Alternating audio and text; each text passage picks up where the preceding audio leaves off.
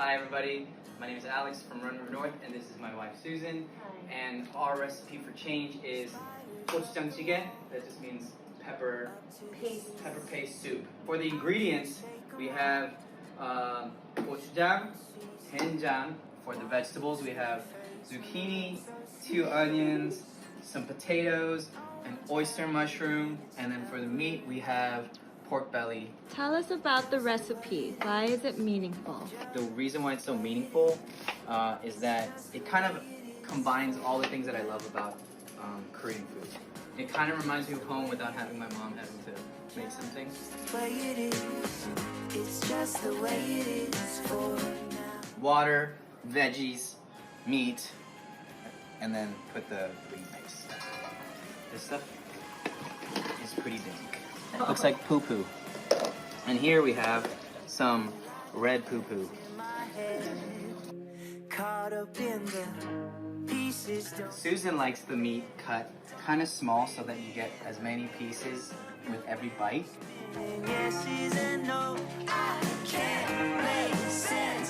Boiling water. Just the way it is, just the way it is. It's just the way it is for now. Just the way it Now we just let this boil and simmer. All right, we're just gonna check on our gochujang again. Yeah. Oh, I wish you can smell this. We are finally done with our gochujang jjigae. Wow. Yeah. Okay. All right.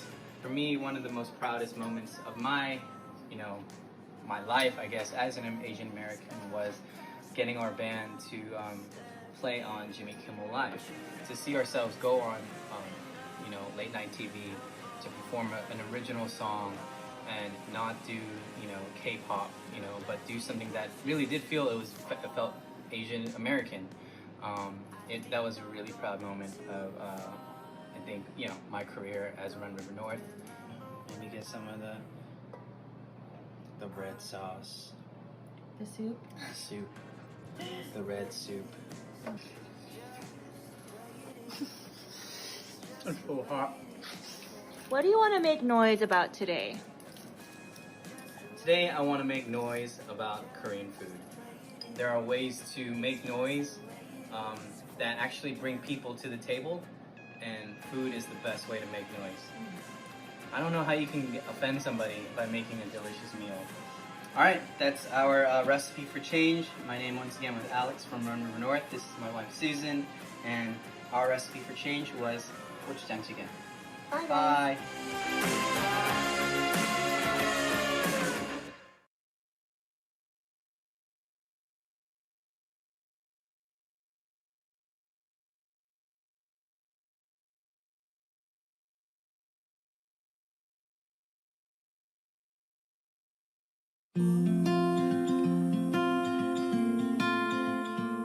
So this dish is called peanut butter noodles. It's a traditional dish, and it's really important to me because it was one of the first dishes I learned from my grandmother, my ma. My grandmother on my mom's side, we call her ma.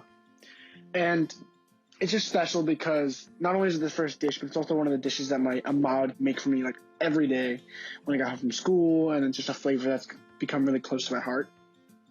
And all it is like some thick, flat noodles with peanut butter, a little bit of lachia, like basically spicy stuff, a little bit of oil, sesame oil, and maybe some garlic if you want that strong taste.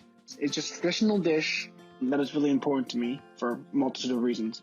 And it's just a flavor that has really held close to my heart because of how much love she put into it. If you want to, you can add different meats and vegetables just to kind of give it a little more variety. But it's also really great plain. My grandmother was a really special person in so many ways. She was really tough, right? She grew up poor and she worked in a restaurant all her life. And she was an immigrant and she didn't speak any English. And so one of the main ways of communicating between us, I could speak a little bit of Chinese with her, but not enough to hold a steady conversation. So instead, she can tell me how much she cared about me and loved me through food. And I just kind of was there alongside helping her out. And I don't know, I think this dish really, every time I eat it, reminds me of my grandmother because just the flavor that she helped me build on that dish is just always there.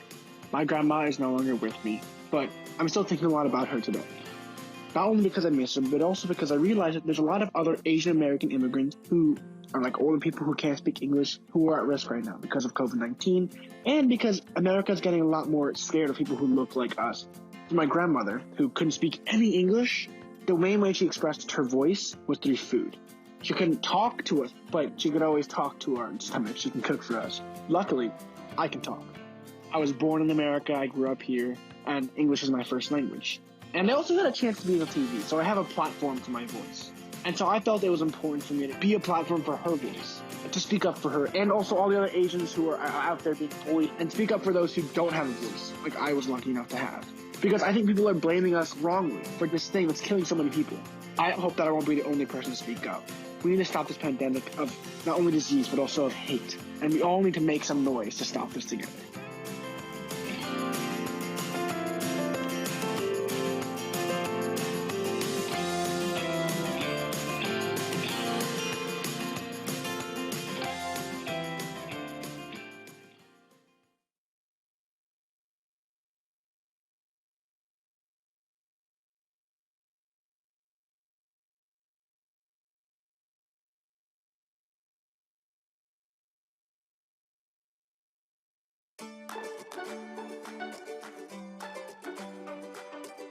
How's it going, everybody? It's Jason. Hi, this is Lucia.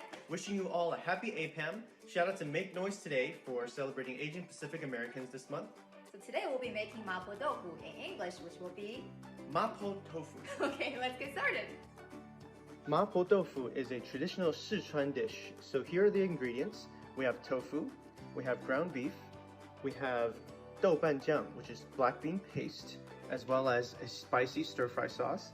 And optional ingredients we're using today are minced garlic and chopped onions.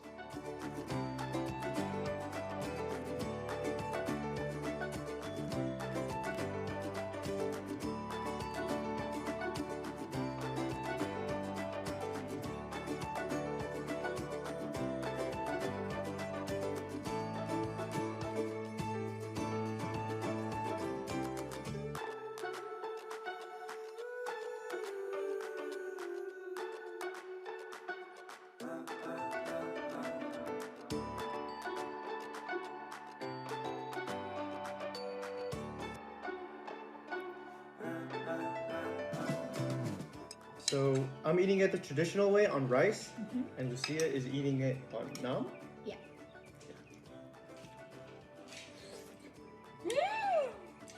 Good. Thanks for following along in our journey to make mapo tofu. Hope you guys enjoyed it, and how are you going to make noise today? Let us know.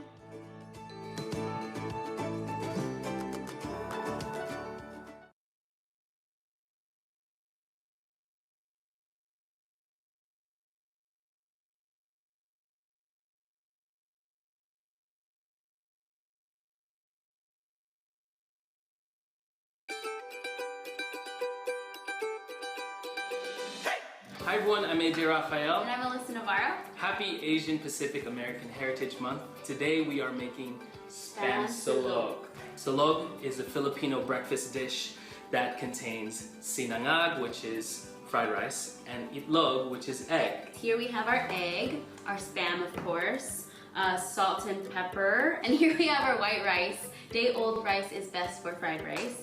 We have oil and then soy sauce. Well, liquid aminos, but we're using it as soy sauce. Oh, and garlic. Filipinos love fried rice. Filipinos love Spam. I know all Asians across the spectrum love Spam, but Filipinos especially love Spam. Growing up, I would just eat Spam every single day. Yeah, me too. That's unhealthy. We also want to shout out Make Noise today for featuring Asian Pacific Americans this month.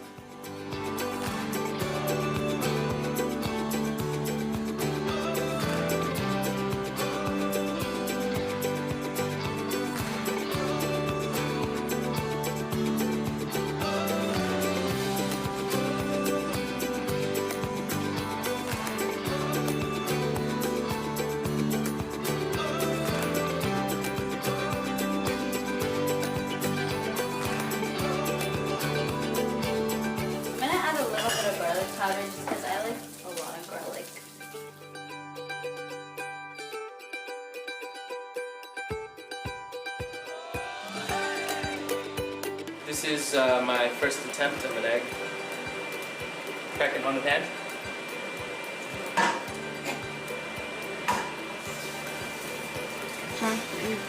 Okay, not bad, not bad.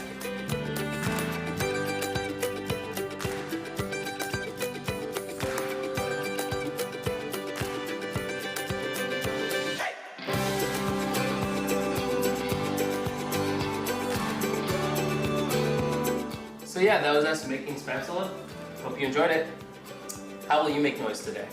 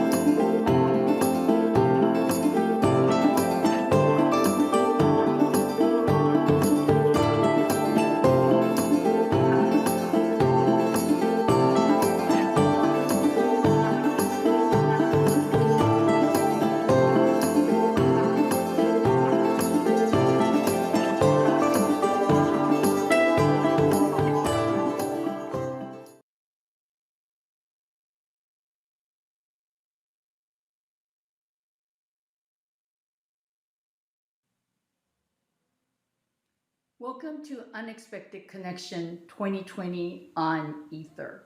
My name is Julia Huang, and I'm the CEO of Intertrend, co-founder of Unexpected Connections.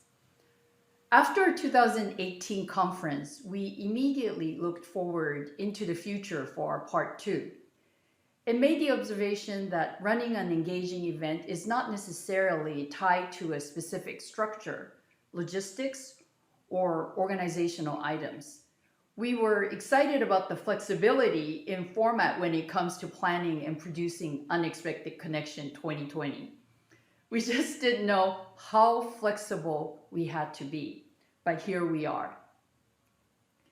This year's theme, It All Adds Up, was determined almost a year ago when we were still focused on wanting to learn how culture can be built through human connections with the speakers and the audiences in physical presence.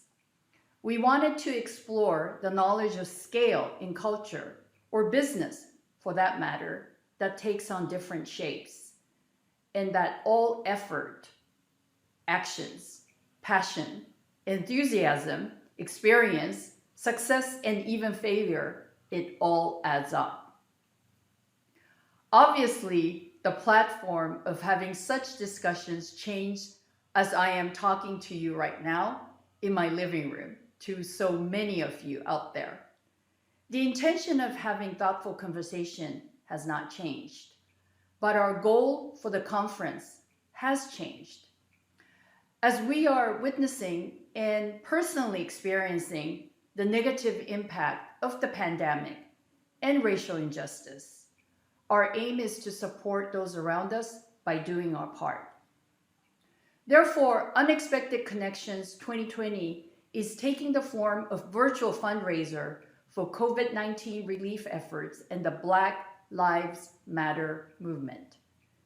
As you're listening and engaging virtually with our esteemed speakers from around the world, please do consider making a donation. Our speakers have selected the following organizations to be the recipient of your generosity.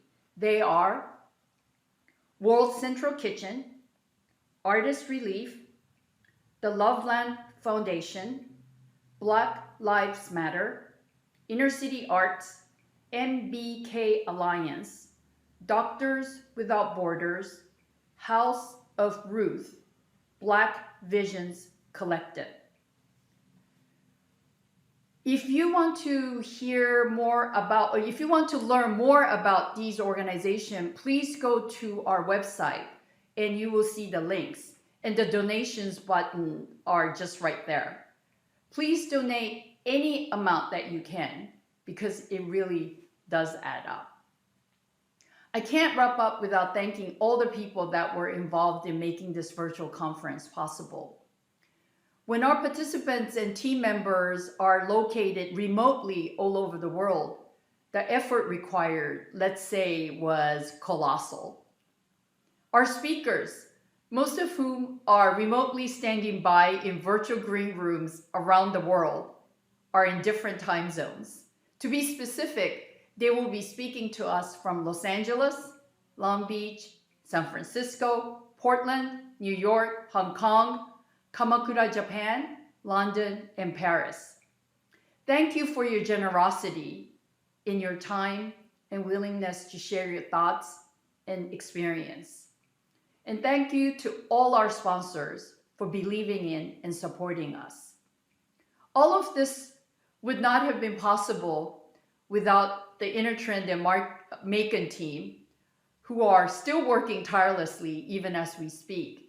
They work with MSavvy Pro, our technical partner that has prepared us what I hope is a seamless live broadcast. It's definitely, really, believe me, it's a lot harder than it looks. And a lot of things can go wrong. To all of you who are out there participating and willing to engage in making this Unexpected Connection 2020 virtually successful, we see you and appreciate you. With that, I'm going to hand it over to Cherise and Eugene, who are in Hong Kong, who will be stewarding us through the sessions. Please be prepared for your thoughts to be provoked in a good way, I hope, and to be inspired.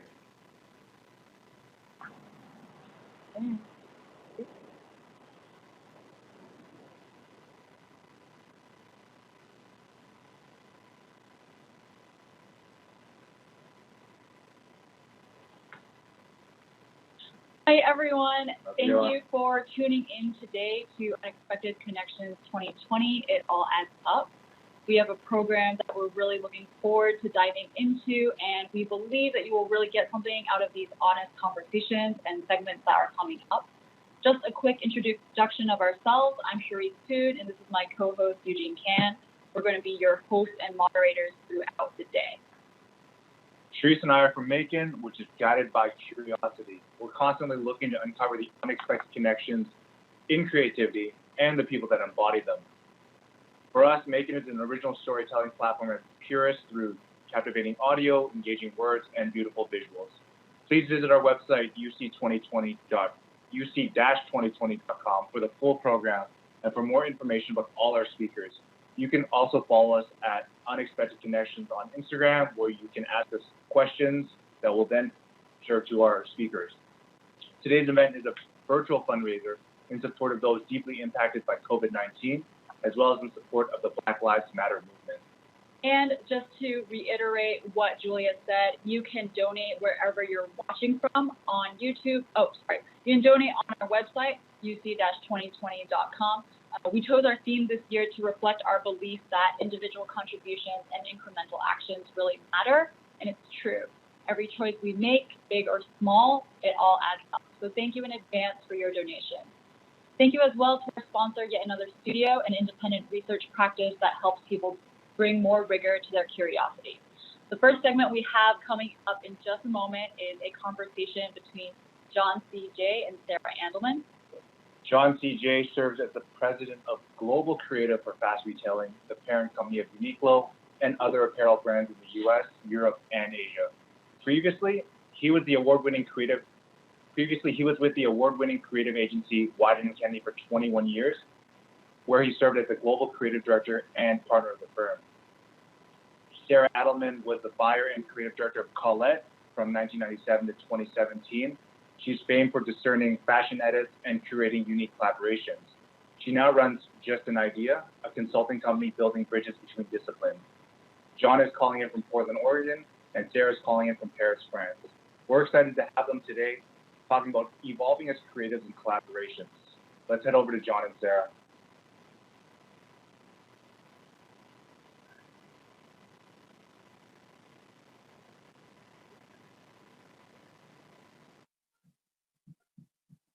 Hello, everyone.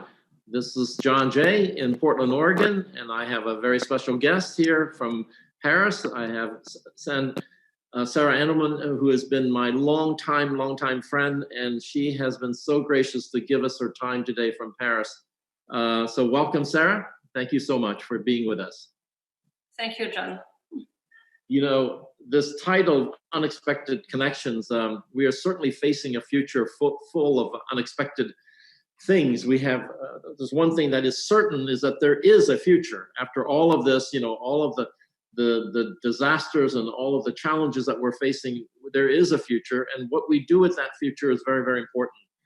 And the reason why I invited Sarah to be our guest today is that she exemplifies this idea of taking risks, of evolving and changing yourself in order to be more creative and in order to be relevant for the future. So Sarah, of course, everyone knows your background about Colette. We know that you're a co-founder, and today you're the founder of Just an Idea. So we're going to spend a little bit of time on Colette, and I want to start with a very. I hope this is not too difficult, but what was the original concept of Colette? Colette started with a location in Paris, 1997. So you have to really travel back in the time and to imagine the situation in 1997. Internet was not what it is today. And we couldn't find in Paris many brands we like. So that was the original idea from this location to bring together brands we love from fashion, design, culture, and to bring them together, to have a cafe where we could have lunch all day long, to have a gallery space where we could introduce new artists, and to bring together all this community. Well, obviously you were very successful, and obviously the concept of closing it at the height of your popularity, it was just an extraordinary bold move to create yet another bold concept called Just an Idea. But let me just stay on Colette just for a little bit longer, just before we move on. Any thoughts, any favorite moments in your history of those 20 years? And I know it's like picking your favorite child, but favorite moments in 20 years of Colette?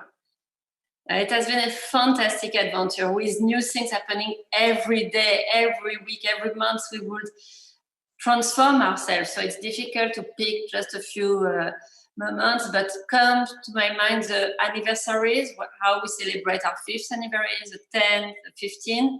And the last one was the 20th anniversary, where we organized this big event with an architecture. We brought to Paris the beach in the Musée des Arts Décoratifs.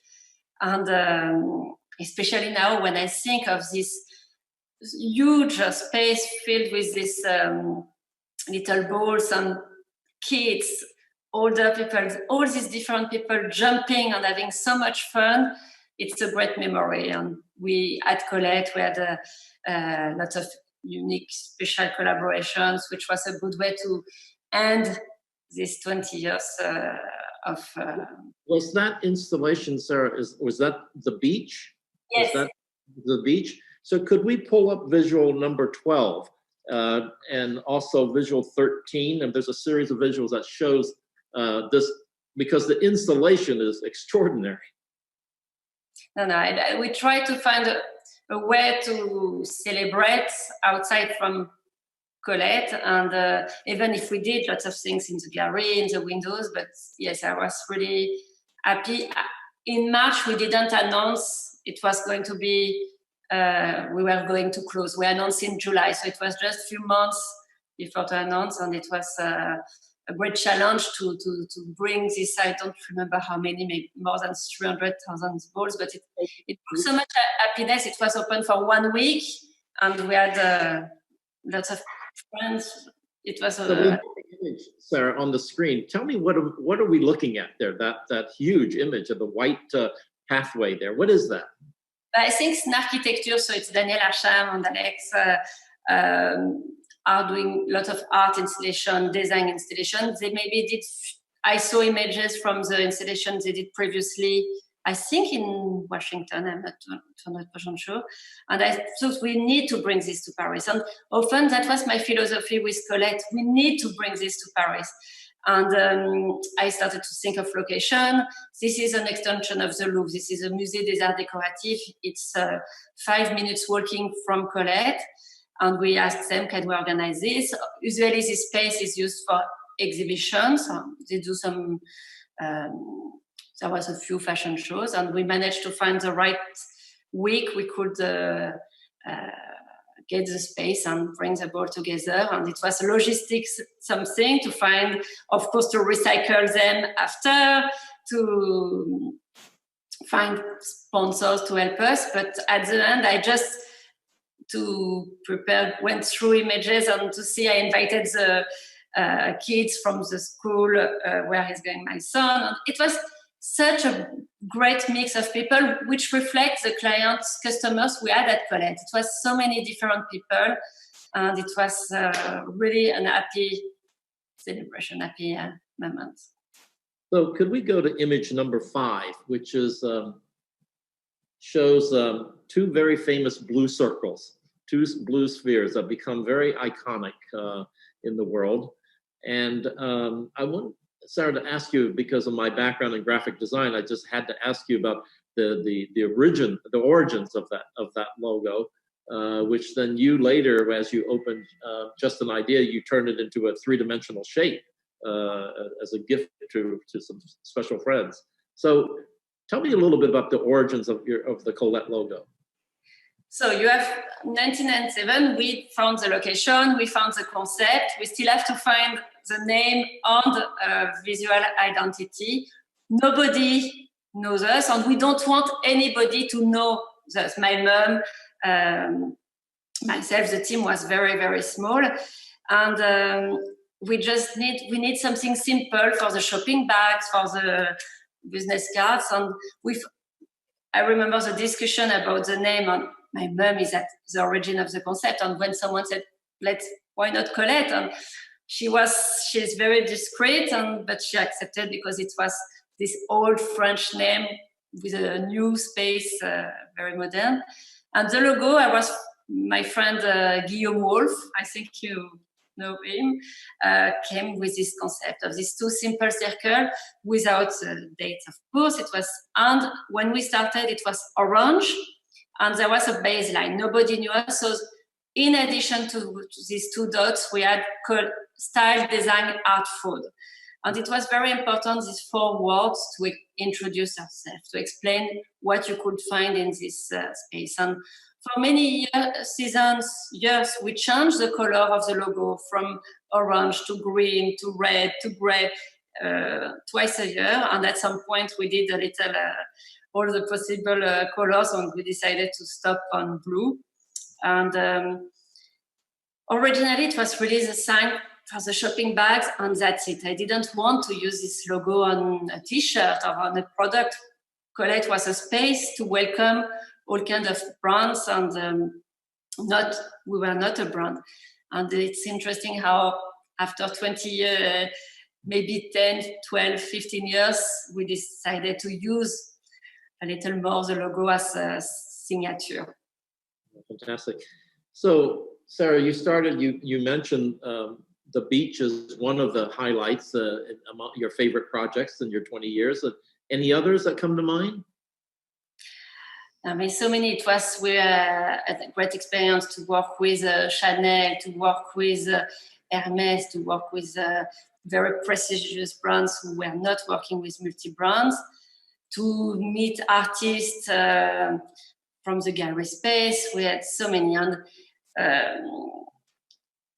we have a little surprise with a documentary, which will come out at the end of the year, which I would have never commissioned, but when we announced we were going to close, there was Hugues and Eliane Lawson Body contacted me and asked, can we come to shoot Colette regularly for the last weeks? And they were friends, we didn't expect anything, but they just spontaneously came a lot, and they filmed the shop atmosphere, the clients, the designer we work with, the team. And there will be this souvenir, this testimony, which will give an idea to many people who maybe heard about Colette and don't know what it is. And there is this little movie where, if you want, we can see a trailer, which will maybe bring a little of the Colette energies. Well, Sarah, thank you. Such a treat for you to talk us through that. So can we show the teaser of this documentary that will be out sometime this year? Let's go to image 1. You going to Paris, we going to Colette. When an idea like this starts, 20 years ago, it must blow everyone's mind. Every time you walk in there, there's an expectation that you're going to get blown away by something new.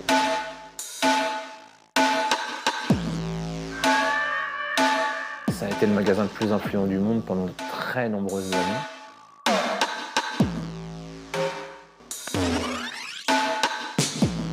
Il y avait tout pour tout le monde. When I heard about the closing, I was in disbelief. I'm still in disbelief. Pourquoi maintenant? Pourquoi comme ça? Et surtout, pourquoi tout court?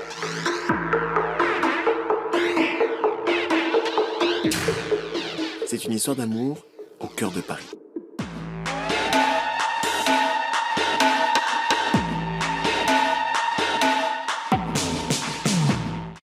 Wonderful. Thank you for sharing that with us. Go ahead, please. You mentioned Chanel, if you want to. Yes, could I pull up image 7 and then 8? I'd love for Sarah to chat about this a little bit, because I love this logo and I love how it was used, and it was one of my favorite projects of recent years. I mean, we worked with, of course, Monsieur Lagerfeld, who we miss a lot. Was a fantastic man. He used to come a lot to Colette to shop so many different things, fashion, but books and music. And of course, it was a dream for a long time to work with Chanel. We did a pop-up in what used to be a gas station across the street. And it was a fantastic experience, with Kevin Lyons painting the shop, with artists painting on Chanel bags. And it was just maybe 10 days. And before we close, we had to invite again Chanel for a last partnership. And they took the space at the second floor. We had these windows with our names together. And it was a symbol of what Colette could achieve with the power of Monsieur Lagerfeld, and to bring, before we did project with them, around their sneakers, around their backpacks. So I think they realized their knowledge that at Colette they could touch different people than in the Chanel shops. And I think for both of us it was, of course, we had the sneakers, Chanel, Pharrell, Adidas launch, which was one of these special moments in Colette history to try to keep everybody happy. And it's a great souvenir. Well, Sarah, you obviously have had a great partnership with some of the most famous designers and great brands and fashion and so forth. But I think what is so interesting is your relationship to artists, young artists, unknown designers, and how you have spent 20 years of discovering new talent, and you continue to do that. And I'd be remiss if I didn't just mention our mutual friend, Kevin Lyons, who you have a very, very special relationship with, amongst many artists, but Kevin in particular comes to mind. And I have to share a story with the audience a little bit. I was very blessed and honored many years ago when Sarah said, would you write an article in our magazine at Colette and talk, give me your impression about Kevin's art and so forth? And I said, yes, of course, I'd love to. And typical me, I took too long. I wrote too much. And Sarah probably was so frustrated. I sent in probably 10 times more copy than what she needed. But what happened was that I started, in order to write about Kevin, I had to research the history of Colette and how it started and so forth. And I got so interested in the history of what Sarah and her mother did that I kept writing. And finally I said, oh my God, I have to write about Kevin too. So I sent it in at the last minute, right, probably 2 days after deadline. And I got an email back from Sarah. I said, John, we couldn't, she didn't say it this way. She was much nicer. She said, I don't think we could deal with this. We're just going to run the whole article. We're not going to cut anything. And we'll just run the whole article. So that's one of my prized possessions. I have that long piece I wrote for you in your magazine. Can we pull up image number 11, please?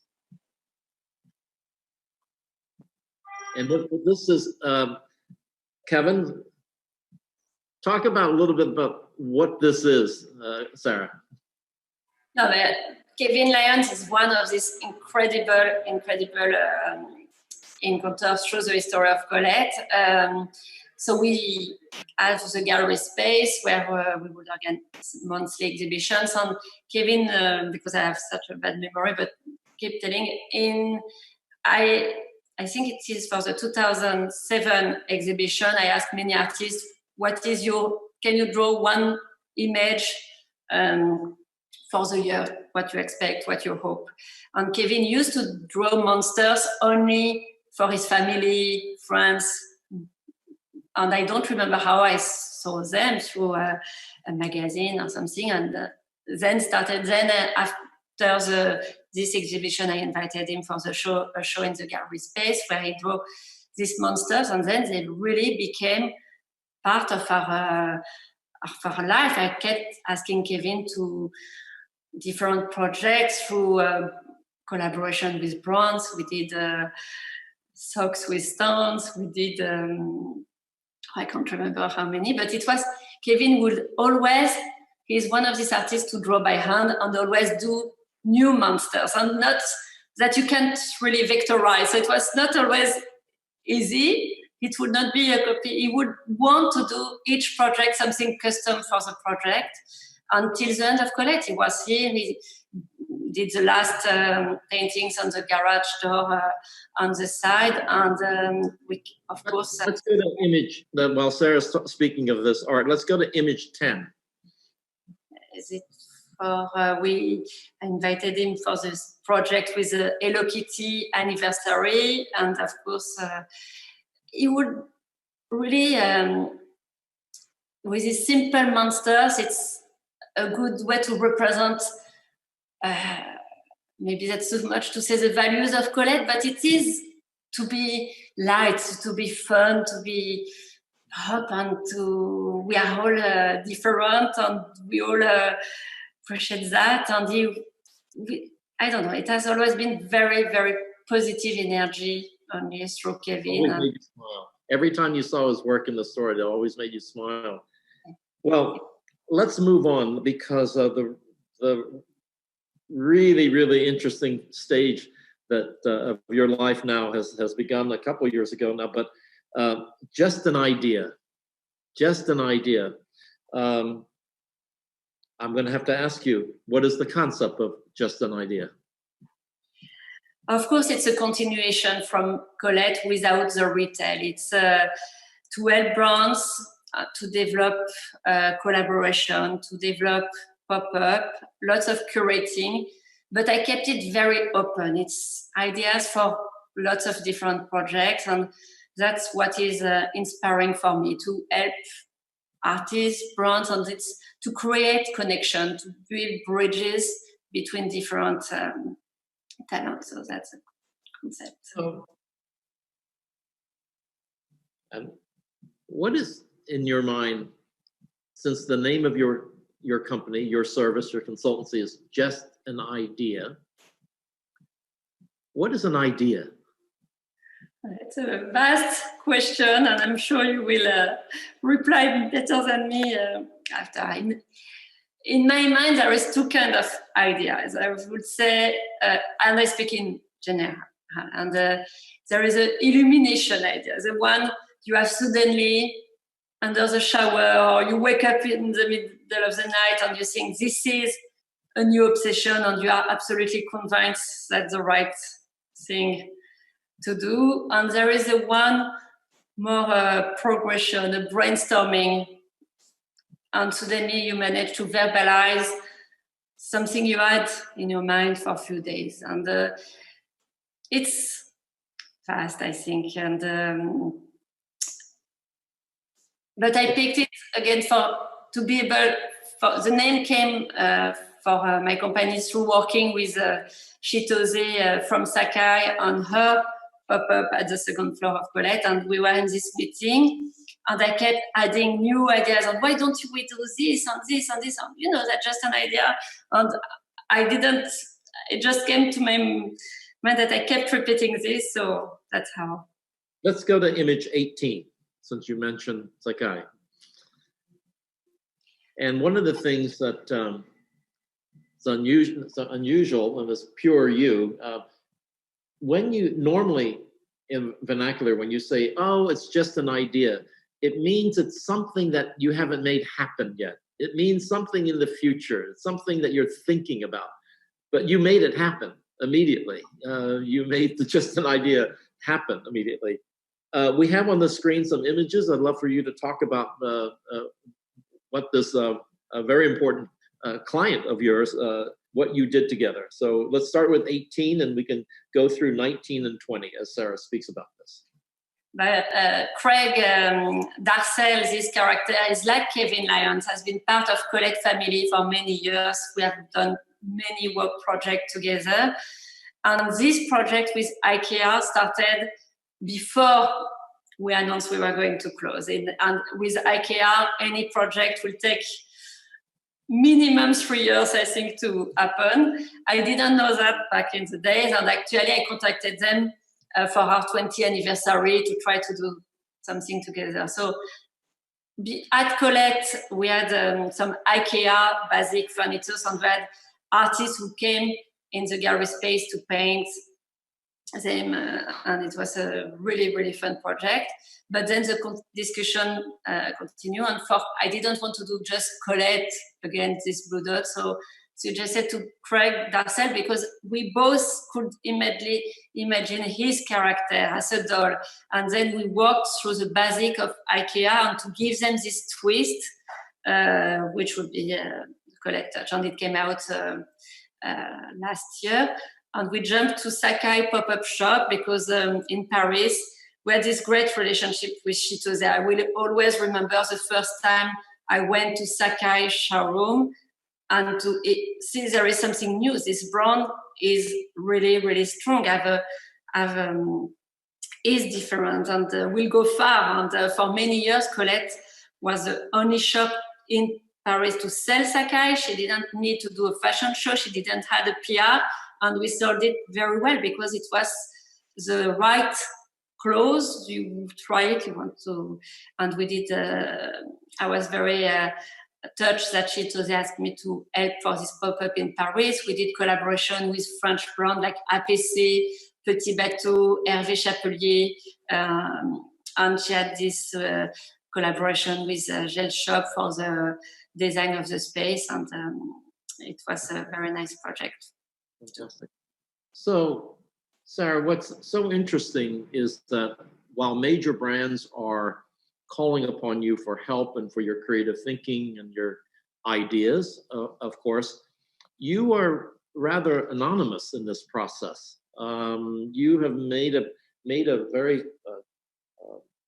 obvious choice to stay in the background and not be upfront in it. Can you talk a little bit about why that is?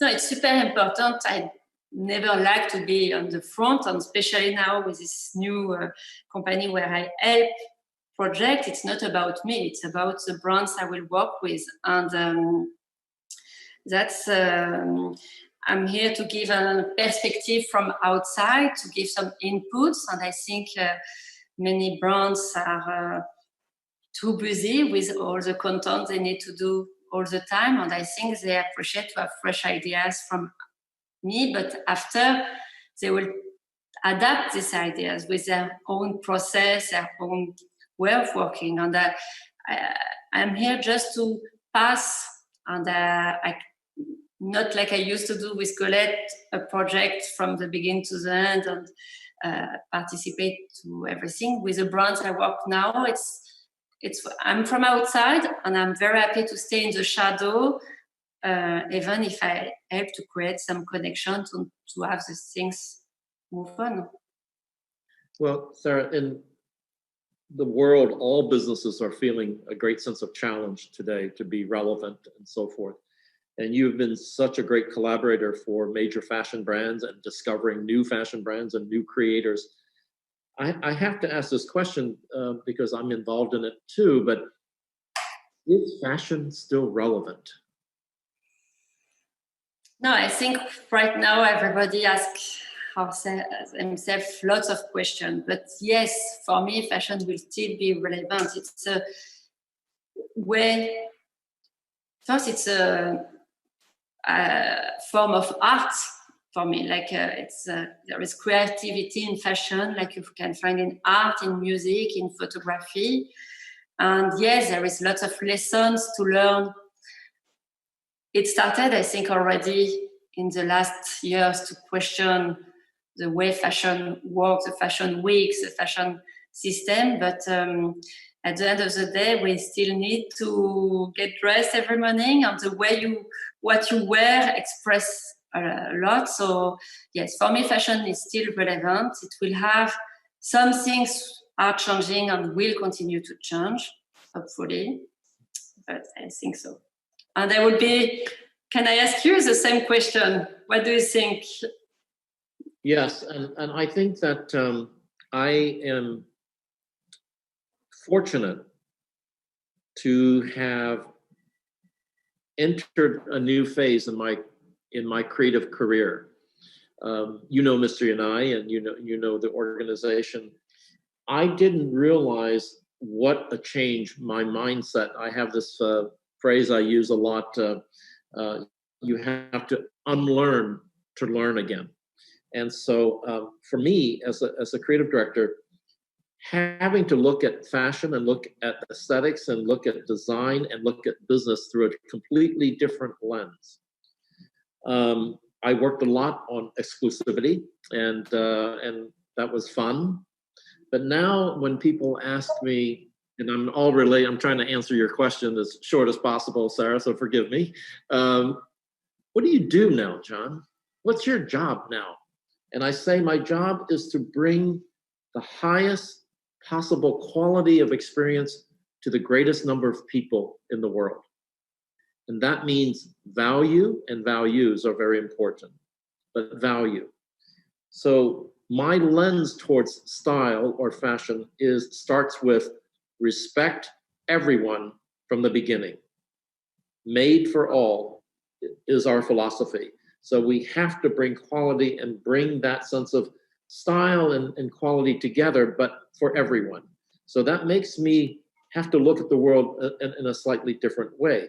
But culture, style, concept, all adds to fashion, and it is an art form. And I do think it's an important art form that happens to drive a lot of business as well. So my view has changed towards fashion a lot, but I enjoy it immensely, and I enjoy being inspired by all the typical people that we look at in the world, but my entry point into it is now very, very different. This made for all has been a very liberating thing. It has forced me to look at the world in a very different way, which I'm I'm so happy to be going through this experience. Sarah, of course, everyone used to, I hope they stop asking you this now, but everyone was asking you, do you miss it? Do you miss it? Do you miss it? Do you miss the store? And of course, your office is on top of what was the store, right? So it's very close for you. You know, you walk down the same street and you go up the, so forth. But your answer was really interesting. I saw somewhere you said, I don't miss it at all. I don't miss the store, but I miss the gallery. I miss the art gallery. Tell me why. Why is it that part that you miss so much? If you think about it, for 20 years, we had a new exhibition in the gallery space every month. I loved the process to look for the artist, to meet the artist, to invite him in the space, and to see what he would do within this space and how each exhibition would be different. We would take off the previous show on the Saturday night, paint white or other color if the artist would pick something else on the Saturday night, meet on the Sunday morning at 10 a.m., have one day to install, on Monday morning, open the shop with a new exhibition. And I love the interaction with the artists, to work on the exhibition, and sometimes to try to have publish a little fanzine, catalog, postcard, some little souvenir. And I think art is so important in our life for the emotion. On our little gallery space, it was not like an art gallery, it was in the middle of this shop. But with time, more and more, I started to ask the artist, start from the gallery space, but you can use this wall here, and you can use this wall here, and if you want to do a window, you can. Slowly but surely, they had more and more space to work, to take inside Colette. And no, that's true. There was a great gratification to introduce an artist, to have some people who would come at Colette and discover an artist, fall in love with, and follow his work after. And no, it's true. I miss this part, and I will try in my project in the future to find again this process. You would often send me an email and say, John, I don't know if this artist is relevant for you or not, but you should know who this is. And you would send me these names, and then I'd, of course, obviously immediately go look up this artist and try to meet this artist and so forth. And, for me, we forget the power of art sometimes because we confuse it with commerce. And there is commerce, of course, in it. But for me, the role of the artist, and then when I think about the young ones that you discover and give them an opportunity, it's so important. And when I think about the power of the artist, I mean, an artist to me, their skill, their ability is to see things that we don't see, that we normal people just don't see. Artists have a way of creating emotions and helping us find emotions that we don't even know we have until we are forced to react to something. And art has that very special role. And I think sometimes people can be very cynical about it and say it's all about commerce, but it's really the purest source of inspiration for me. That to really see something, see the world in a way that I just didn't know that was the way that someone could see it. So I agree with you. I mean, I miss your gallery too, by the way.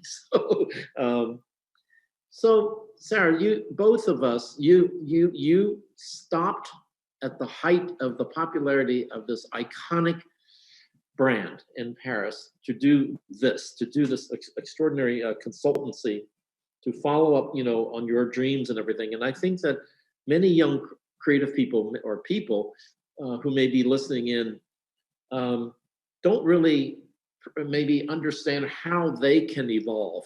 What is the importance of evolving? Because within the 20 years of Colette, you kept evolving Colette, but now you've taken even a bigger step. So what is this?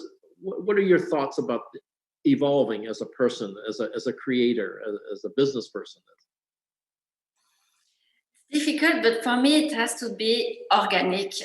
We evolved without thinking about we have to evolve, and it's a little contradictory. I would say we need to have goals, we need to have some values, you need to create your own path, but then life is stronger and there is some accidents and they can be positive, and you have to first believe in yourself and you have to do what you want. I think that's very important, and you will evolve naturally. My philosophy, it has to be very organic, to not think too much about it, to not be too impatient. It will take the time it takes, but for me, that's my way of thinking. Several key thoughts in what you just said. It will take the time that it takes. And I'm sure when you interview young people, many of them will say to you, when you say, what do you want to do in your life? Or what do you want to do in your career? They'll say, oh, Sarah, I just want to do what you do. And then they may be 23, 25 years old. So that idea that it will take the time that it takes. Can you talk a little bit about that? No, I think it's very important to find yourself, to build, to do things, to not wait or whatever. But when you say young people, I always, I'm a little scared also when it's they think like their life or their career will change with one post on social media. And I have a little of this. Can you share? And I'm happy to do it because that's transmission, information, that's how it works. But they should, most important, maybe I'm not sure if I'm right, but to not look for the approval of other people, but they just have to create, find people to share with, but it has to be real. It's not in our world, everything goes so fast with social media, and I think it's more the human to try to find a space, even if it's in the street, to explore and to find what makes what you believe in not necessarily different, but even if I think it's important to bring something a little unique, like you say, a new way. Art is a way to escape from reality and through your anything, through fashion, to find what makes it your vision unique. And you said, of course, the magic words for eternity is you must find a way to do what you want to do. Now, of course, that holds true for probably all of us, right? But how do you know what you want to do? It's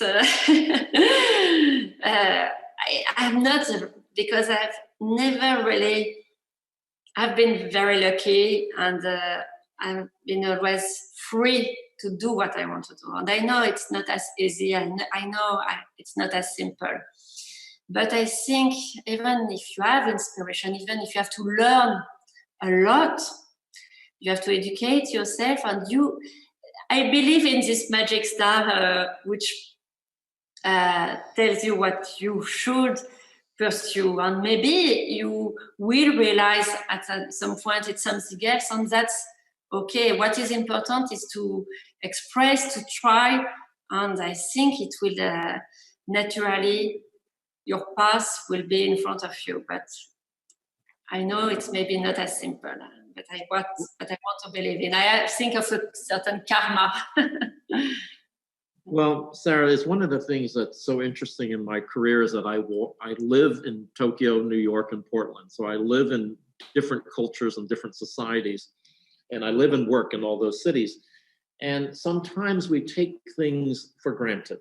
So as an American, I'll use words like inspire, which actually doesn't exist in Japanese.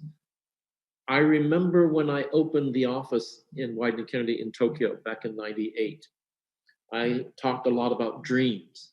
Well, my filter, my thought, my definition of a dream was oh, it's something that I don't have today, but if I really work hard, if I really work at it, it might happen. It might become reality. In some cultures, that's not true. Their definition might be, I don't have it today, and I'm sorry, John, I will never have it. So I think that understanding cultures is really one of the great things about what you did. It was a store, but quite frankly, it was much more than that. It was a cultural exchange. And what you're doing now with your ideas, just an idea, is like you are traveling the world, creating these cultural exchanges, creating empathy and sympathy for different ideas. Have you looked at it this way? Have you considered it this way? And so forth. I'm sure there's for the lack of a better words, a high and low culture, which almost doesn't even exist today. But that ability for what you created. So Sarah, this has been incredible for me to listen to some of these ideas, for me to put you on the spot and say, is fashion relevant anymore? Or what is an idea? This has been great fun for me. I hope it's been fun for you as well. I wanted to share with the audience that Sarah and I will be happy to answer questions if you send them by text. And you should go to uc-2020.com and ask your questions, and they'll be posted. And Sarah and I will put some extra time in this. We didn't want to interrupt our discussion and try to take away from the other speakers today. So we thought we'd give it much more care if we could answer the questions via social media for you. And so, Sarah, this has been an amazing treat for me. Thank you so much. Thank you for helping out Unexpected Connections. Thank you so much, John. It has been my great pleasure, and I can't wait to meet again in person. And of course, I can't wait to reply all the questions you may.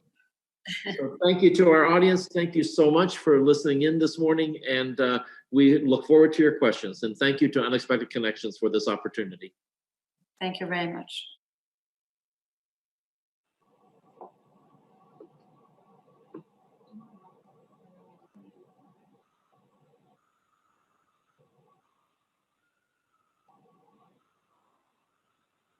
We hope that you got as much out of that conversation as we did. I know that Eugene and I are sitting here just sort of reflecting on everything that John and Sarah have said and really feeling like that's something we're going to have to go back through for a rewatch. We'd like to just remind you that you can donate at uc2020.com. Donations right now are at over 3,600. So thank you to everyone who has donated already. And we would like to remind you that we are supporting charities providing COVID-19 relief efforts and supporting the Black Lives Matter movement. They are Inner City Arts, Black Lives Matter, Artist Relief, the Loveland Foundation, Doctors Without Borders, MBK Alliance, World Central Kitchen, House of Ruth, and Black Visions Collective. You can check the @Unexpected Connections Instagram for more content and also ask upcoming speakers questions on our website, uc-2020.com. Our next segment coming up shortly features chef and author Kristen Kish and entrepreneur and retailer James Whitner. So for those of you unfamiliar, Kristen Kish was born in South Korea and adopted into a family in Kentwood, Michigan. From an early age, she showed an affinity for cooking. It was her mother who encouraged her to head to culinary school, and after attending Le Cordon Bleu in Chicago, she quickly made inroads in the world of food and beverage, including a stint at Michelin star chef Guy Martin's Sensing and Barbara Lynch's Stir Chef de Cuisine. Kristen would later compete on Bravo's Top Chef Season 10, where she won the coveted title, becoming the second female chef to win the prestigious competition. Currently, Kristen is working with the Seidel Group on Arlo Grey, which reflects on her playful yet refined cuisine, pulling inspiration from French and Italian cooking with the nostalgia of dishes from her upbringing. Kristen is also sharing today's segment with James Whitner, who was born and raised in Pittsburgh, Pennsylvania. James ventured into real estate shortly after graduation, and in 2005 launched his first streetwear boutique in Charlotte, North Carolina. Since then, his retail business has grown to 17 locations, along with multiple retail concept spaces that include a boutique hotel, restaurant, and cafe. James also owns and operates the Whitner Group, which acts as a consulting, creative, and design arm for the retail business and other entrepreneurial endeavors. He's responsible for design, building, social media, and marketing for all retail and retail experience concepts, including Alma Manier, Social Status, APB, Prosper, Social Works, the list goes on. We're really excited to have James and Kristen with us now to talk about the importance of supporting your local spot. So let's go over to them.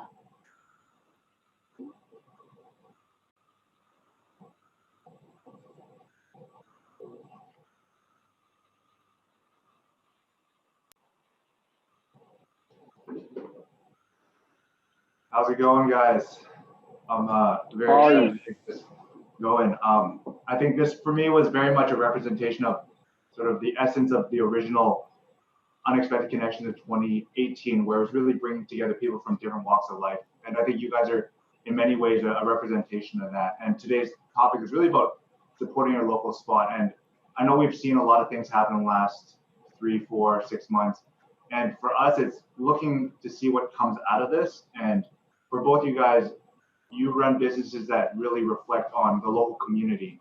And I really want people to kind of understand what's it like in your shoes right now, and also the importance and the value of that face-to-face interaction. So the thing I want to start off with is, for you guys, what were some of the earliest moments you had with going to like a local spot or interacting with someone at a restaurant or at a retailer? And we're going to start with you, Kristen. Yeah, I mean, I've had different iterations. You know, I've been part of smaller city communities of restaurant groups and everything. And I think for me, obviously, now that we see restaurants pulling the kitchen into the dining room and making it one cohesive experience, the cooks and the people in the kitchen are no longer hidden people, right? We get to see our guests, the guests get to see us, and it brings a vulnerability and an honesty. And for me, that's something that I love to be a part of, and I also like to be a consumer of. You know, when I moved to Texas, never have ever been there, and then here I am opening a restaurant in Austin, is the best thing about it was the second it was kind of this made public information, the amount of like the small urban farms that would start to reach out, and these experiences that I knew existed, but I didn't know that were going to kind of engulf me into this community. It all of a sudden started to happen. And for me, that was probably that feeling of having a sense of belonging in a place that maybe you never really even recognized yourself as feeling like you could belong. And those people just kind of wrapping their arms around you, that moment and like that instant of second is, I mean, I'm getting the goosebumps thinking about it all over again. It's humbling, it's heartwarming, it is encouraging, and it's something that I continue to try to pay forward as well. Yeah, what about you, James? Especially since a lot of the retail concepts you guys run is really dependent on that face-to-face interaction. No, I think early on, I think coming from a small town, it was one of those things where I was trying to get the ideas that I had in my mind out, and I needed to go around different places in the world, to kind of get confidence that the ideas that I had in my head would make sense to other people, and they just weren't things in my head, right? And the thing that I learned in getting those ideas out was the value of the face-to-face interaction, and then bringing those things home. You understand that how important they mean to the community, because coming from small places, people don't have a lot of things to grab onto. So when you bring something unique and different back to small places and then even bigger places, it seems they cherish them even more. And to Kristen's point, that's the thing that gets us excited, gets me excited when you have something in your head and you think it can work, and then you present it to the world, and they're as equally as excited as you are about that. Yeah. But there's one thing that, Kristen, you mentioned that I actually think is relevant to both you. It's when you announced something in Austin, you had a lot of people kind of reach out from the local community. And this is one thing, you know, James and I kind of share a background in streetwear. And one thing I'm curious is that how important is it to have that local synergy, to have a jumping off point? And, you know, to look at James's examples, like having a local store to support a local brand before it goes, you know, to a bigger audience, maybe nationwide or worldwide. How do you guys look at that sort of connection with others and like creating that sort of small economy with whether it's a local farm or a local brand? I mean, it's absolutely necessary for survival, really. I mean, there's no way you can sit on this island by yourself. You can be the greatest chef, you can be the greatest entrepreneur, you can be the greatest anything, but without community backing, without feeling like you are part of something as a whole, as a bigger entity than whatever, a restaurant or a retail store is, without that, we are nothing. I mean, you can scale it all the way down without the cooks in my kitchen, without our team, without our low grade family, I am nothing. And so all these things kind of continuously feed one another in order to make us all kind of hopefully grow up together and figure it all out as a team. But alone, it makes no sense. We are nothing without it. Yeah. Do you have anything you want to add to that, James? No, I could echo without team. The biggest thing I think I heard, the biggest message I think I heard her say is, as you scale anything or as you start to bring anything together, you need the community. But as much as you need the community, your team is as equally important. As we've grown, I used to say to myself, forever it was a team of three. Eugene, you remember when I was small and I used to come to Hong Kong and spend time with you guys. It was just me just trying to figure it out. And now my team is 200. So without those guys caring as much as I care, then there is no me. So I share that thought process. Yeah. And how do you guys look at the value of these sort of face-to-face interactions? I think that there's this belief that perhaps, things are just going to go touchless, contactless. And I think that for me personally, I kind of want to push against it because I do believe that, especially in Hong Kong, where we have had the opportunity to kind of go out and interact face-to-face kind of pre-COVID, you realize what you were missing. And for you guys, have you looked at this time and reflected on the types of businesses you want to run coming out of this whole pandemic? Absolutely. For me, I think it's impossible to have a touchless world. As much as digital is important, the interaction and the balance between digital and physical is very important, because I think long before COVID, retail, restaurant, lifestyle experiences were all merging into one. And how we enjoyed those minutes and engaged within all those different things, from like food to retail to like socializing, all those things were starting to melt into one, at least in our world. Hence is why we operate Amaminier Eats, which is restauranting or cafe eating and retail, and then Amaminier Living with boutique hotel and retail. Like all those things in my mind begin to be one big experience to me. So I think coming out of COVID, those things will be more important for the people who like we all yearn for interaction. It's just the right interaction. What about you, Kristen? I mean, yeah, the restaurants in general are, many industries, but restaurants are going to change. They're going to look different. There's going to be a completely different model. However, that interaction is still going to have to exist. It not only, if there's anything that it's reminding me of is that, obviously I got into cooking because I wanted to cook. I've stayed in cooking because I love to cook for other people.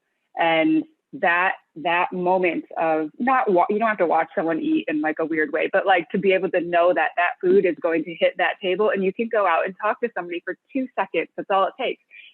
That is the reason why I cook. At home, like I'm literally cooking every day and I'm not nearly as thrilled about it as I am cooking for other people. So it's going to change, but I 100% agree. And I am confident that interaction, we will find new ways to encourage it and envelop it and develop it and grow it into whatever it needs to look like as we move forward. What have you guys learned the most about yourself, whether it's personal or professional, in the last, 3 months, 6 months, since everything sort of kicked off? I think for me personally, it's always been about pushing yourself, continuing to push yourself, and knowing that you can't settle for where you are. Like I live in the thought process of either you need to evolve or things will evolve you, or you'll get left behind. So I've always tried to be intentional about looking forward and looking for different ways to change and push the boundaries of next. So I think that's always been a part of who I am and who I've been. But I think over the last 3 months, I've begun to understand how important it is and how blessed I am to have this way of thinking. You know, I think for me, the biggest thing that I've learned is that for so long, for a very long time, I've kind of struggled with this idea of self-worth and who am I to have and have not the things that I have and have not, and like all this stuff and the opportunities. And for me is that my worth was always placed on being busy. My worth was always placed on like doing this job and giving and giving and giving and doing and moving so fast that my head can't keep up. And the biggest thing that I learned is that in this moment where everything is kind of forced to be slightly more still, the important things are rising to the surface. So when all those things rise to the surface, you can give those 100% of your time, as opposed to giving 100% of your time to a bunch of other things that perhaps don't even deserve it. So in this time, the important things have shown themselves and made me realize where my focus needs to be in order to concentrate the work that has to be done. Yeah. And then as we see I mean, the one thing I've looked a lot at is just this notion that Amazon's sort of eating the world. And as they sort of get this touch point on everything, what do you guys think you offer in terms of what you guys do that is in some ways a protection against, you know, just going the very impersonal route of just going online? I think is what you've heard so far, right? I think understanding who we both are, it was kind of genius that you guys partnered us together, because I think we both have a unique way of approaching the things that we love and approaching our passion. Passion can't bleed through online transactions.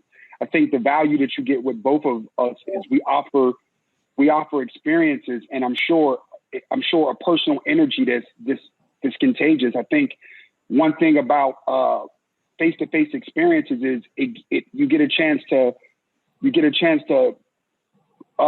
bring all of someone's senses to life. You can't do that with online transactions, and you can't have the level of you don't get the level of community and camaraderie. It's just so many interpersonal things that you get when space and experience is curated the right way. And I think for both of us, I think it sounds like we're both committed to those things, and I think that's the big thing that separates us between a lot of the companies that are being eaten up by Amazon. You know, it's one of those, I mean, just today, so we live in New York City, and going to the grocery store has been this thing that has carried a lot of fear for a long time. And so we're just now starting to get to the grocery store and go to the Whole Foods around the corner and all that stuff. And the thing that I was most excited about is like even just small little interactions that normally we maybe would have pushed aside during another time. But we were in the grocery store, and this girl was like kind of standing next to the pomegranates, holding the pomegranates, and kind of just being like, and she was asking the guy at Whole Foods, you know, how do I know which one's the best one? And I'm standing there and I'm like, okay, normally I probably would have just kept on going, and, you know, people are busy and whatever. But I stopped for a second, and there was about a 1 minute interaction about talking about how we know our pomegranates are ripe. And so it was me, the Whole Foods guy, and then the woman buying the pomegranates. And it was just this it felt good. It was calm. It carried a lot of positivity. It just felt good because we've all been missing it. And I think now we, even more so recognize how important those face-to-face interactions are, whether it be business or personal. Yeah. No, very good point. Very good point. Yeah. I mean, I will never look at a pomegranate the same way. Like, I love them. Yeah, I think there's definitely a lot of value to what you guys bring in terms of being that educational layer, because, you go to a shop, retailer, hotel, you go to a hotel and you ask the locals, like, where's the best spot? And they're not going to give you any BS. It's kind of like they live and work in the area, right? I think there's definitely a lot of value in terms of that. And for you guys coming in terms of this, do you think that those that will kind of see their way through these challenges will actually come out stronger because they've kind of honed in on their product and made it much clearer what their value is? And I think this is sort of what I've looked at a lot, is this is sort of in many ways kind of coming into the pits, and it's a very challenging time for a lot of people. But people like yourself seem to have an ability to kind of hone in on what you guys do well and trim the fat, as they say. Like, I mean, there's a lot of kind of psychological trauma that comes with all the stuff that's happened. And what are your guys' perspectives on kind of needing to make difficult decisions at this point in time? I think as go ahead. No, go, please. Okay. As we're talking about how our low grade needs to look during this time, and like the different waves of how we're supposed to figure this out, is that the biggest thing that I'm gathering from all of this time and the difficult and hard decisions that need to be made is that I am now seeing things in a more, I guess, willingness to open my mind a little bit more to see how perhaps a business can be run. And so now we're being educated every single day just by being like, okay, well, option A is no longer an option. So what is your B, C, D, E, F, and G, and all the way down to Z, and understanding what that all looks like. And what we're learning is that, or particularly what I'm learning is that I'm seeing what it feels like to look at business and opportunity in a different way. It's fascinating. It's hard because now you're admitting like, okay, I was a stubborn ass before. And now I'm admitting like, okay, yes, Kristen, like take a step back, see what it's like, and also learn from other people.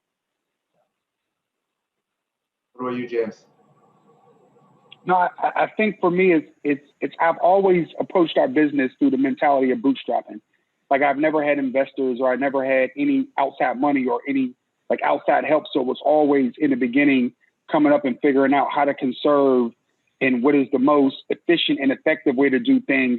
And then obviously once we got into years later and had budgets to be able to do things, we were able to get more creative and do more things out of like just more wanting than needing, right? So the idea of needing to make the hard decisions, it's almost just about remembering the days where we didn't have as much budget as we have now, and we didn't have as much resources, and figuring out how to get as savvy as we were kind of then until we understand what the new normal is, if that makes sense. Yeah. This is a question that's I think been weighing on my mind for a while, especially looking at both the world of streetwear, retail, as well as food, is that obviously there's a very strong segment of people of color, Black people, brown people that worked in your guys' industries. How important is it to make sure that they're taken care of in these times and making sure that they're supported in hopes that when things kind of pick back up, then you guys will be able to hit the ground running with your teams and whatnot? Yeah, Kristen, you want to go first? Yeah, I mean, kind of. I will fully admit I'm learning a whole hell of a lot of what it means to be an ally and what it means to support and how best to do that. And I mean, there are so many various ways that everyone is kind of reteaching and kind of reinvigorating what it looks like to them. For me now going back into Austin, and for so long that in my brain, it was like, okay, well, we don't see color, we don't see gender, we don't see sexuality, we don't see all this stuff. But there is this other extra layer that is now a responsible thing to say, is to say, yes, I see all those things. It is not in a bad way. And now it's recognizing and noticing it and paying attention. So I have an obligation to pay attention more to our team members that are part of the Black community, to the farmers that are part of the Black community within Austin and beyond. And it's now a responsibility and a more focused train of thought, I guess, if that makes sense. Because before it was like you felt wrong for noticing, but now it's like you should notice so you are able to do better. No, and good point. And I can add on that for us, it's really always been about, like, as a Black entrepreneur walking in rooms is the only Black guy in a room, especially in an industry full of, I guess, from a consumer perspective, tons of Black people, right? But when you start walking in a lot of corporate rooms, there isn't a lot of us. So I've always tried to go back and build our company in a way where we kind of offer people an opportunity learn and grow and be better, right? So I think that's always been a part of who we are now. But to Kristen's point, I had to say to myself, I need to be a little more intentional around checking where everyone on our team is in their individual personal growth, because I'm so far along. I've been in this journey for 15 years now, so I kind of understand what's happening. But I sometimes take for granted that some people on our team has only been in this. Some are very new, some is a year, some 2, 3, 4, 5, and regardless of time, people process things different emotionally. So I've had to learn that I need to be there for different people in different ways, if that makes sense, and kind of meet them where they are. Yeah, no, those are great answers. I think that for me, I mean, I might be a little bit more similar to Kristen, is that there's so many things to learn, you know, and especially we're kind of half a world away in Hong Kong and Asia. It's like there's a lot of things that we're trying to pick up, because we see these, everyone sort of has different experiences, and being very sensitive to that and understanding how to best work with people, I think it's going to be really critical moving forward. And you know, I appreciate. I think we're all just gonna pay attention to one another just a little bit more, which at the end of the day is probably is something that should have already been happening. But people are more focused and I guess more in tune and more intentional, like James was saying. Yeah. Well, and to your point though too, Kristen, I think you said something very interesting when you said, I think there's something to be said for being open-minded enough to not see gender, color, because when you get to that place, I think at some point, I want to believe that you understand your privilege, right? But it usually takes people who've gotten that far, who really function that way. I think have probably been through things personally in their life to help get them there. I don't think it's very easy for people to get there where they don't see those things, if that makes sense. A lot of people say it, but not a lot of people are really there. Yeah, I mean, because for so long in our industry, you know, obviously women in the kitchen and being part of the LGBTQ community, especially women in the kitchen, it's like, okay, now you are taught, like, one, you have to be intentional about the women coming to apply for you and showing up for them. And it's about, I mean, whoever you are, whatever you are, at the end of the day, I was looking at a skill level and the right person for the right job, which, yes, is one thing, but now there's another layer that's going to get added onto it. And I think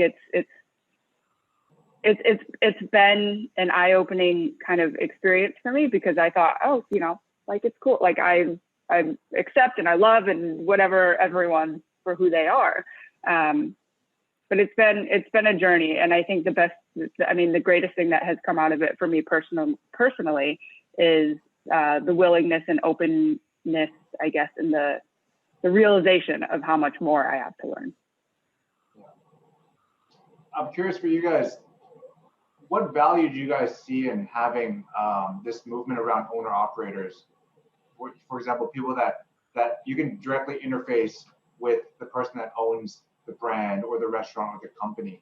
And do you think that there's a movement around that becoming the types of businesses we want to support as a culture and society? I damn sure hope so. I mean, I think the value is there because the integrity is there, the passion is there. I mean, listen, take me out of it. I'm a passionate person, right? And this is, I've obviously had the previous interactions with Kristen, but it bleeds. Like, you can hear her passion when she talks about it. You don't get that all the time from people in big companies. Very rarely do people bleed the ethos of a big brand. When you have owner operators, you get to see it all. Most of us lay it all out there. So I hope the consumer understands and takes pride in our passion. I mean, going out to the dining room is one of those things that is just as exciting for me 5 years ago as it is now. Like, being able to go just talk to someone. No, we don't have to talk about food. We don't have to do anything. And then also getting my team to go out there, to step outside of the kitchen and just push them and encourage them to go out there and see the people that they're feeding. it is just as educational and beneficial for us as it is, hopefully, probably it's more beneficial for us than it is for the guests to see us. And it reminds us why we do what we do. I have a handful of user submitted questions that we're gonna go to. Just give me a second. Just give me one second. James, is your Houston shop back up? Open? It should be back up Monday. Okay. I'm so excited to get it back going with everything that's been happening. I've been trying to be sensitive to all the protests and movements that are happening and give everyone enough time to kind of breathe. And I'm going to take the temperature of our team again tomorrow, but the overall plan is to be. How's everything been with you guys in New York? I mean, New York is definitely a powerful place that you can just feel right now. I mean, we live in an area where a lot of the protests either start or begin. So we were walking home and there was another march happening, and just like, again, goosebumps, just like seeing it and like feeling that thing we were talking about, feeling what's happening is so important and necessary to understand the enormity and, severity of what's happening and why things are happening. And, I think when I go back to Arlo Gray and to Austin, I'm getting in my car. I'm going to go get it washed. It's been sitting there for a very long time, and I'm going to drive to Houston because I was reading all about your shop in Houston, and I'm super excited. Oh no, please! I mean, I would love to do something in try to figure out how to infuse what we do together and create a moment. I think obviously I think we have an opportunity to create something special if you have time and when you have time. 100%, absolutely. Eugene, you see what you're putting together here? We thank you for this in advance. I'll have to file for that when things are cool. But Kristen, the first question from Will in New York, he's asking, how is your personal story and the experience represented in your restaurants and your dishes? Oh God, that's a big question, Will. So Will from New York, everything about Arlo Gray, from the name, which is what I've named my first child, to the water glass and the coffee mugs that kind of remind me of my dad. Corrugated, he was a packaging engineer and corrugated materials growing up, and all the little things of the Korean Cinderella being told in the restrooms. My mom would always read me when I was young. My personal notebooks, the food pulling from my childhood and upbringing in Michigan, but being a Korean adoptee and sort of loving and kind of not understanding Asian food, and what that all came out to be. I mean, it is everything. Every ounce of who I am is pushed into that restaurant, which hopefully makes it great, but it's also a really scary thing when someone says they don't get it and they're like, oh shit, well, maybe they don't just get me, but that's okay. But there's everything about who I am that shines through, from the bathrooms to the food to the water glasses. Nice. This next question is for you, James. How have you been able to identify and harness culture to incept your business concepts? If I understand the question, you know what? Yeah. I think it's along the lines. I think we keep talking over each other. Go ahead. Sorry. No, go ahead. No, I was gonna say, I think the question from Chloe from California is, how do you kind of identify culture and then turn like movements within culture into businesses, viable businesses? Good question, Chloe. I think it's one of those things just about being. My favorite word is intent, and I got a couple other buzzwords that I use constantly, but intention is one of them.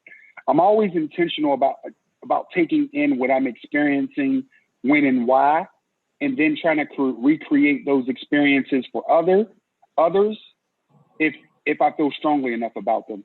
So the thing that I've always been really mindful of doing is trying to live as much as I can and understand the things that I get excited about and figure out how that works within the rhythm of what I'm doing and what we're doing for our brands, and then infuse those things in. So it's an easy answer. It's just getting out there, and I think it was one of the comments I made early on, it's just having the confidence to actually take the leap once you feel something to see if others will love it. Got it. Thanks for that. Next question is to you, Kristen. You mentioned wanting to travel to Korea after winning Top Chef. Did you take that trip? If so, what was the largest takeaway personally and professionally as a chef? That's a question that I've probably asked more than what my name is. It is a question that carries a short answer for in the big picture of things, but a emotional answer. So the answer is no, I have not gone. The journey of being, I guess, an adoptee and recognizing what that carries and what it actually means has been this thing that has been a roller coaster for me. At 16, I got my papers of of all this stuff and the records, I guess, that they hold back from you when you're adopted. And then at 18, I was like, yes, I'm going to go. And then, I started working. I wasn't making a lot of money. I didn't have time to go. And then Top Chef happened. And it was like, okay, now I have this moment to actually go. And I said it out loud. And in that moment, I was still ready for it.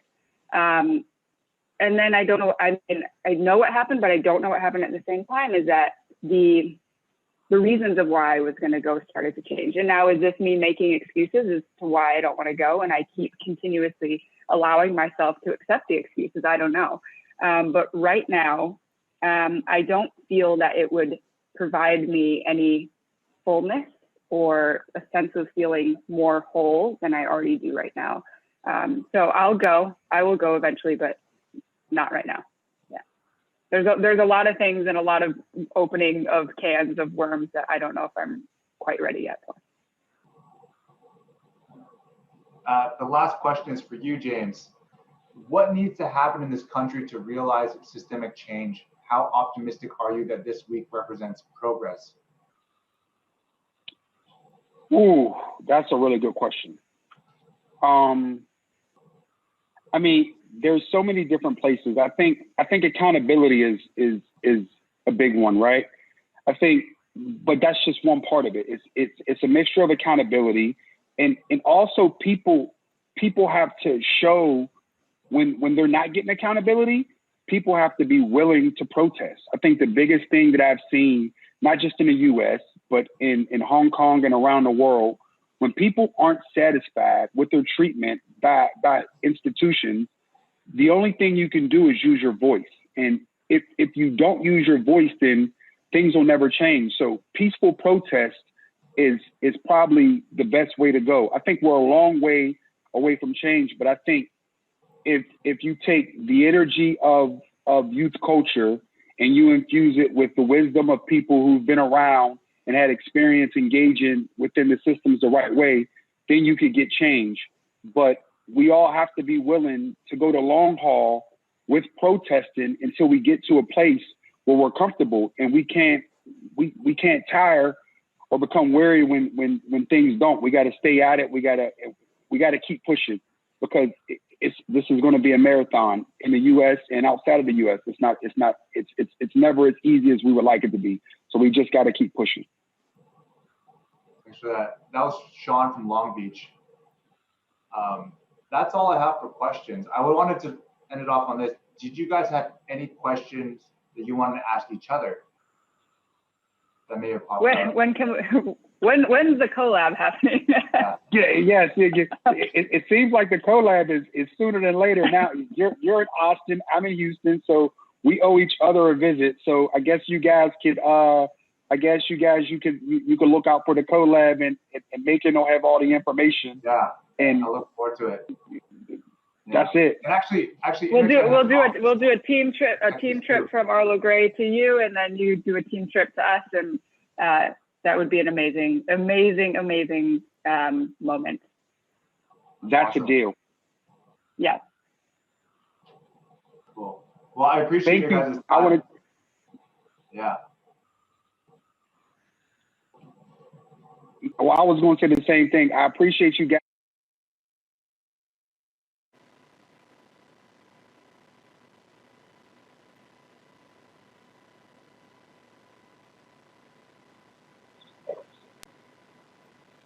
No, you're like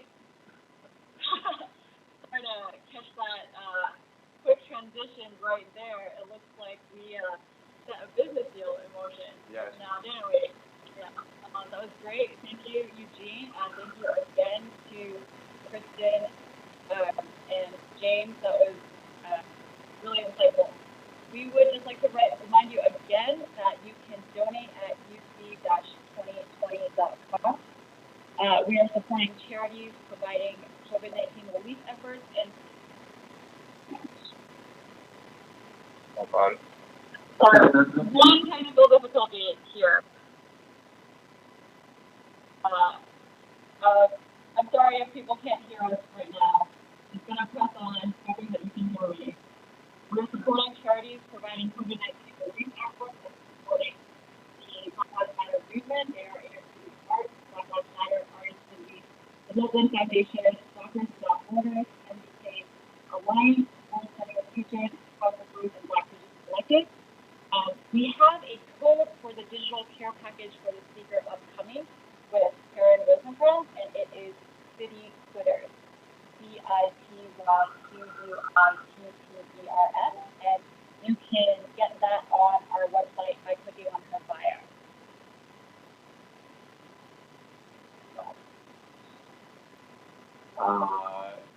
So in our next segment,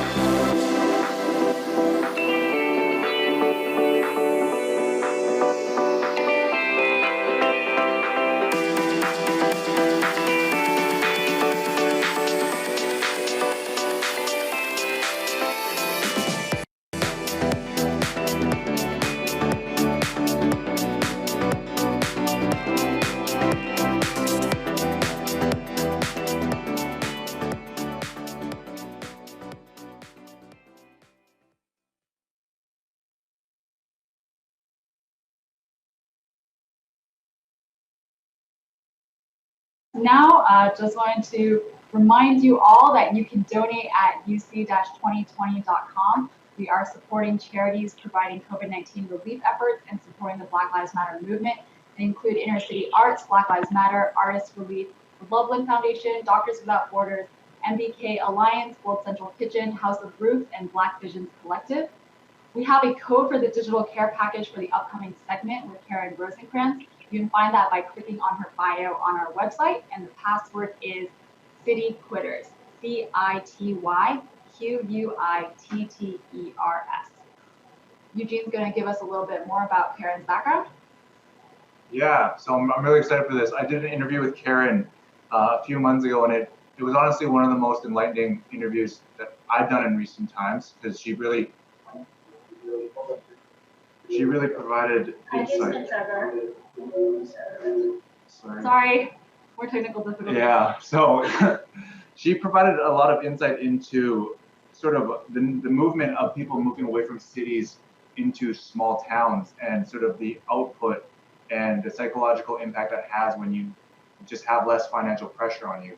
So Karen's based in London. She's a trend forecaster, ethnographer, and author specializing in uncovering cultural changes to help clients design for the future. She spots shifts in behaviors, attitudes, and aesthetics. Her work ranges from big picture social trends to detailed color and material forecasts. And in her book, City Quitters, which Charisse just had up, it talks about what life is in sort of a rural setting and what it's like today with all the joys and challenges. And she provides a fresh look at the people and scenes thriving outside urban spaces, as the book gives insight into the lives of 22 people from 12 countries and 5 continents, all based in places with fewer than 10,000 inhabitants.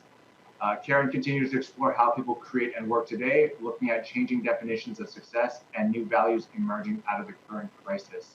So we're excited to have Karen talking with us today about city quitting, and let's go over to Karen.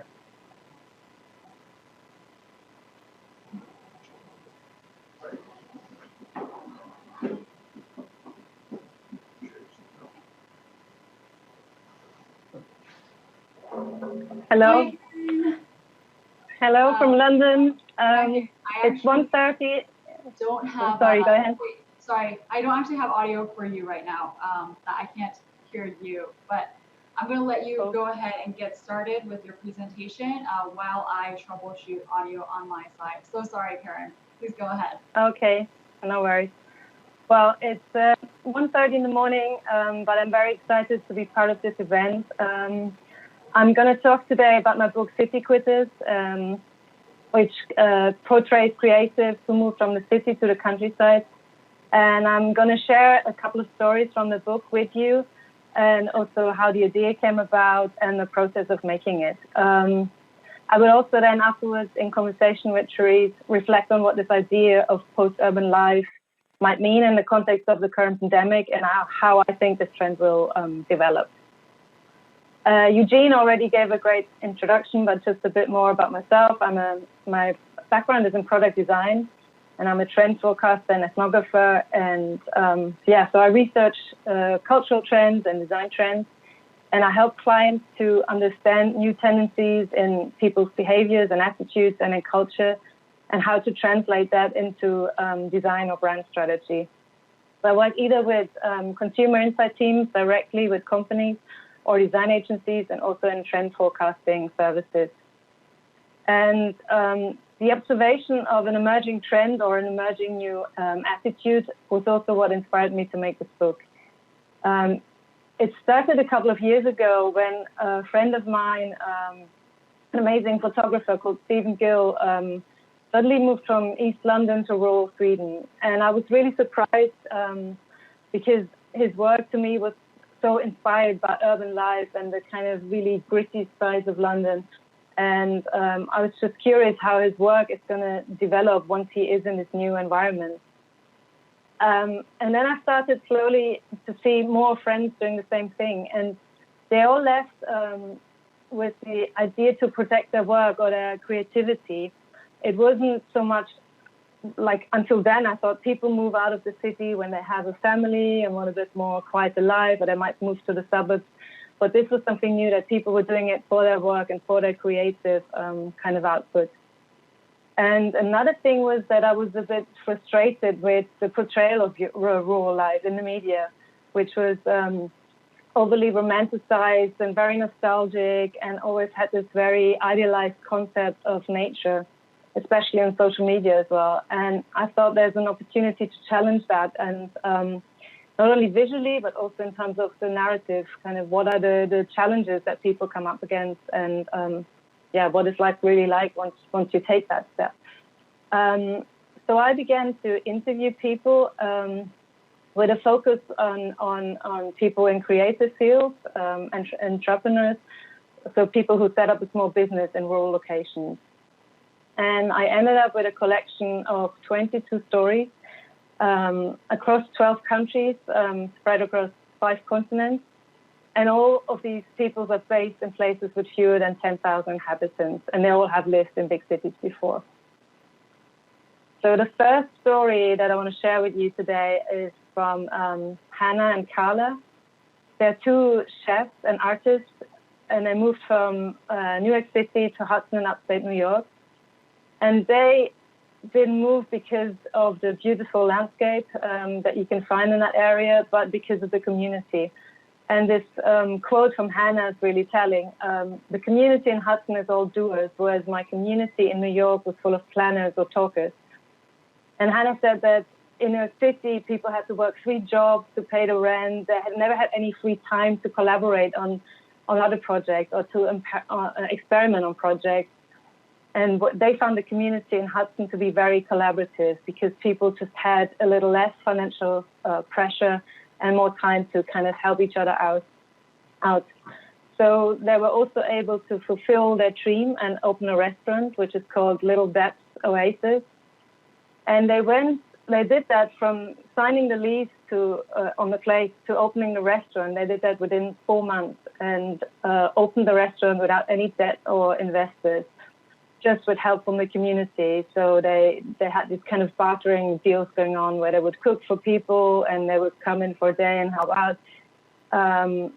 So they said this would have never been possible in New York City. And I also really love the aesthetic of their restaurant, which has this really fresh tropical vibe. So also something you wouldn't necessarily expect in a rural location. So they were really able to combine also their 2 practices or their 2 passions of food and art into this restaurant, because the restaurant is also a platform for performances. They do a lot of events in there and exhibitions. They're really active in the LGBTQ scene in Hudson, and lots of their staff are also artists. So they provide a platform for them to share all that in one space. The next story is quite a different one. If you go to the next slide. Thank you. It's about living in, back. Sorry. Living in nature in a more harmonious way and in a mutually beneficial way. So this is Lynn, and she went through quite a radical transformation. She had this kind of typical agency party life, working 200%, deadline after deadline, and she gradually started to change that and was frustrated with that lifestyle. So she started to research more about food production, things like permaculture or the circular economy, and she was more and more rejecting the consumerist culture she was also part of. So she decided if she wants to do things properly and to be true to her values, she really needs to do it by herself. So she sold up her apartment in Amsterdam and set off alone in a van just with her dog, not quite sure where she ended up. And she settled in central Portugal in a very deep populated area where she built a simple house and where she lived off the grid. And she only found out after she had bought a piece of land there that there's already a really big eco-minded community in that area. And they've all been very supportive of her vision as well. So her idea is to build a test and demo ground for the topics of food, shelter, and well-being, and all within a circular economy. And she has also, with that group of people, set up a massive rewilding project in the area to bring back more biodiversity to the place. And she's holding workshops there so people can experience also this life for themselves. And she's really keen to kind of redefine what luxury means. I mean, in her case, it's also, of course, having access to beautiful nature and landscape, clean air and clean water, but also this kind of this sense of freedom and independence and being able to detach yourself from societal expectations. So also the way she works is very free and very intuitively guided and not guided by deadlines as it was previously. The last story is based on the Mediterranean island of Sardinia. This is Cairo and Ivano. Karen grew up in California, and she worked as a fashion and set designer, in fashion, not as a fashion designer, and set designer in New York. Ivano was born in Milan, and he comes from the world of graffiti and contemporary art. And they're two very metropolitan-minded people, and their friends were really shocked when they decided to quit the city and said, oh, you're never going to survive there, you know, you're going to be so bored. But they said they really needed a break and have more space and time to calm their minds. And they have dedicated themselves to bringing the wealth of ancient crafts that still exist on the island of Sardinia to a contemporary audience. So they work with a lot of local artisans like shoemakers, people in pottery, carpentry, textiles. And there's a lot of amazing old techniques still present that are typical for the area.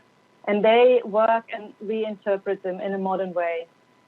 Their studio's called Preziada, and they really found a way to blend their urban experiences with the rural and mix the old with the modern and create something new and fresh out of this. On the next page, there's a great quote by Ivano, who says, cities are contemporary ghettos. I don't think you can grow as a human being if you're not talking to people that are different to you. And this is a really important sentiment that all of the people I spoke to mentioned, this idea of getting out of your bubble, because we always, I mean, of course, cities are very diverse, but we usually operate in this very, these bubbles of just like-minded people, and we all have the same taste, we share the same views, same opinions. So this might seem scary when you move out of the city to a smaller town, but all of the people said it's actually quite refreshing and grounding to just speak to people with different backgrounds, different views. It's not always easy. It can be challenging and confronting, but it's actually a very healthy thing to be doing. And for those two, being in this new environment also really enabled them to find their own voice. They've been able to develop their own aesthetic without being constantly distracted by what everybody else is doing. And it also gave them an opportunity to balance their creative work, which happens mostly on laptops, with physical work like planting olive trees or building a dry stone wall, which they've been working on for a while. So I think this gives you a little insight into the book. And if you go to the next slide, I think the last one now. Thank you, So you see, these are three very different stories. And just to summarize, to give you a bit of an overview of the other stories that are in the book, what are the main themes or the main motivations for people to leave the city? And they can be summarized under four kind of overarching topics, which are space, time, nature, and community. And apart from the last one, all these are very scarce and expensive commodities in big cities, but are abundant in the countryside. So space is obviously about, having more affordable space, maybe having a studio space. Depending on what your practice is, you might need a bigger physical space to produce work, to experiment. Also have access to less crowded landscapes, and also a little bit escape the monoculture and this kind of sameness that we see a bit in cities. There's a certain level of cultural saturation. So if you get out of that, you just get more headspace to think of new and more original ideas maybe. Time, so with less financial pressure, you hopefully have also a better work-life balance.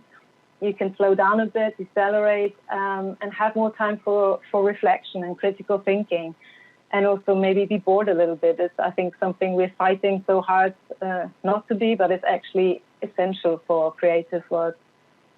And nature is kind of an obvious one. People have always moved out of the city to be closer to nature. But I think especially now there's a growing desire to reconnect with nature, and maybe also during lockdown, people have engaged with nature in the new world and appreciate also the benefits it brings for mental health, for example. And some of the people in my book also work directly with nature in natural resources. So with food, there's a couple in Oregon who work with forage ingredients, or other people who use the plants as ingredients in a skincare product. So yeah, it could also be a literal ingredient. And nature can also be a kind of guidance in terms of establishing a more healthy work rhythm. So you're more guided by the seasons and times of days, which we often forget completely in cities. And last one, community, maybe the most important one. People are able to organize themselves in smaller structures, collaborate more. There's a greater sense of autonomy and self-sufficiency, and people can really try out like different models of working and living together. There's currently, I see a lot of communal living concepts emerge in the countryside, which is super exciting. And it's also an opportunity to engage with the local community, with what is already there, and build bridges with these two different worlds, and make cultural work more accessible and bring it maybe to new audiences. So I hope this gives you a little bit of an overview of the book. Thank you. As Cherie said, these pages are also part of the digital care package, so you can also read the interviews at your leisure. Thank you so much for going through these three very different stories, and also highlighting the main concepts in your book. And one thing that's interesting is that the book was published in 2018, so 2 years ago. And your job as a trend forecaster is to identify trends, emerging trends in people's attitudes, like before they become mainstream, right? But since the publication has been out for, and I was wondering if you've been continuing to observe city quitting and where you've seen it going. I think the rural has definitely become part of the wider cultural conversation, and not just city quitting, but also just rural areas in general. And I want to stress that there are amazing projects in the initiatives in the countryside from people who never lived in the cities. I'm not suggesting that culture needs to be imported from cities, not at all. But it's definitely becoming a bigger theme now. And there's, for example, a big exhibition at the moment at the Guggenheim in New York, which is called Countryside, the Future, by Rem Koolhaas and AMO, his research practice. So I think there's a growing interest in the rural. And I think there's also a shift away from this binary idea that urban is progressive and the rural is conservative. I think that's no longer true. And I think increasingly we'll see the countryside as the place also where culture is created, and a very dynamic space as well. Maybe also to experiment with more radical ideas. And I think also we see more hybrid models where people combine cultural creative work and physical agricultural work. So, for example, working on their laptops on a creative brief, but then also working on the land and growing food and kind of combining these two things in new ways. Yeah, I think it's really interesting what you said about the definition of our terms and concepts. So it's just like the associations that we've always made with these words are kind of breaking down and rethinking themselves. And then I want to ask you, even more specifically, not just in the 2 years, but then in light of the last couple months with the COVID-19 pandemic, have you seen more people discussing it as like this very kind of pressing, important thing for them? One thing I told you when I was reading these stories is that, I think my response now is so different from 6 months ago.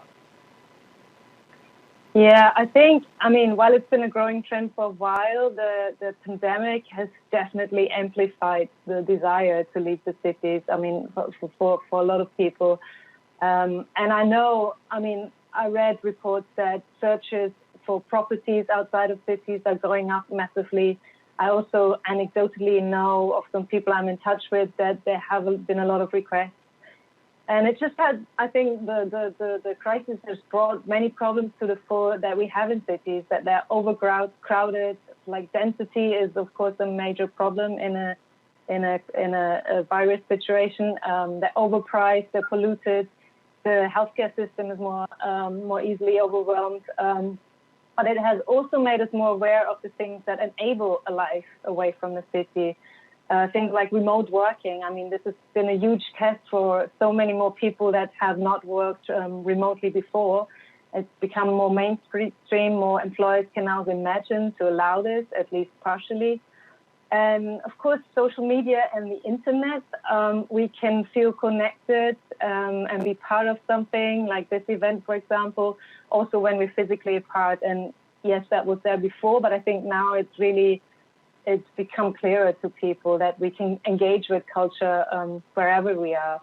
And so, yeah, I think as tragic and as terrible as this pandemic is for so many people around the world, it also has created this opportunity, like a window for ideas that have been waiting to happen, to emerge more fully and maybe be embraced by a broader public. So in terms of city quitting, I think for people that have already entertained the thought, I think this might just give them the final nudge to actually do it. Yeah, I mean, I think what is maybe a talk about it is that the pandemic, as you've said, just exposed things that were pre-existing. So whether those things were negative, things within our system that are broken, or positive, things such as like being able to do remote work, it's just that those things have been kind of brought to light over the past months. In general, a little bit away from city quitting specifically, but because it is, you are well versed in ethnography and just like observing how people are emotionally responding and then how that translates into decision making. What do you kind of expect people to be doing as a result of like their new emotions from these last couple of years? Like, how do you sort of look at the year ahead? Well, I think a major point is that people have now really had the chance to reassess their priority. I think this enforced pause has enabled, if it was a pause, I'm totally aware that many people didn't have a pause at all, but if you were lucky enough to have a break now, I think people could really take stock of what is important. And I think many people do like their decelerated lives, realize actually what I had planned was a bit crazy. What I was trying to do was a bit too much. And many people enjoy a better work-life balance, maybe seeing their family more. They enjoy a more simpler, the simple pleasures, the simple interactions, and also consuming less. So I think it's been a really humbling experience that made people more grateful for what they have. So maybe they also realize what I have is enough. Maybe I don't need to chase this next level, next big thing. Maybe where I am is actually fine. And I think it will also make people look at what success is in a new way, especially in creative industries where we tend to glorify this hustle culture and working constantly. And I think more people will now come to question that. Yeah, I mean, just personally, that really resonates with my own conversations I've had with peers. I think it's something I just want to acknowledge, which I think is kind of funny, is that, you're calling in from London and I'm calling in from Hong Kong, which are two of the largest global cities.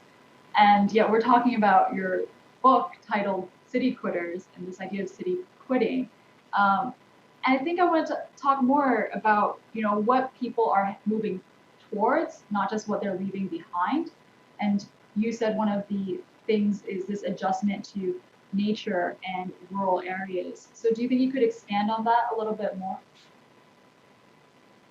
I think we just crave nature more, also because of our digitally saturated lifestyle. If you spend the whole day in front of Zoom calls, you can really do with being outdoors for a while to kind of balance that out a little bit. And there's been a huge surge in interest in nature topics, like people listening to more podcasts about, astronomy, the plants that grow locally, bird watching. And it's probably the first time people engage with nature more deeply. And I think the benefits it has for mental health are just so huge. And I think it's really, it can alleviate so much anxiety. So I think it's something that people really crave.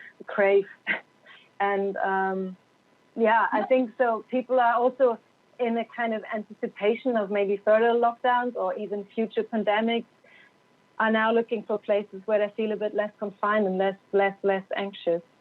Yeah. One thing, just what you were saying reminded me, as I think in the interview with Ivano and Kyer, they say how, if it's 45 degrees Celsius, you just physically can't do any work, and so it's this idea of when you're really in touch with nature and rural, your rhythm also changes.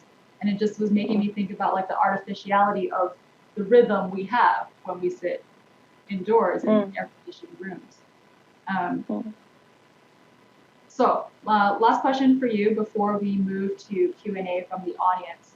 And this is a kind of broad, open question and is very personal, I think, but I was wondering, besides like observing external trends, personally, what hopes do you have for the future? And is there a direction that you want to see people move in? Yeah, that's a big question. But I think if this pandemic has taught us anything, is that we need each other. The relationships we have, the communities we build are the most important thing.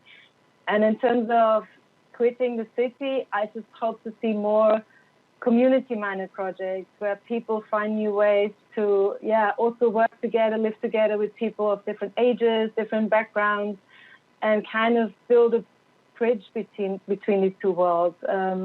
So that also means, like I said, this kind of idea of stepping out of your bubble of like-mindedness and out of your comfort zone. And one thing that might hold people back is the perception that provincial areas are less diverse and also maybe rife with right-wing ideology. But, I don't want to generalize. Many communities aren't like that at all. But I realize it can present a problem. So it does take courage. But I think we really, we have to reach out. We have to try and engage with people that are different to us and become a bit less tribal. If we just operate within our own circles, our own groups, we never change anything or, we never bring people closer together. And I also hope for young people who are maybe listening and just starting out in their creative careers, that they realize they don't necessarily need to be in big cities. They don't need to sacrifice quality of life. They can be part of the conversation wherever they are. Thank you.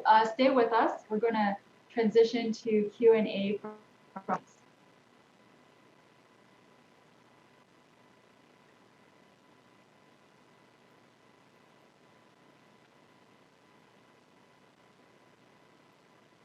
Okay, so our first question is coming from George, and this is from Los Angeles.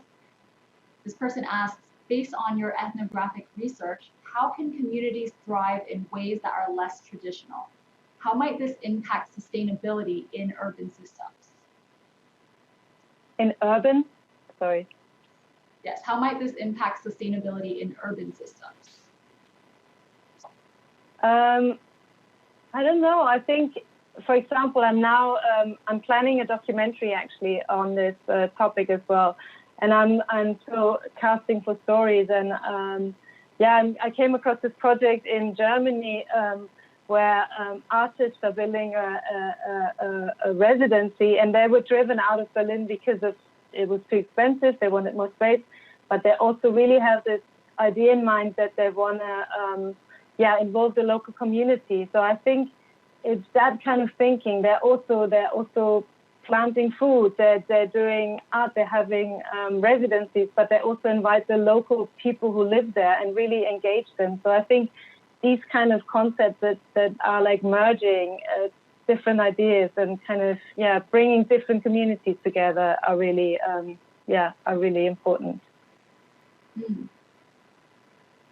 Okay. This next question comes from Yong Ray in Singapore. And the question is, what are some works that has led or inspired you to new ways of thinking to help you make new connections and incite cultural change? So the question is, what are some, so I think it's asking, what do you look at? Like, what is your habits of, well, my spin on this is like, what are your habits of reading or observing other people and cultural materials? And I mean, you mentioned the Guggenheim exhibit. Yeah, I think before the pandemic, it was a lot of going out in London and just being out observing people, going to exhibitions, and that's all of that. But I think also just a lot of cultural exploration now happens online. I think. I mean, I got in touch with Eugene through Instagram, and that happened. So I think a lot of these things now happen online, although of course you have to be careful that again you're in your own bubble, and it's not the real world, social media. So I think exhibitions, I mean in London we're really spoiled, so but also I'm more and more excited by stories I hear from that are not from cities, that like this project I just mentioned in Germany that people are doing, and they're not in cities. Well, I was just going to do a part 2 on that question. I'm wondering, is there anything, you mentioned you hope that young people will be inspired to reconsider, that their creative careers don't have to be in big cities. Is there like reading material or somewhere that you would encourage young people to kind of look that sort of way of thinking? There's a great website called Lecture in Progress, a London-based website. It's an Austin of its NICET. I don't know if people are familiar with that, but they are especially tailored to young and emerging creatives. I think that's a great resource. And I don't know, just reach out to people in your area and there's so many little creative hubs emerging now in smaller cities, and I don't mean like completely in the countryside, but smaller towns, smaller villages that also have really amazing stuff happening. So I don't know. Now with all these restrictions, we just have to be a bit more creative and look what is available in our immediate surroundings. Yeah, I like that. There's no one answer that fits all, right? So we have one last question from our audience, and this is from Lila in Boston. And they ask, what were some of the biggest surprises that emerged from your research? Good question. I don't know how the many different ways you can make this work. And, I don't know, there's not one way to kind of do this. And, it's also something I'm thinking about, should I do this and how would I do this? But I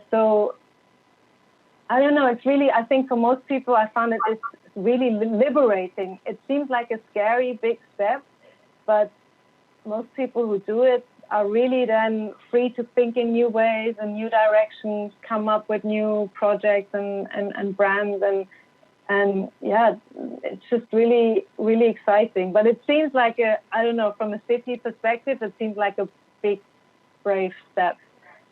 But I think it can be really transformative. I wonder if I can kind of read the question and ask, before and put the book together, did you have these kind of expectations from the interviews? And then when you were really into it, did you feel like actually those expectations, these are not the answers I thought I was going to get? I really couldn't hear you very well. Sorry. Can you repeat your question? Yes.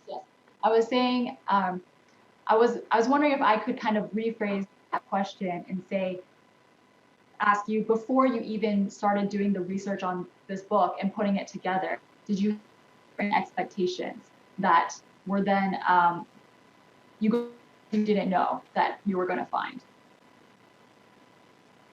I think I didn't think that I would find so many amazing projects. I thought maybe this was just starting out and was just happening. And I found that, in the beginning, it was a lot more work to find these people, but now it's just more and more people doing it. But it wasn't so much that I found something, I didn't expect it, but it almost like I didn't expect it to be so amazing and to be such great projects out there, and so creative. So it was more that I found yeah, projects that are really, really cool. Yes.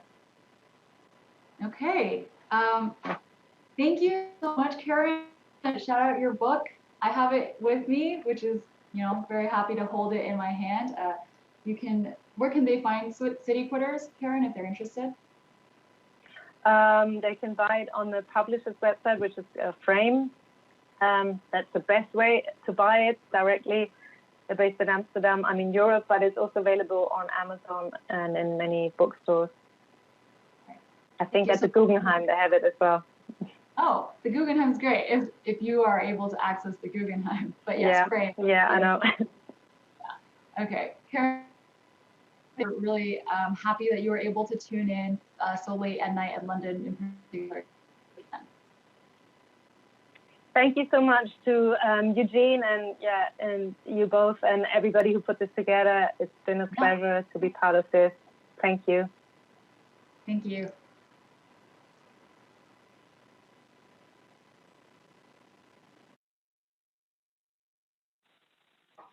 Israel. Yes. No, just one. What?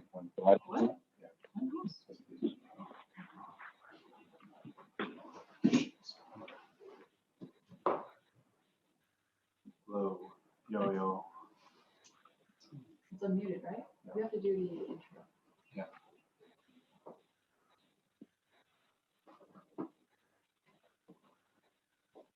Hey guys, how's it going? Hope you guys enjoyed that segment with Karen and Charisse. I think a lot of people have a lot to think about coming out of that talk, knowing where the future is going.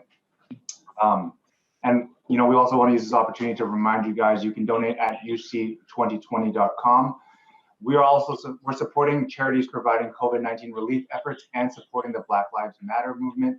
They include Inner City Arts, Black Lives Matter, Artist Relief, the Loveland Foundation, Doctors Without Borders, MBK Alliance, World Central Kitchen, House of Ruth, and Black Visions Collective.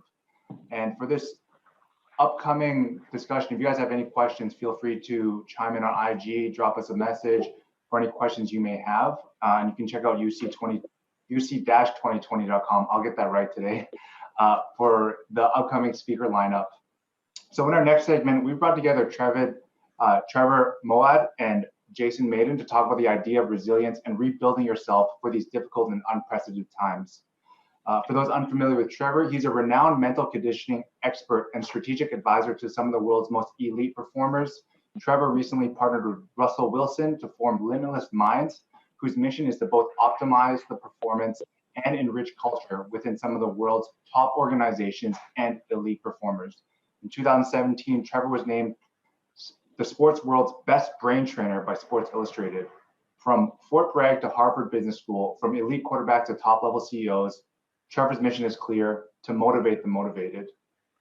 And his counterparty today is someone that's very familiar to us at the Macon and Indra family, Jason Mayden. Jason is the man behind the generation-shaping enterprise Super Heroic. He's been the designer of iconic footwear for athletes like Michael Jordan, and the first to design award-winning footwear specifically for kids. Featured on multiple most inspiring lists, including Fast Company's 100 Most Creative People in Business and Ebony Power 100, he's been celebrated as one of the most inspiring and influential leaders of color, impacting and shaping our world today. We're honestly really excited to have Trevor and Jason connect and talk with us today about the resilience and the power of positive thinking in these challenging times. Let's head over to Jason and Trevor.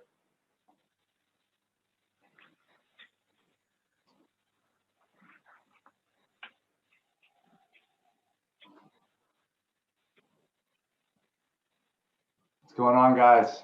Thanks a lot for taking the time to join us. I'm really excited about this conversation today. And I know that turn on social media, look at media today, I think these are very challenging times for anybody. And I think there's going to be a lot of interesting bits of information and insights that people are going to be able to pull from you. Jason's someone I've known for a long time. I've always looked up to as someone super inspirational, and has really found a way to communicate through words how to navigate and build movements. So welcome. I think, like I said, I'm really excited. It's something that I've been thinking about a lot, especially looking at Trevor and seeing all the great work he's done. The one thing I want to start off with is, for both of you, did you guys originally have a sense of resilience and mental conditioning growing up? Or was there a moment in time where it sort of was like a light switch and like, hey, I need to control the situation, or I need to build this up? Maybe we can start with you, Trevor. No, I've got to defer to Jason. He's from Chicago, man. He's from Chicago. He definitely had to bring his A game growing up. So let's start with Jason. Oh man, thank you, Trev. As you know, I'm a huge follower of your work, and I appreciate the things you're doing in the world, man, to help people navigate mentally, because that's something that is critically important to me. And it's always good to connect with you, Eugene, and the Macon family and the Intertrend family.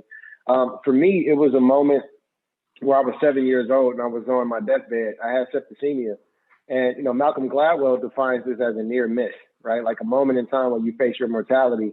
And it really gave me this sense of, I would say, urgency around the things that I needed to care about and the things that I need to let go of. So in that moment, you know, I was able to form what Trevor has coined a neutral mindset. I never let myself get too high and positive. I never let myself get too low. I stayed situationally aware and grounded. It was also helpful that, you know, I have a military family. And so everything that they taught me from the age of, 7 on has been tactical. So from reading The Art of War is one of the first books that I truly read. And I joke where my first book was Sun Tzu when other people were reading Dr. Seuss. I didn't understand what my dad and my mom were doing. But as an adult, I found that it has helped me to control my emotions and to look at what's in front of me to make logical decisions. Because when you're laying in a hospital and you hear people talking about the temporal nature of your life and if you'll make it and if you'll be okay, as a kid, it can be scary. So a lot of it was me stepping out of my age and having to mature in that moment and realize that if tomorrow is not promised, I have to focus on what I can control today. And that really was the moment that changed my life. Yeah, I think for me, my father had left high school coaching and teaching in the mid-'70s, would go on to become one of these pioneers in the peak performance industry. The self-help industry is sort of a confusing industry. I mean, I think the best, sort of example that people can think of more broadly or ubiquitously is Tony Robbins. But to grow up with a dad that was some version of that was a really interesting way to grow up. To me, it was sort of like the Karate Kid.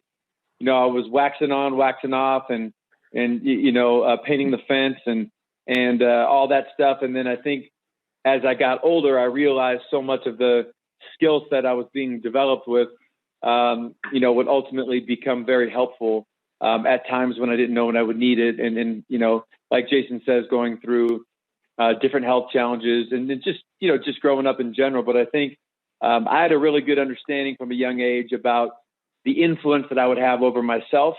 Your own influence is 10 times more powerful over you than anybody else's influence over you. And that's just the science.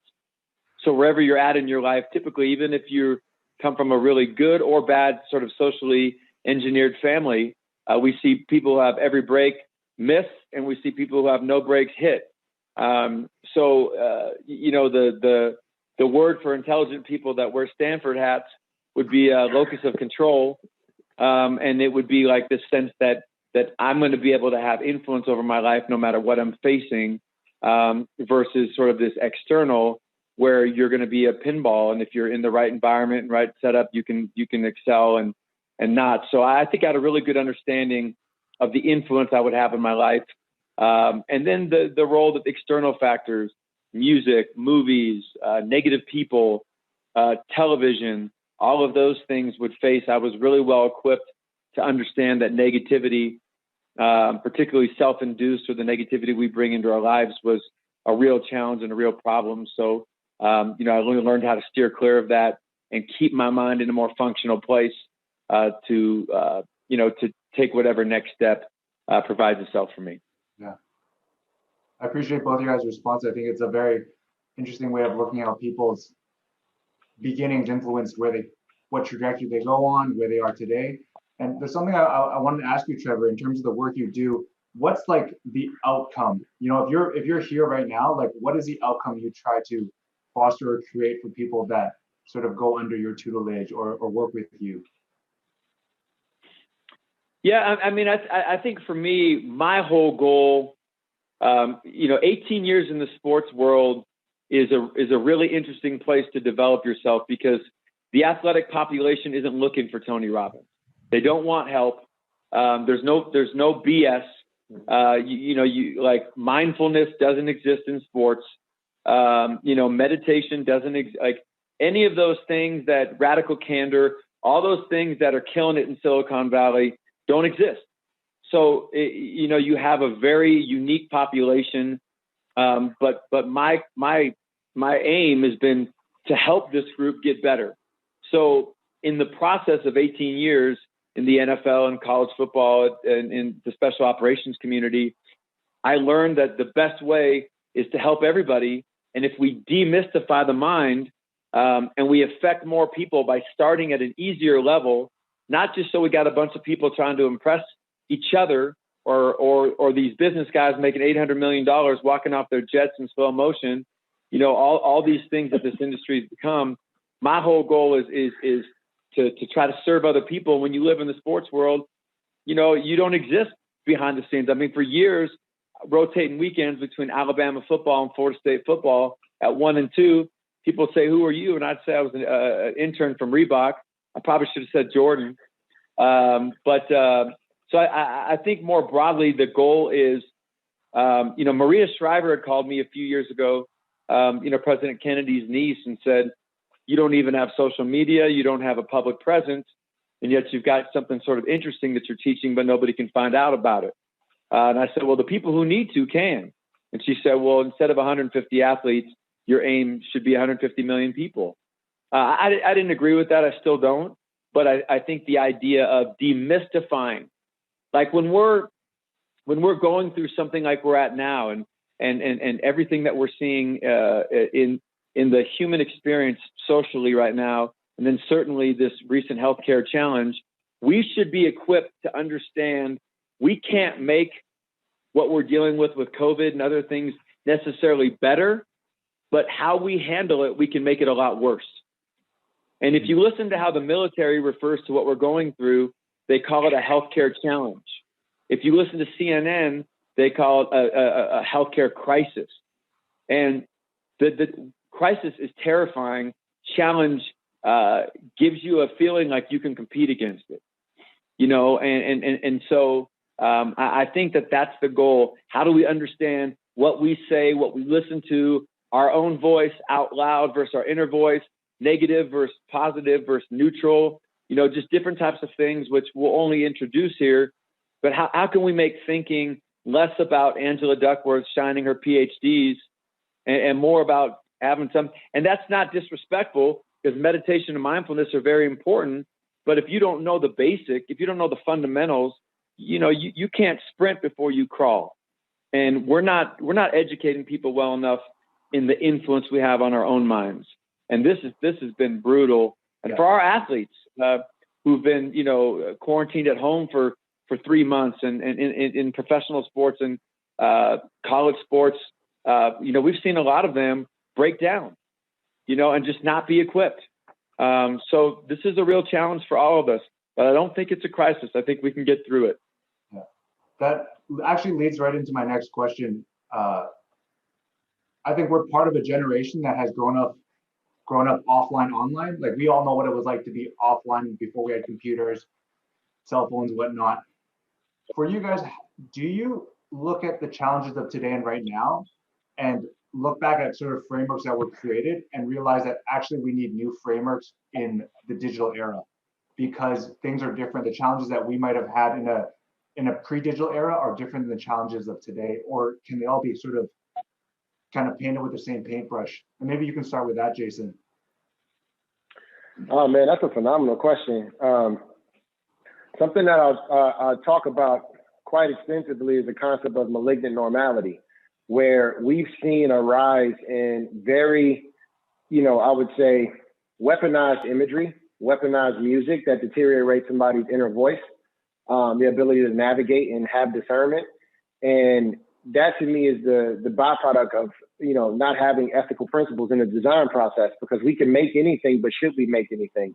And so, for me, I think that's where I get, very critically concerned, is because people don't look beyond a headline to read the story. They react to the headline, and they frame their reality around a very curated, very deliberate, very intentionally designed narrative that gives them this emotion, and they don't understand why they're walking around with rage or having, restlessness or having, irritable bowel syndrome, and just their body's deteriorating because their mind is eating away at their overall well-being. And so I do think in the digital age, we don't have the luxury of not living inside of the trauma. You can't escape it. Once you buy into the trauma and you see it once and you read it or you hear it, it plays over and over again in the back of your mind, and it permeates every conversation.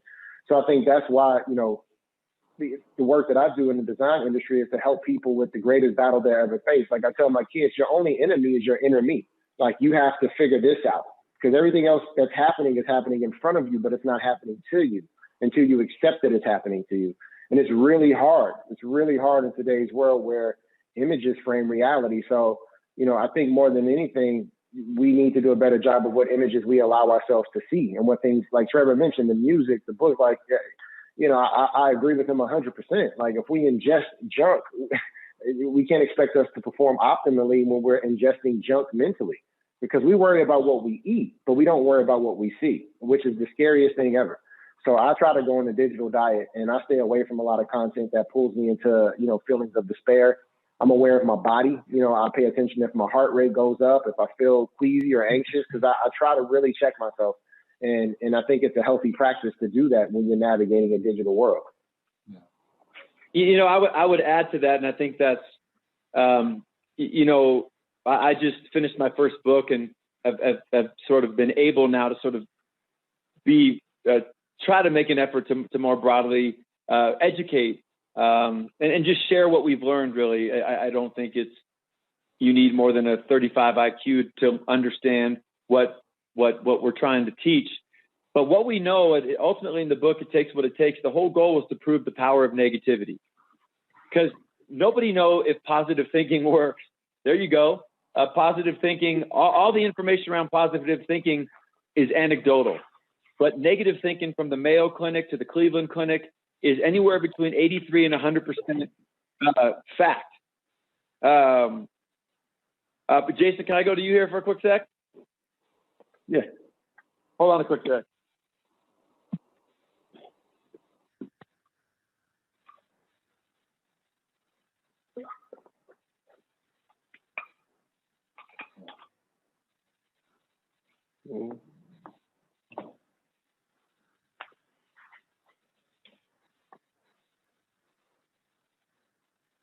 The one thing that I think that Trevor touches upon that's really interesting is just like, I think there is this sort of like belief that, it's not really a belief so much as what's the path of least resistance. And I think a lot of times just deferring to the negative is something that it just comes so naturally, right? And I don't know if it's a matter of being conditioned and or the ease in terms of making a lot, kind of these jumping to conclusions on the side of negativity. But I think that's something that a lot of us sometimes need to slow ourselves down and rethink and kind of come to terms with that. Let me apologize. Sorry about that. I had one of those calls from one of those people that I had to make sure they were okay. So, and dealing in a healthcare issue. But what I wanted to say was, one of the things that we know is negativity is a multiple of 4 to 7 times more powerful than positivity. And when we say something out loud, it's 10 times more powerful than if we think it. So as we were in our early years at Alabama and Florida State, we realized by saying negative things out loud, we increased the probability by 40 to 70 times that they would happen. So our simple goal going into our second year at Alabama, just trying to win, was what if we could get our athletes not to say stupid things out loud? And it was crazy the difference it made in our culture, because our inner thoughts, which Jason talks about, is one of the toughest battles to win, but they don't have anywhere near the influence that our outer thoughts do, that our spoken word does. Our spoken word is incredibly powerful. And if it's negative, it's 70 times more powerful than saying nothing. And then I think the second thing is the images. People always think a great athlete like a Russell Wilson or a LeBron James or Command Sergeant Major in the Delta units is all these collections of things that they do. But I think what makes the most incredible athletes, male or female, is what they're willing not to do, what they're willing not to eat, what they're willing not to watch, who they're willing not to engage with. I think those are incredibly powerful things. And for 15 years, Jason, had an upfront, view on it. And I'm sure many years more, but success leaves clues. And so in a digital age right now, I think there's a military takes a course called New Media, and they want to educate people to understand who is CNN responsible to, who's MSNBC responsible to, who's Fox responsible to. They're responsible to their advertisers, and negativity sells, so they don't have a responsibility to the truth. And so once we understand that, we become, at a minimum, educated derelicts. So I think if people would be willing to because like Jason says, when I see something, 17,000 new cases in Orange County, I can't unsee that, okay? But what I can do is switch the channel, go to Netflix, go to the Jordan documentary, do whatever it is, and get myself, my mind shifted there. So I'm not like, I haven't been able to watch any news at all in this window because I don't have the psychological strength to watch all this negative information relative to health. For somebody who, multiple times when I was younger had significant health challenges, including cancer, I like that. It's just terrifying to me. So I know that about me, so I don't engage it. So I think right now, let's think about the people that are listening to this. What can you not do? What are 5 things you could not do that could change your life right now? Because everything about in the self-help industry is do this, write this down, watch this, meditate, go on a hill, do this, buy this app. Look, LeBron did it. And I think there's things you can do, but I think there's a lot more things that if you just didn't do, you'd help yourself more. Just my take. Yeah. One thing that affects a lot of creative people is this idea of imposter syndrome, where they never feel good enough. They're inadequate for the job. They're not sure why they even command a seat at the table.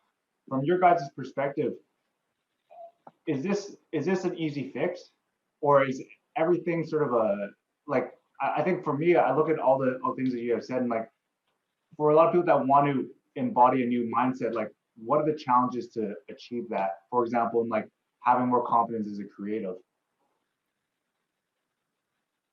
Well, Jason, you're the one that's creative. Man, yeah, that's honestly a great, tremendous question, because so there's this saying with design that you never finish a design, you just run out of time. And so like designers and creatives, and even people in academic settings or jobs, whatever walk of life you come from, you always walk into a room and question, if you should be there, if you have some sense of, humility. The thing for me that I've done, and I've learned this a lot, from working with Michael and Mr. Jordan or working with like Mr. Jeter, is they turn that imposter syndrome into imaginary reasons to compete. And so when you saw in The Last Dance, Michael made up fictitious, data and fictitious characters, I did the same thing in my mind. I would tell myself there's some guy or girl who lives on the other side of the planet and the sun is up while I'm asleep. I need to make sure that they don't get that extra work and get ahead of me.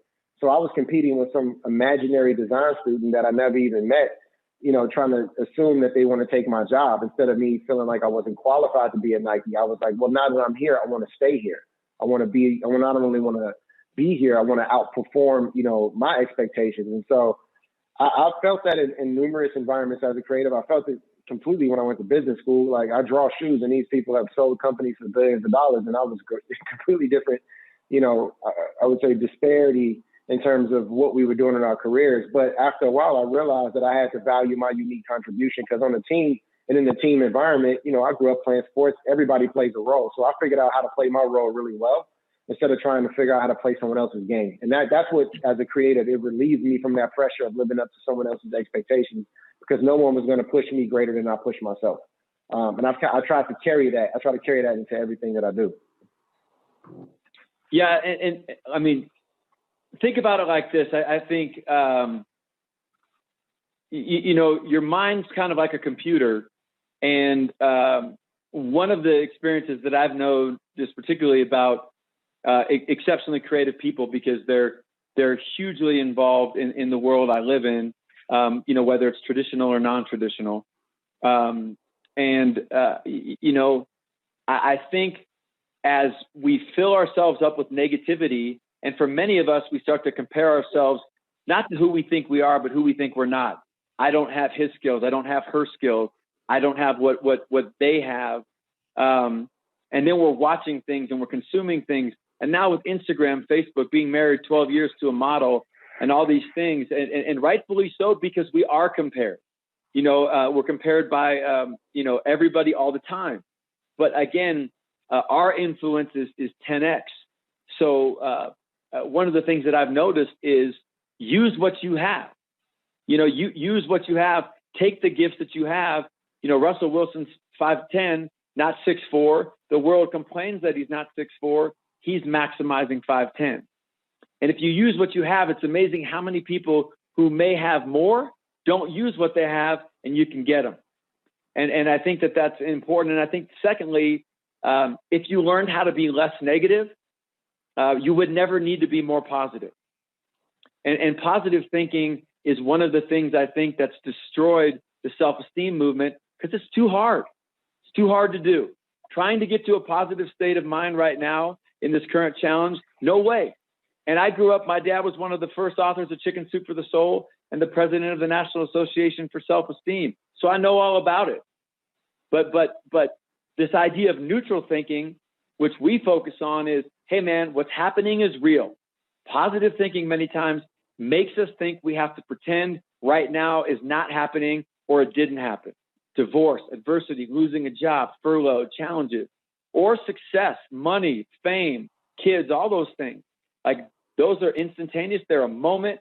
They're real. But what happens next is what you do, not how you feel. And feeling like you have some control over what you do, even if it's a healthcare situation where you got to go sit in a room and hear a result of something, there's still a path forward, you know, and as someone who's experienced that, you know, keeping your mind in a place that gives you a chance to move forward and doesn't catastrophize and project a future that hasn't happened yet. A week from now, who'd have thought, not that I think, I live in Manhattan Beach, I'm up in Big Bear right now, but who'd have thought 2 weeks ago before Memorial Day that everybody would be out running all over the place? I don't understand why we are. I'm not doing that, but you know, that's totally different than what you would have anticipated pre-Memorial Day. So much, you know, changes. I have faith people are going to come up with a vaccine.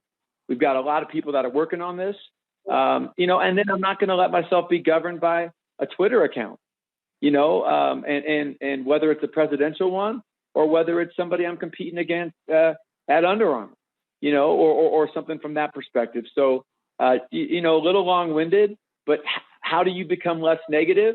Don't worry about the inner thoughts. Everybody's all screwed up inside their brain. I've been to 8 national championship games on the sideline. I've been with the guys before, but the people that articulate about it less, but what if I have to complain? What if I feel like I have to vent?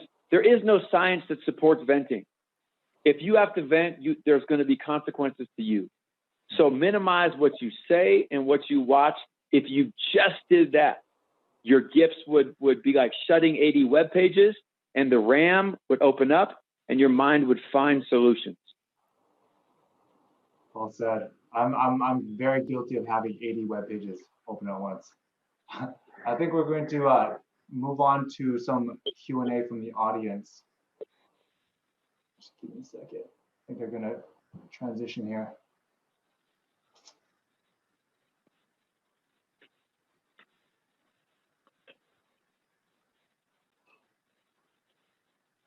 First question is for you, Jason, courtesy of Jamal from Toronto. also known as JScale on Instagram. If you guys haven't seen his photos, definitely check him out. His question is, how do you get your big idea across to your team and get them to fully believe in what you're telling them, essentially? Your big idea and get them to fully believe. That's a great question. So in any creative endeavor, the vision has to be grand enough to almost feel out of reach, but the tactics of achieving that vision need to be distilled in a way that's actionable, measurable, and repeatable. And so I give people large ideas when I say things like, hey, I want to build stronger children instead of fixing broken adults. That's very poetic, but how do you do that? Well, tactically, we have to create several different verticals of approach. So there's the footwear, there's the content, there's the experiences. And so with the team of creatives, it's much like, good parenting. Children don't listen to what you say, they look at what you do. And so I have to be willing to do what I ask of my team. And I also have to be committed to the problem I'm trying to solve versus the solution that we come up with. Because I tell, especially in a startup capacity, you have to be married to the problem you're trying to solve.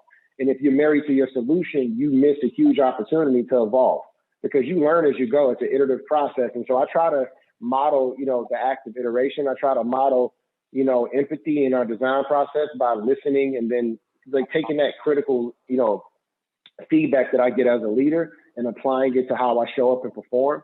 I'll always make sure I double back with employees if I make a mistake of not hearing ideas clearly or effectively. I always make sure that I give them proper credit for their contribution, and I celebrate when they challenge me. Like I openly celebrate when they challenge me because I tell them it's my job to take the blame, your job to get the praise. And so when you're doing creative work, people just want to feel like they've been given proper credit because a lot of times there's this myth of the singular lone designer that creates this breakthrough technology and this breakthrough thing and no one helps them. That's a complete lie. That's a fallacy. Like, if you're a leader and no one's following you, you're just a dude taking a walk. And so for me, I try to make sure if I'm leading creatively that not only am I committed to, pushing forward towards that vision, which is pushing forward in the face of ambiguity, but also admitting when I make mistakes, but then measuring what those mistakes are and trying to learn from them. So we do a process called pre-mortem to kind of get the jitters out, where in a pre-mortem, we say, how can this thing fail? And if it failed, what happened? So we already have a way to eliminate the possibilities of failure so we don't get caught off guard and surprised. And it's been really effective with designers because we put our emotions into everything, and sometimes emotions cloud our judgment. And the greatest thing I was ever told was by Phil Knight. He said, the difference, Jason, with your job is if you make the wrong decision, it can impact the athlete significantly because what you put on that product is the difference between no medal and a gold medal. And when he said that, I was like, oh, you're right. You're running a 4x1 relay in the Olympics. If I put a material on your spike that's too heavy, now it's slowing you down by 1/100th of a second, which is the difference in a world record in third place, right? Like, it's this crazy short distance that an athlete has to compete in. And so a lot of it is setting the parameters, setting the scope correctly, but being open to evolving the solution, but staying committed to what the problem is we're trying to solve. Got it. Thanks for that. Trevor, this next question is for you. I quite like this question. It's from Carmen out of Seattle. What differences do you see in applying principles to Gen Y or even the emerging Gen Zers? I'm familiar with both generations, fairly well. I mean, I think Gen Z's born after 98, 99, and Gen Y, I think born, 80, anywhere the data, 80 to 2000, somewhere around that. I think from an educational perspective, speaking in multiple platforms, I think the ability to communicate, auditory, visual, kinesthetic, to grab them with technology. I think for us, let's just take like Georgia football. If the statistics are they're looking at their phone 270 times a day, and the probability is if they don't see it on their phone, they're 50% likely to believe that it's true. Then we're using that technology, making sure every meeting we do, we're following up with 4 bullet points via text message, reinforcing what the meeting was, working hand in hand with that technology. I think what we're seeing more with Generation Z is a little bit more toughness, a little bit more grit. They want a seat at the table. They want to walk into your office and say, hey, Jason, I want to talk a little bit about this, but they'll work. I think what we're seeing with Generation Z in my experience, is a little bit more, you know, a little bit of like a retreat back to grinding a little bit more. I think Generation Y has been a pivotal generation because they're so tolerant. They have their inclusiveness, their ability to get along and work with people. And I think once they have a really good understanding of the goal, they'll get after it. It's just been really transient. You know, like my dad was like, any job you do it for at least 2 years. Obviously, the contract works that way. So any job I started, I was committed for 2 years. So a bad day or a bad morning couldn't derail me. So I had to get through that, you know, to sort of find my way through. So, well, I think Generation Z is going to be a lot different, to be honest with you. I think what we're seeing with these kids right now that are 20, 21, 22, 17, 16 is something that's a lot different than Generation X, which is, you know, I'm born in the mid 70s. You know, and certainly Generation Y. Yeah. Cool, thanks. Next question is for Jason. At the last Unexpected Connections event, you talked about living life through the lens of your child. Given 2020 to date, what type of world do you hope your child to grow up in, and how does the impact of what you want to accomplish impact your next career? And this is from Nydia. Oh, wow. That is a great question.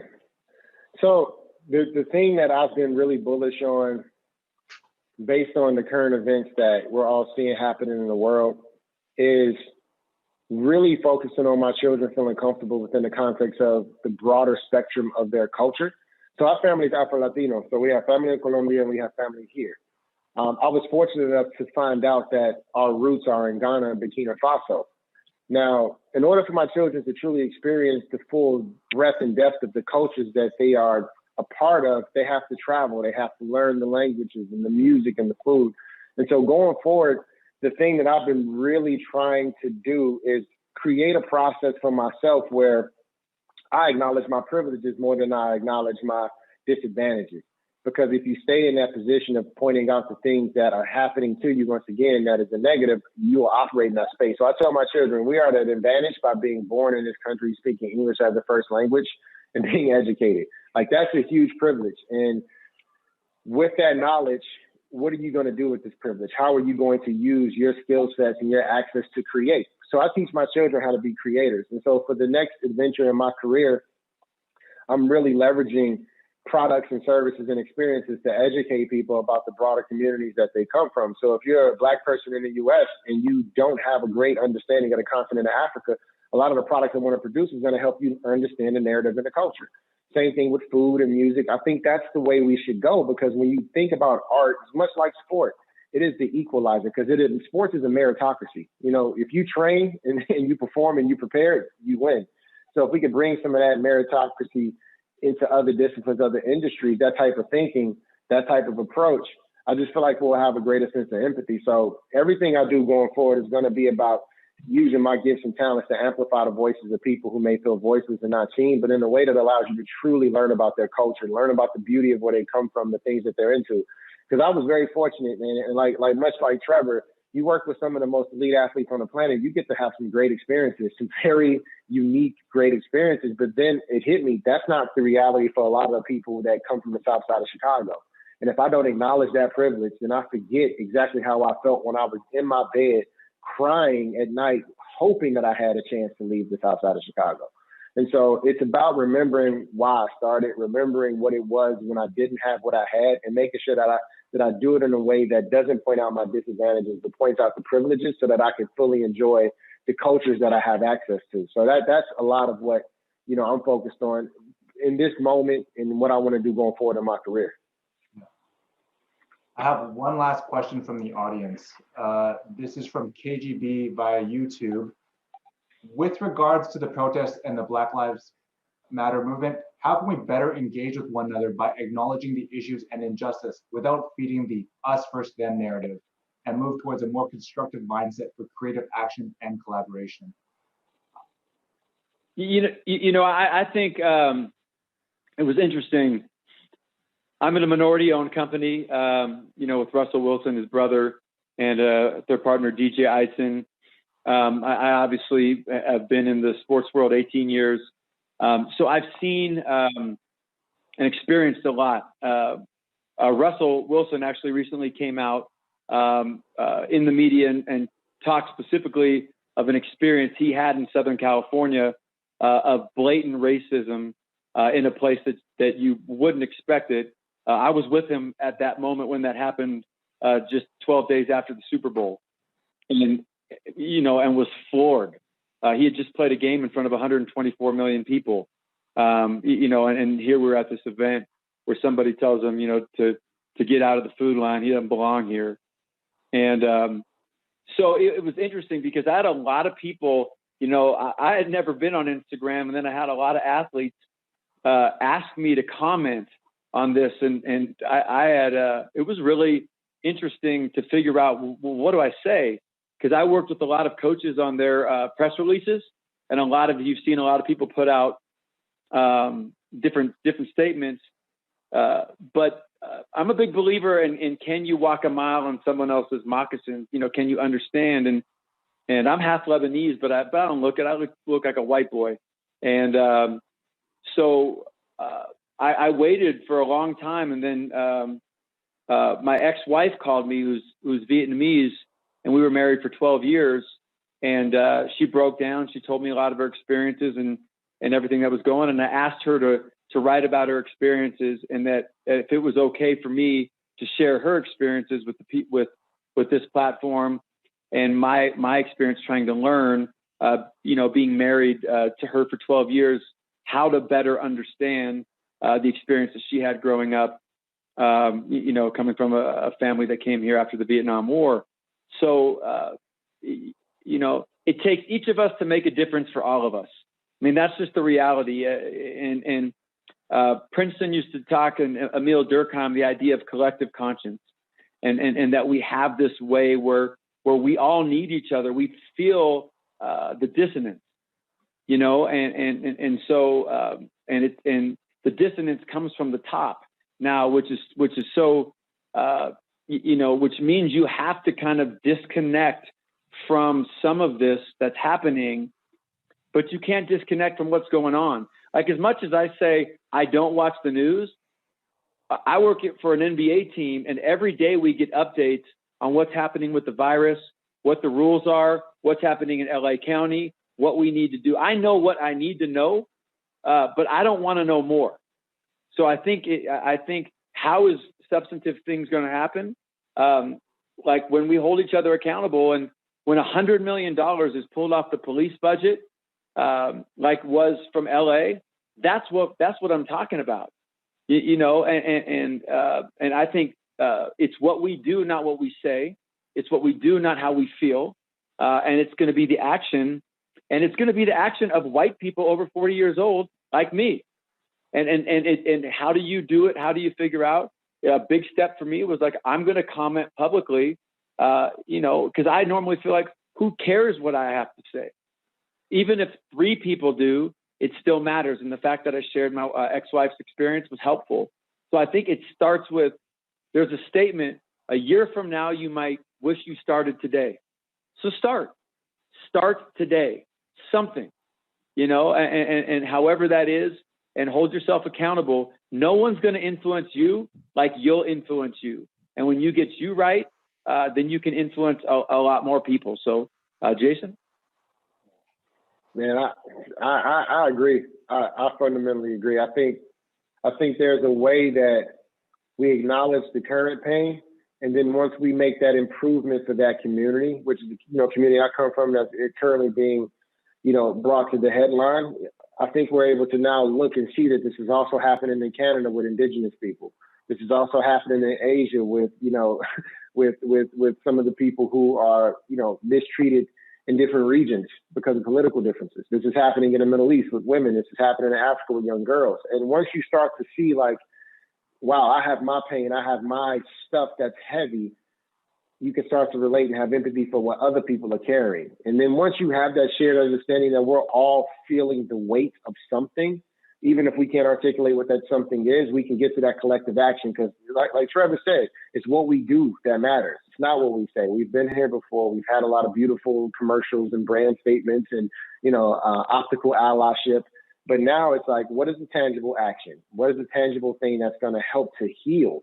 Because the thing that I express to people often is that you experience 400 years plus of unaddressed, undiagnosed, and untreated trauma, right? And if you're a fan of epigenetics, you understand that trauma is hard-coded in your DNA. You carrying this with you. It's why we have so many we're predisposed to so many health conditions. We need to heal in order to be effective. And so a lot of the healing comes from, okay, we're being heard, we're being acknowledged. Now that we're being heard and acknowledged, what do we need to heal so we can restore the community? And then once we restore the community, we can do the work for the other communities that are also being marginalized.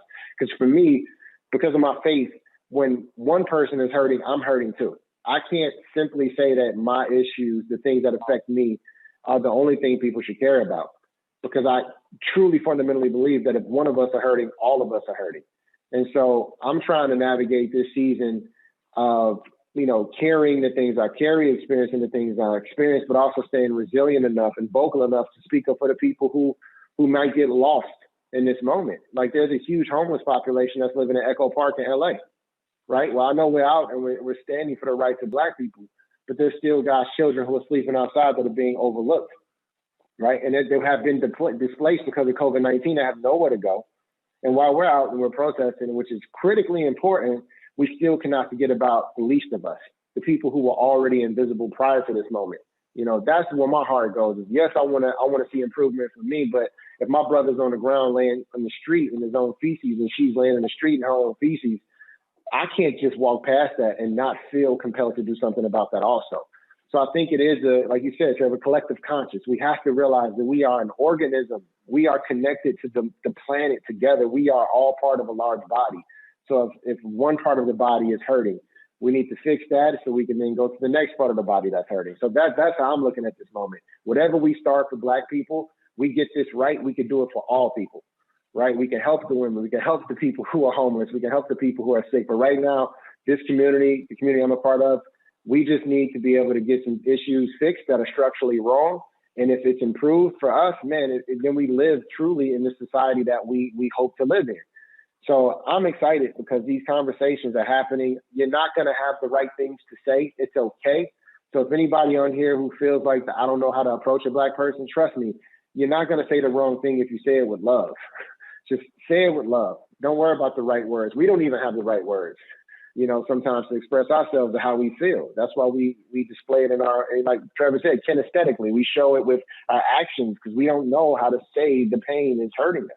So just have the dialogue, reach out, or give somebody a hug. A hug goes a long way, so not to say that a hug don't solve anything like a Kylie Jenner commercial giving a cop a Pepsi. I don't think we do that. But I do believe that it's simple acts of kindness, simple acts of humanity go a really long way for a person that feels like they're invisible. So that to me is what I'm hoping comes out of this moment, that we see each other and we truly see each other as one and we move forward collectively. And the only thing I would add just to that is education's a weapon. It's almost like lottery tickets. You can win the lottery with 5 tickets, but if you have 150, you got a much better chance. And I think the more you learn, from what I've seen, it is such a unique time. And I love the fact that I got an opportunity to, as soon as I saw how talented this creative community was, I felt like I got sent the wrong invitation to be a part of it. But, it's such a challenging time. And I don't ever want to dismiss that. Like, I don't watch the news. Like, I get it. And trust me. And particularly, I was watching the Lance Armstrong documentary. Maybe some of you, I loved Lance, and all he did was lie. And I had no idea he was lying. And then all of a sudden he was on Oprah, and that's the strategy we're seeing. Lie. And it's hard to discern with everything that's going on. So, but I will say this from the sports world, Drew Brees getting confronted, whether you follow sports or not. Drew Brees was a hero to people in New Orleans, and he came out with that flag stuff, which all that is misdirection and just BS. And he got called out by everybody, you know, so we're not going to take it, but action is the solution to frustration. And also, as it relates to this healthcare challenge, have the respect for people to make it about more than you. You know, when I see all these people out partying and jumping around, we're not supposed to be doing that. Like, you could be asymptomatic and affect somebody that's 58 or has a heart condition. You know, like, have enough respect. Like, as we're opening back up in sports, you're only as powerful as your weakest link. If some male or female is not doing the job right, they're going to come in, they're going to bring this in and affect everybody. So, you know, just be mindful, trust the process that we're going through with that. And I think as it relates to everything going on in our community, take the next step in your own life, whatever that is. And I'll never be able to understand Jason's journey, but that doesn't excuse me from trying. Unfortunately, that's all the time we have. I feel like we could probably keep this running for another 2 hours and we'd have a ton of stuff to talk about. But I really appreciate your guys' time, the insights. I think this was honestly probably going to go down in the books as one of my favorite conversations I've done, bar none. I think there's so many like interesting insights that you guys have provided. And, you know, I think that the whole community, I'm kind of have one eye on our Discord server, and a lot of people are sort of like discussing and talking about this conversation. So rest assured, your guys' words are heard loud and clear. Thank you very much for the opportunity. Thanks, guys. Stay safe. Stay safe.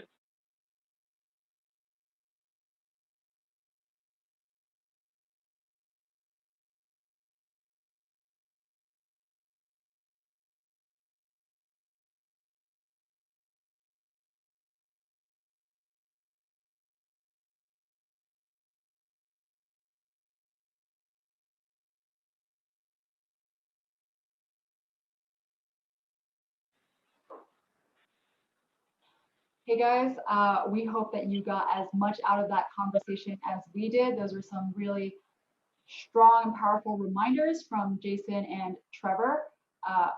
This is probably a good time to remind you that you can donate at uc-2020.com.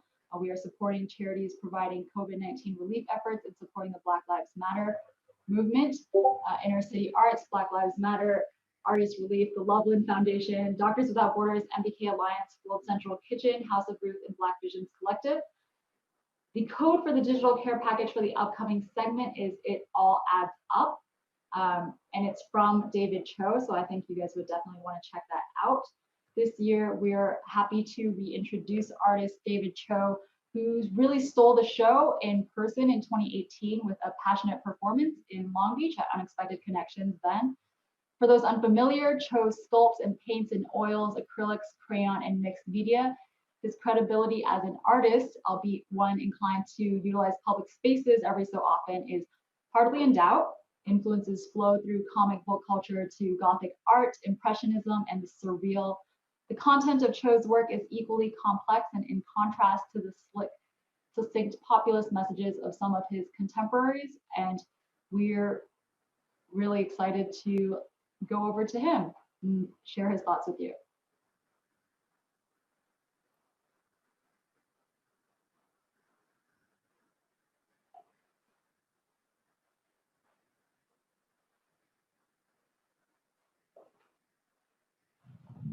We have 40 minutes now to figure this out, right? Hey Asians. Hi Asians. I realize there's probably non-Asians also listening to this, but I'm guessing it's mostly Asians. So non-Asians, let me address my Gook brethren first, and then you guys can play along.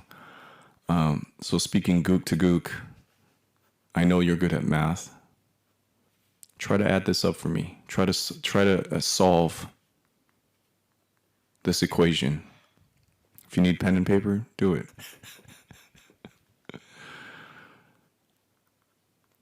I want to fuck my mom. I want to kill my mom.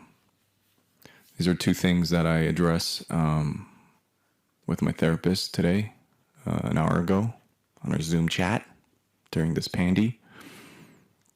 Just kidding, I don't want to kill my mom. Notice how he didn't correct himself about the fucking part. He must want to fuck his mom. Maybe if she shaves. I'm exaggerating right now. I don't want to kill my mom or fuck my mom, but I do have a love-hate relationship with her.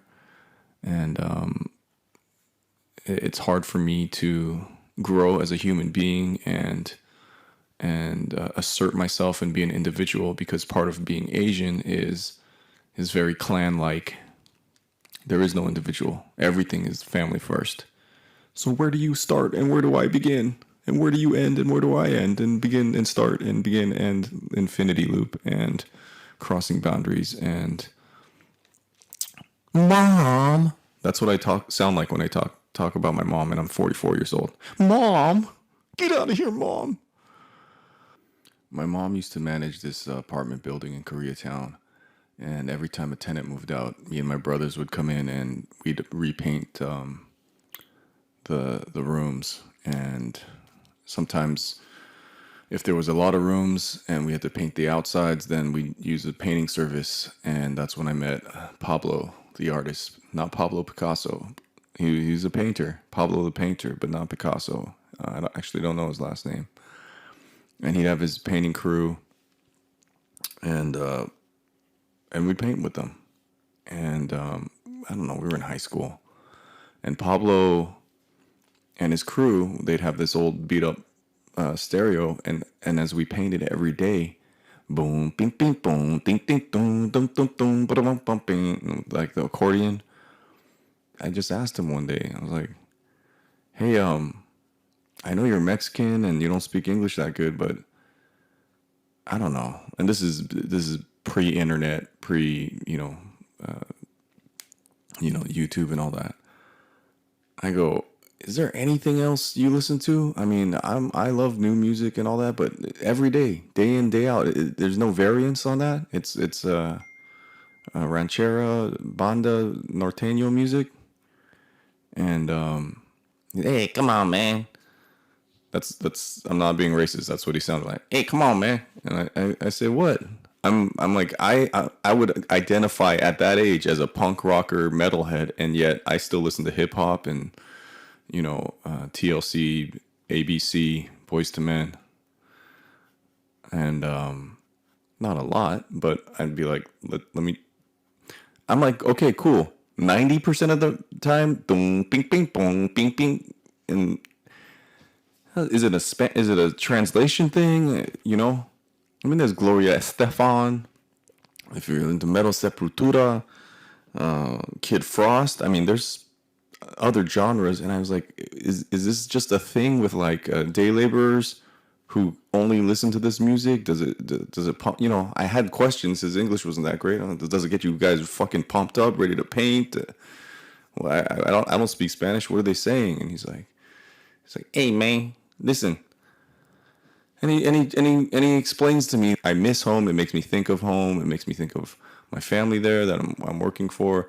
This music is romantica. It's romantic. There's songs of redemption and revenge, and there's a story. And I said, okay, I'm just curious. I just wanted to know, like, I mean, I can't listen to heavy metal 100% of the time. You got to mix it up. And I don't know, is Brahms, is classic? I've never walked past a construction site with a bunch of Mexican guys working and they play classical music. That'd be pretty cool.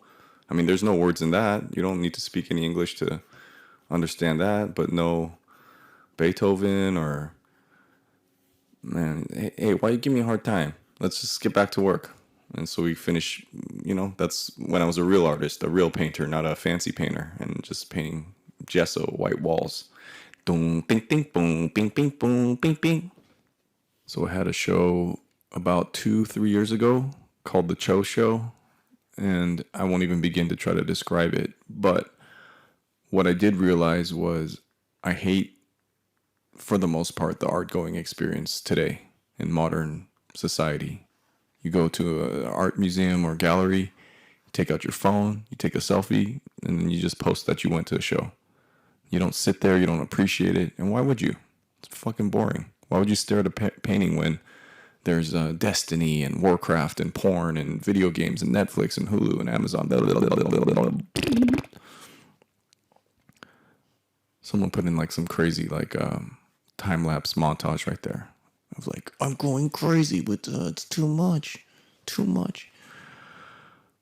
So I thought I'd slow down my entire life and go against my instinct. My instinct with my fragile ego and my sensitivities was that I had not had an art show since 2009. And so I'm back. If I'm coming back in 2018 or whatever year that was, then I got to get a publicist and I got to have people gramming about my stuff and tweeting and saying Dave's the best.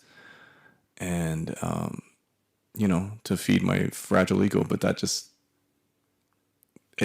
I had to have that kind of validation.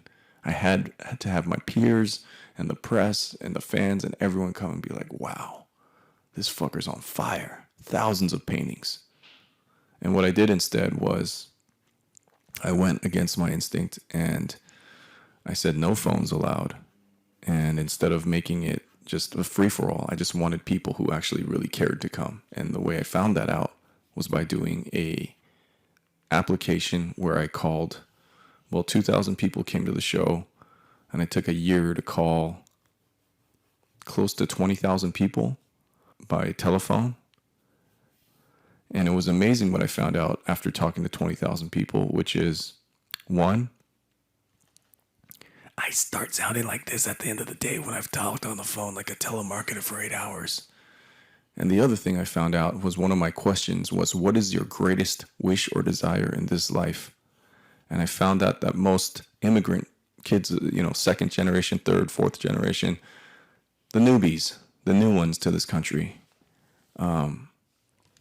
was that their greatest wish and desire in this lifetime is to make their parents proud. And I'm not judging. There's nothing wrong with that. That's an honorable, yes, honorable mother and father. That's a great wish or desire to have. Do white people care about making their parents proud? This is a serious question. I have no idea. Answer in the comments. And as I look at this nation, this great nation of immigrants, people say, "Hey, if you're an American, that means you're from somewhere else. We're a nation of immigrants from Italy and Spain and China, Japan, Africa." Yeah, that might be true. But what I've realized is we're a nation of workaholics. Workaholism. That's an addiction. When you work, when you're not present, there's no present. If you're not present, there's no presence. So what do I mean by that? I mean, nobody was born in their country and was like, fuck this place. Let's get on a boat, let's get on a plane, let's get on a bus and go to another place. Unless war, famine, violence, poverty. So everyone that's here is a trauma survivor escaping a horrible situation. So they hit the ground running when they get here. They're like, we didn't fucking just travel all these hundreds, thousands of miles to come here to fucking slack. So they carry all that burden from their generations of their families and here, and then they put that onto you. We didn't fucking come here for like a second class life. We came here for a better life. That's workaholism. That's trauma surviving workaholism. And they put that shit on you. So you fucking hate your job. And that was very presumptuous. I don't know if you hate your job. I don't even know if you have a job. Probably not. We're in the middle of a panda right now. Everyone's losing their jobs. I've been jobless. Jobless. Was that a reggae saying? I hear job in reggae songs. My greatest wish or desire in this lifetime is to honor thy parents. Make them proud of me. Make them proud. There's nothing wrong with that. And for me, I had a little, because I have I want to fuck my mom, I want to kill my mom dynamic. I love my parents. I do want them to be proud of me, but I also fucking hate them. And I wasn't brave enough to become homosexual. So I went to the next best thing of graffiti artist. Comic book artist. That's an absolute shameful job profession. That's not even a job. I'm going to be a graffiti. It's not even an artist. It's graffiti vandal. It's a criminal. It's like, how can I humiliate and embarrass my parents? Well, I can start sucking dick even though I'm not gay, but I'll do it just so that they'll be pissed off at me. And I'm not, I have a very fragile sensitivity to emotions and very sensitive butthole. So I didn't become gay, even though I thought about it just to piss my parents off. So I went to the next best thing of graffiti vandal, which ends me into the most shameful situation of prison in Japan, Tokyo, Shibuya Station, over 15 years ago. There's nothing more shameful and embarrassing for a parent than their children to become criminals and end up imprisoned. And that was the hardest time of my life. And it felt a little bit like right now when I talk to my friends and I say, hey, how are you doing during this pandemic, this pandy? They go, man, I can't tell. The time's moving slow, fast. The time's moving weird. I go, you know what you call that time? It's jail time. When you're in jail with other inmates and they're like, when are you getting out? 3 days? Oh, when are you getting out? 30 years from now?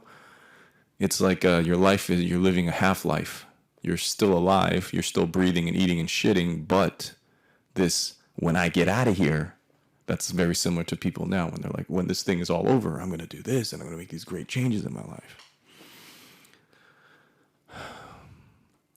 The first part before I was shipped off to solitary confinement in Kosuge was Shibuya Station, this dirty downtown Tokyo prison with tons of inmates, mostly Japanese and 10% foreigners, all in for some type of drug possession.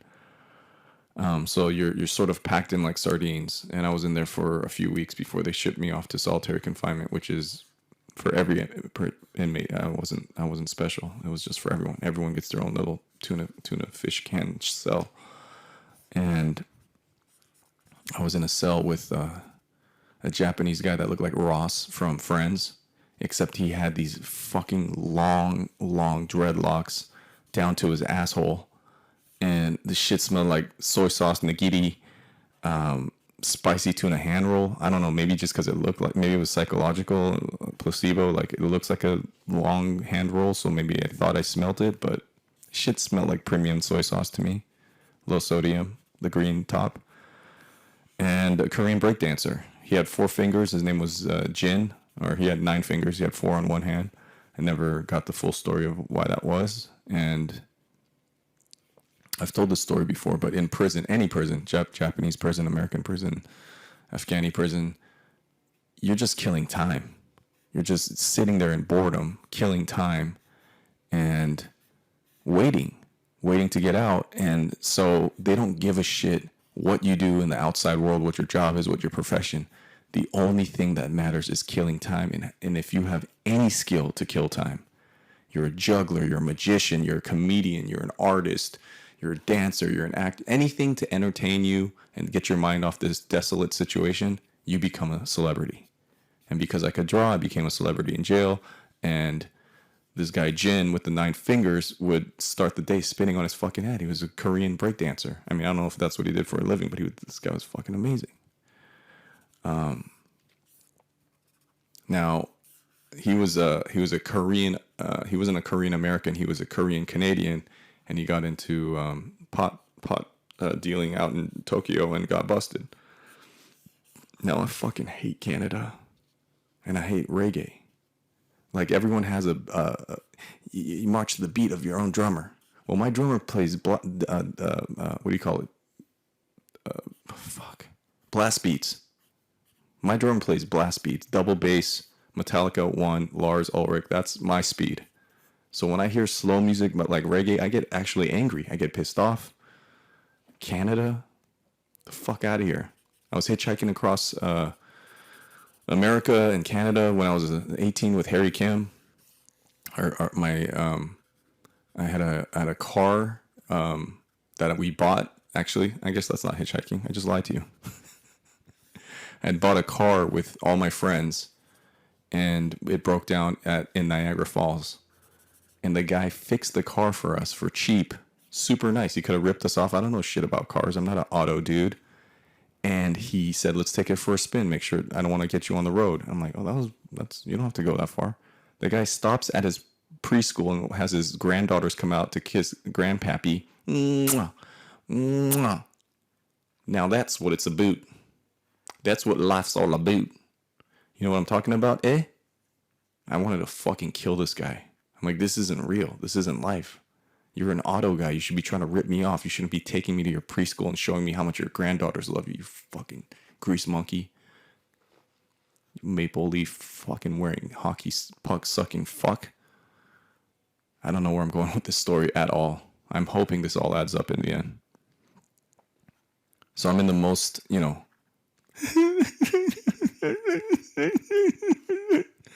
That's an impression of my mom. I feel very liberated and free to make fun of her because I know she's never going to listen to this. That's my mom crying with my son when she finds out I'm in jail. The most shameful, unproud moment of my life. We raised this little snot-nosed little fucker from a child, and he gets to the somewhat of a reputable place in his profession where he's being flown to Japan for an art show, and he blows the entire opportunity by drawing buck-toothed whales on the wall. It just doesn't make any sense. My mom's birthday always falls around Mother's Day.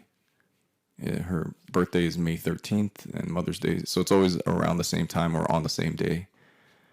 And because I want to fuck her and kill her, there's a mental block, a psychological block that I'm 44 and I can't remember my mom's birthday. I almost forget it every year. Sometimes I do forget it, but it's not that like that with any other member of my family. And the first time I made a lot of money, you best believe that bitch got some shrimp with the tails on, surf and turf. She got both. Because as a son, I wanted to make her proud. I was like, look, Mom, I got a credit card now, and I could buy you these fucking red lobsters, these fucking insects, these things that crawl in the ocean that taste so meaty in their ass, and butter it up. Lube the asses up with butter. You want another one? You want two? Excuse me, can you go to the tank and get the one with the biggest claws? My mom would like two. And that's what I did. It's her birthday, it's Christmas, it's Thanksgiving, it's Mother's Day, it doesn't matter. Go on Yelp and do the dollar sign, $4 signs means the most expensive restaurant. And that's how I show love. That's how I show that she should be fucking proud of her rich son. And I take her to the finest restaurants in Los Angeles and all over the world. We just took a trip to España and Italia right before the pandemic. And we can't do that. We're in the middle of a panda right now. That would be irresponsible, unsafe to bring my senior citizen parents to a fucking restaurant, eatery. All right, whatever. I know a lot of chefs. Well, I know fancy chefs. I know Ching Chong Chang. He's Momo Cuckoo. She don't want that. What? This is what rich people do. They go eat out at nice restaurants, and if they don't, they get a private chef or they have the food delivered. No. I want my son to cook for me on my birthday. What? That's poor people shit. I'm not going to cook for you. That's gross. No. I'm 74 years old and I want my son to cook for me. Fuck, man. Like, I don't got enough shit to do. Okay. I have, like, literally nothing to do. If you don't remember. Jobless. So that doesn't add up. I want to spoil my mom. I want to, you know. So that morning I call her and I say, happy birthday. And she breaks down into tears. But it doesn't sound like the time I called her in jail 15 years ago. It's a different. And, you know, fine. Okay, those are happy tears. Your joy, you know, whatever. I don't know why you're crying. But it just went on. It went on. I don't know what the appropriate length of time when someone says happy birthday and you burst into tears you should cry for. 10 seconds? 30 seconds? This went over a minute, probably closer to 2 or 3 minutes. I could have defrosted a bean, rice, and cheese burrito in that time from Trader Joe's, but that's how long it lasted because I looked at my my phone, and it just kept going on. I said, "You okay?" She's like, "No, I'm fine. I'm just happy. I'm happy that my son loves me." I say, "So look, I'm gonna be in the fucking kitchen all day come early. You know, my parents, they're old. They like to eat early. We'll sit on the deck, watch the sunset. You know. So I become, I started I'm on YouTube. I'm master chef. You know, I got to make her a cake, but it can't be too sweet because my family's mostly diabetic. So I'm going to make a light, fluffy Japanese sponge cake. I've never made a fucking sponge cake before. You know how hard this shit is? You know how hard this shit is? It's actually not hard at all. It's soft and fluffy. But like making is hard. It's real hard. You gotta get the eggs, you gotta separate the egg whites, and you gotta make a separate thing with this, and you gotta have these tools where you're like folding shit in. You gotta get that little spatula white thing, and you like fluff it in, and then you fluff the egg white mixture, and I'm a chef. I got a fucking tattoo of a butcher knife on my fucking forearm, and I have produce and vegetables and meat products on my biceps. I don't know why I just made fun of chefs. They never did anything to me. Well, I'm an artist. I got a fucking jar of ink tattooed on my nutsack, and my penis is a brush. I don't have that. I don't have any tattoos. My body's a temple. So I'm in the kitchen slaving over this fucking cake, and I'm making food for her. I'm making my famous pasta, and it's not famous. It's just people in my family like it. And I'm reading these instructions, and I'm watching the YouTube of like, you can't over fluff and fold because then you beat the eggs, overbeat. I don't know the fuck you overbeat an egg. Then it's not going to get the bubbles, and it's not going to be. So I'm trying not to overbeat my eggs. I'm not trying to overbeat my thick mixture and keep it the right consistency. And I'm folding this cake in. And my parents show up, and the food's about ready. And we have a nice dinner. We watch the sunset. And my mom, I bring the cake out. We sing happy birthday. And she starts crying again. I go, Mom, enough. You know, I want people to feel their feelings. I want you to emote if you feel emotional. But, you know, talk it out. It's just weird when someone's just, you know, my dad tries to shut it down immediately. Okay, enough of that. You can't stand any displays of any kind of emotion. No, okay. Mom, Dad, let the bitch cry. It's her birthday. She wants to fucking cry. Let her cry it out. And she goes into one of her rants. You know, here she is just dripping. It doesn't add up at all. She's dripping with like emeralds that I bought her from Colombia, and diamonds from France, and mixed in with like Play-Doh brooch. Is that what you call it? A brooch? A brooche? A brooch? Whatever. She's got Play-Doh brooches all over her breast, chest, and neck area, like from when I was in kindergarten. She saved everything I've ever fucking made for her, like cheap plastic McDonald's toy pins, cheap, Play-Doh shit that I made when I was in second grade, mixed with like the most expensive jewelry known to man, and just sitting there looking like a Batman rogues gallery villain, like she should be in the next Batman movie. Warner Brothers, call me. DC, call me Jim Lee. And if anyone out there has heard my mom's laugh, it's maniacal. It sounds insane. It sounds like Satan is whispering right into your ear. So she goes on this rant of like, oh, my son, he's 74 years on this planet, and it's the first time cooking me a birthday meal. And I was like, bitch, I cook for you all the time. It's not true. Sometimes I do. But I guess I sat there and I was like, wow, in 74 years, I guess this is the first time I actually cooked something for you for your birthday. I thought, taking you out was the answer, but apparently doing something from your own hands is more special.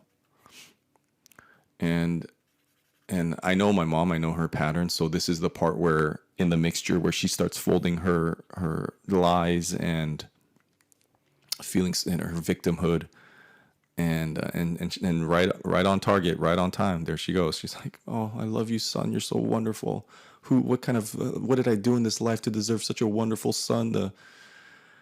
And she starts folding in the guilt right in there.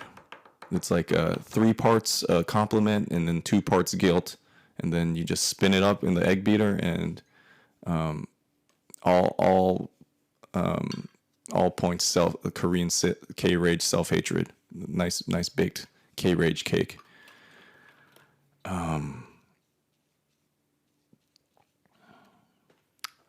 Why don't you just get married? Why don't you just get married? Why, you live in America. You need that piece of paper, that paper that says you're a citizen, the paper that says I'm married. You're 44, about to be 45. Why don't you just get married? Why don't you?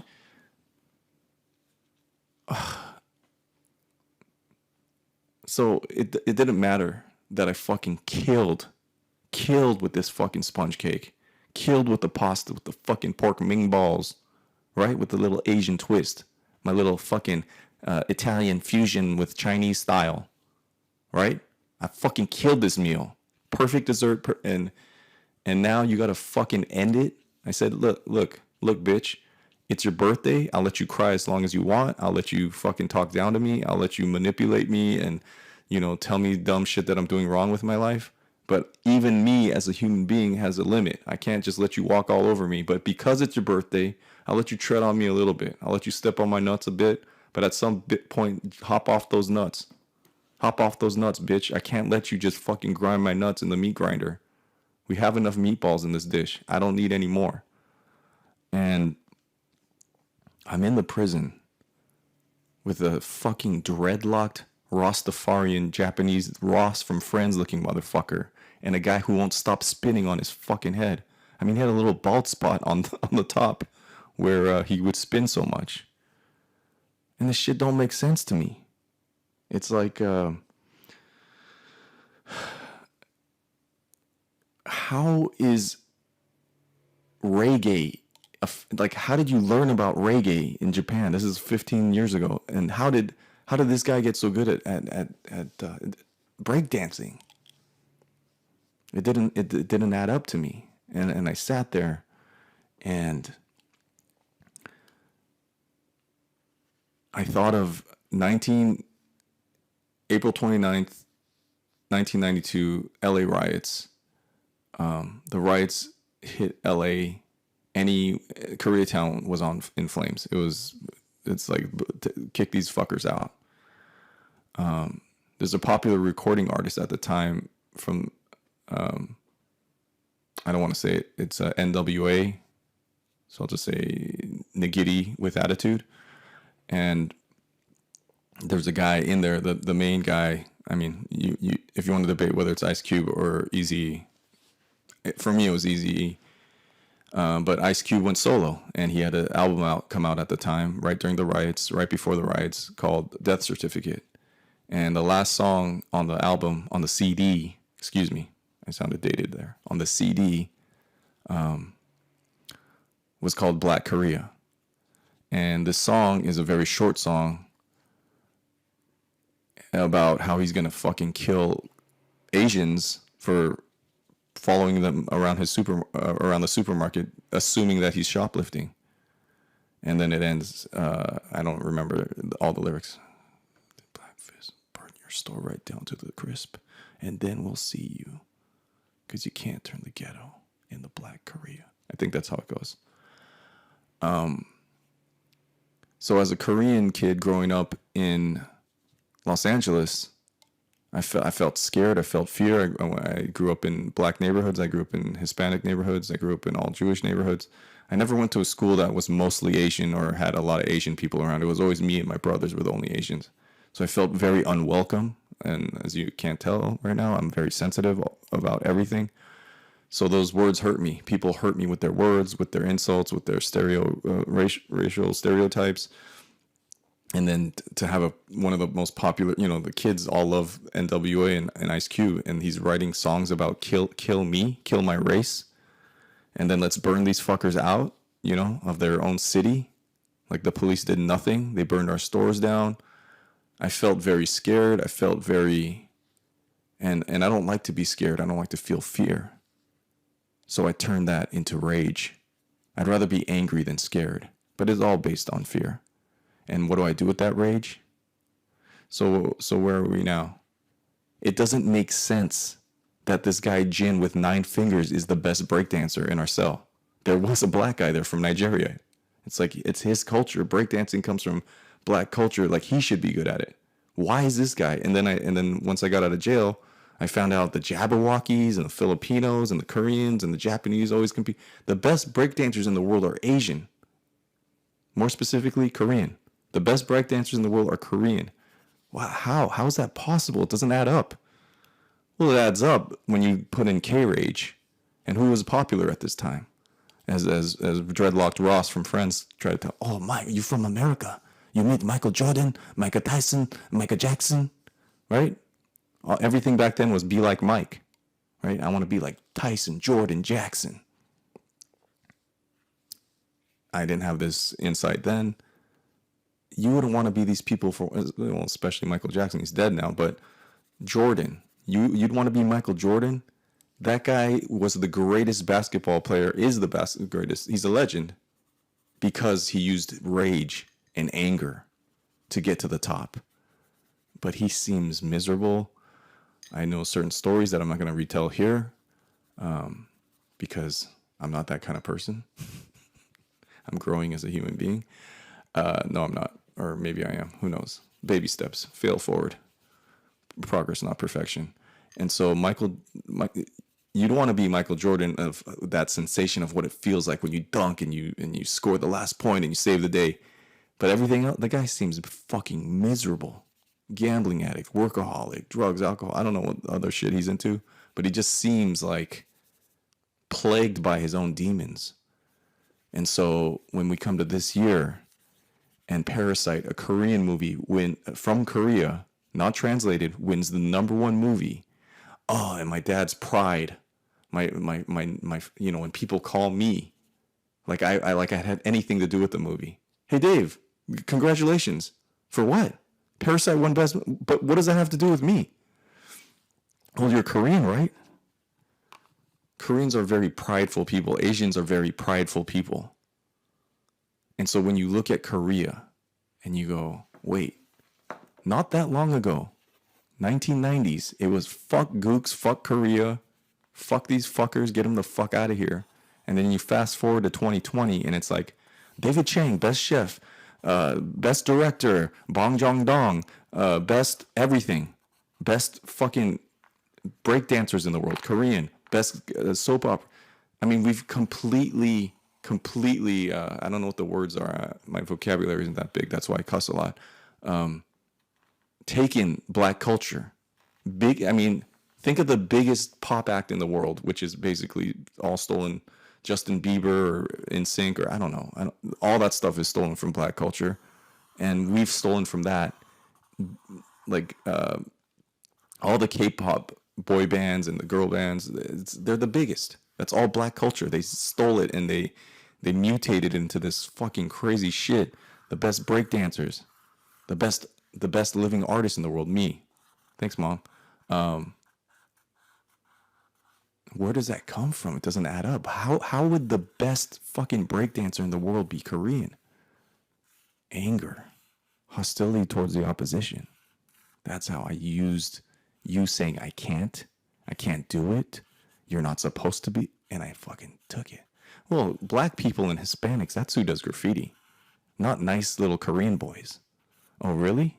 Well, I'll show you. Michael Jordan's entire career was, well, I'll show you. To the point where it was even imagined threats. They weren't even real. He's like, oh, that guy slighted me. He didn't say what's up to me, or he took this, and some of that shit didn't even happen. And that's my world. Is I'm hyper vigilant. I'm hyper alert because of all these threats, and some of them are actually real, but most of them are imagined. And I use that hate, and I use that. So, oh, okay. I guess that's how you became the best breakdancer, Jin.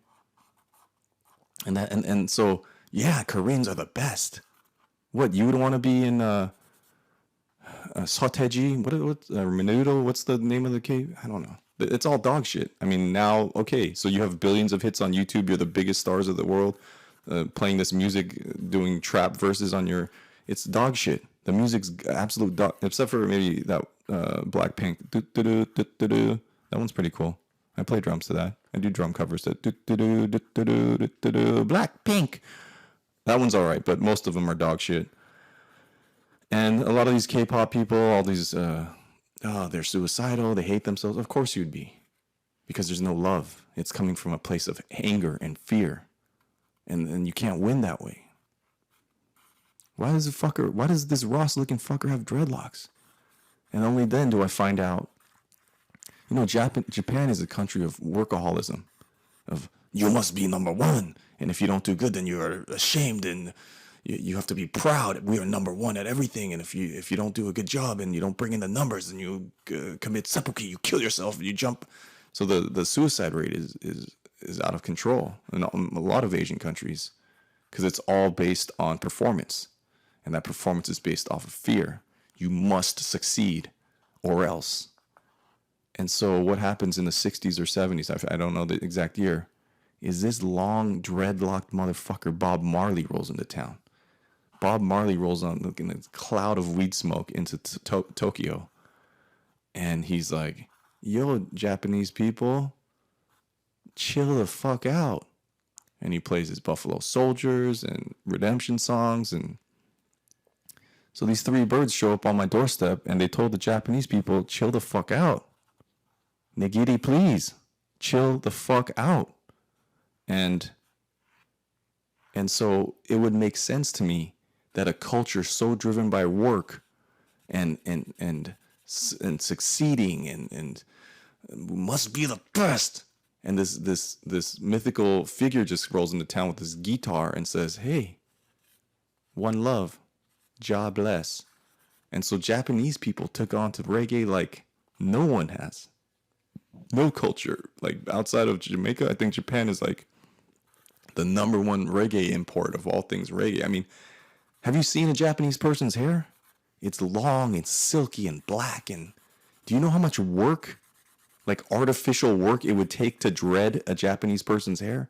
It's like 48 hours sitting in a chair where they're using all kinds of artificial machines to twist and turn, fold that shit up into looking like a long nigiri roll, a spicy tuna hand roll.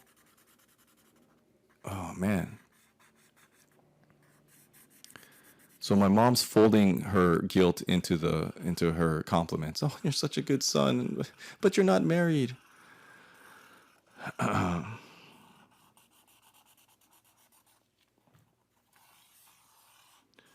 I present her with this sponge cake, and then I let her go, and I let her go, and I let her go, and I let her go, and I say to her, listen, bitch. I tell her about the Cho Show. I tell her thousands of kids out there want to make their parents proud. All these Asian kids out there, I just want my parents to be proud of me. Let's fucking play this out. Hey, fuckface, mom, dad, you stupid motherfuckers. You seem to be pretty good at math. You made fun of me when I didn't do that good at math. So let's see if this shit adds up. Let's just go down the list. Let's just do it. 1, 2, 3, ABC. 1, 2, 3. It's easy as, let's just do it. I, David Cho, want to make my parents proud. What does that require? Number one, I would be fucking married right now to a Power Ranger 20 years ago in a fucking miserable marriage. Oh, but she's Korean and she's Christian. I'd be fucking like on my third divorce right now. Oh, you're not smart enough to be a doctor, but something like doctor-ish, like acupuncturist. I'd be a fucking acupuncture, married to in a miserable marriage, playing golf on the weekends. Well, okay. Well, what is it that you want to do? I want to fucking. Well, like I said, I wasn't brave enough to be gay, but I want to be. I want to just destroy shit. I didn't listen. I went to jail. I did every fucking shameful thing that you can imagine. Every fucking shameful thing. And like everything that you would want for your son. It's like, well, I think he might be gay and he has purple hair and he's been to jail multiple times in many different countries. He's not good at math, science. He's not good at sports. He's not good at anything. He's just good at getting in trouble and jerking off a lot and playing video games. It just doesn't add up. Like, we came here. We provided every opportunity for you to be great and do all these things. And it's just failure after failure disappointment and disappointment. And for you're ashamed of me, mother, father. You're ashamed of me, and what would you have of me? You want me to live a life where you want to be proud of me? I'm in a band called Mangchi. It means hammer in Korean. And we did a world tour. We did a U.S. tour, East Coast, West Coast, and so the day I dreaded, we get close to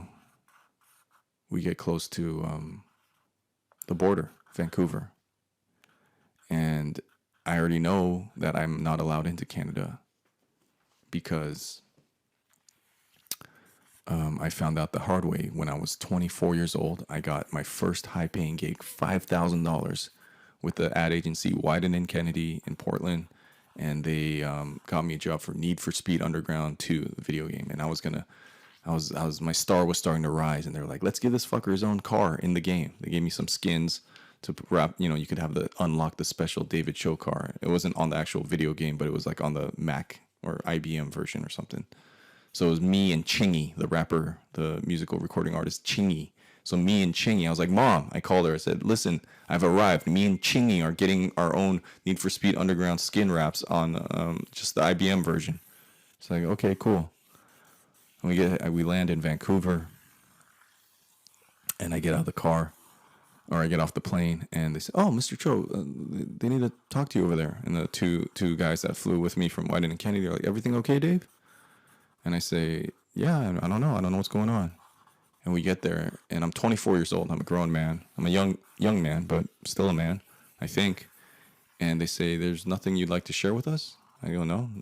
And I say, no criminal record, nothing? And I go, no, I haven't done anything wrong. I'm fine. And they go, well, it looks like you got caught shoplifting and did some graffiti and, public nuisance and all this kind of shit from when I was 15, 14 years old, a juvenile. Back that ass up. And I go, well, I was a kid then. I was 14 years old. And, in America, they close your records after you turn 21 on those kind of things, if it's not like a felony or something. And he goes, yeah, America might have a short memory, but not us. We're Canada. And I was like, well, hold on. What does that mean? This is my first high paying gig. Like, this is really, and these guys are in the back. Hey, Dave, everything okay? And he rejected me. He's like, sir, you're not going to be entering the country today. And I've been rejected by my family members, by women, by my friends, by distributors, by art galleries, by art directors, by magazines, by comic book companies. I've dealt with a lot of rejection in my life. This is my first time being rejected into a country because of something I did when I was 14. America might have a short memory, but not us. I don't know why I sounded like that. America might have a short memory, but not us. You know what I'm talking about? Fucking maple leaf wearing motherfucker. Who puts gravy on French fries? Fucking cheese curds. What the fuck is that? And people always ask me. I always stuck to my first story. They go, hey, why do you hate Canada? I'm like, oh, because some fucking guy fixed my car and went to hug his granddaughters. And it made me feel gross. That's why you hate Canada? Well, that plus I was rejected by them. So now it's, it's 24 then. It was like 18 years later. I'm with my whole band, Mangchi, Korean for Hammer. And we, I spent a lot of money and immigration lawyers to get my record expunged, and yet they still fucked with me at the border because they were like, oh, looks like you had your record expunged. That must mean you did something. Anyways, I get in the fucking country, and the whole time I'm angry. I'm like, fuck these motherfuckers, these fucking cheese curd eating motherfuckers. And we have a show that night. And of course, there's a reggae band opening for us. And guess what? The bass player's Japanese. So these long dreadlocked motherfuckers get up on stage, they're opening for us, and they go into their reggae set. And I look in the audience, and I see something I've never seen before. Smiles. I'm used to going to concerts where people are getting kicked in the face, diving off the stage, mosh pits, doing hardcore kind of weird dance moves, throwing their body into people. And everyone in this audience was grooving. The bass player was smiling. The drummer was smiling. The singer was smiling. Everyone in the front row was smiling. Everyone in the back row was smiling. The fucking conga player was smiling. The fucking security guard in the front was smiling. And I was like, does not compute. And then I was like, oh, of course it makes sense. Fucking reggae. I was shipped away to Korea when I was 4 years old because my parents were too poor to raise 3 kids. And that fucked me up for the rest of my life. That wound was so deep. And although it's both my parents that shipped me away, I put my mom's face to it. And that's why all these conflicting feelings come up. And my mom, if you've ever met her, has a infectious laugh, a killer smile. She's always laughing and always saying, hallelujah, I love you, I love you. And she's a upbeat personality. And so when I think of Canada, fuck you, poutine motherfuckers, poutine sipping, reggae. It's like, shut the fuck up, dude. Can you fucking 120, 180 BPM, speed the fuck up, dude. What is it? What is it? It's these feelings of acceptance. Because I was shipped away, and that's scary. It's like my mom, who loves me, sent me away. Those feelings of rejection and abandonment is, I feel worthless. I feel like I need to do something. I need to fucking train hard and become someone important and work hard and keep succeeding and getting accolades and achieving. And only then will I be accepted.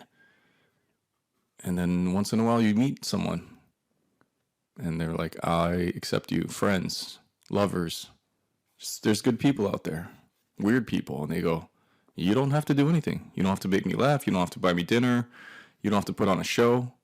I accept you just as you are. And to that should be like, you should cry from joy. Oh my God, you accept me just as I am. And that's even worse. It's get the fuck away from me.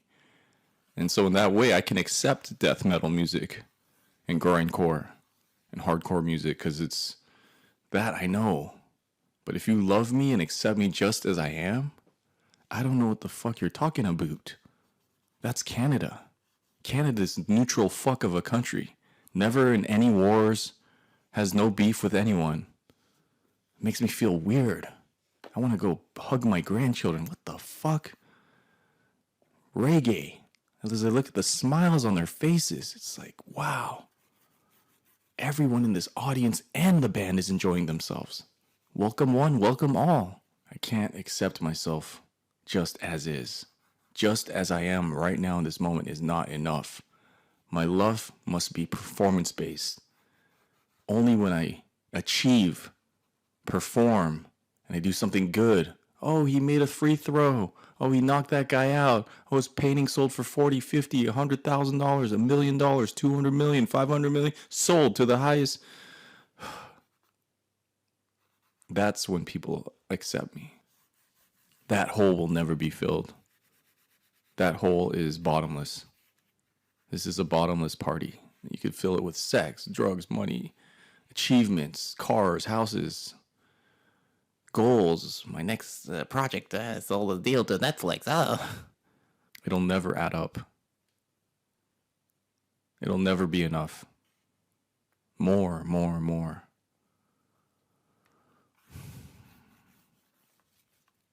The disease of more. The root of my addiction is more, not enough. I'm not enough. I don't have enough. I need more. I need more. It's not enough. Come back home to yourself, to your heart. I am enough. You're enough. I am worthy. You are worthy. To add it all up. To get to that place where you're like, this makes sense. This is a life that I want to live. Is acceptance, gratitude, presence. Be present.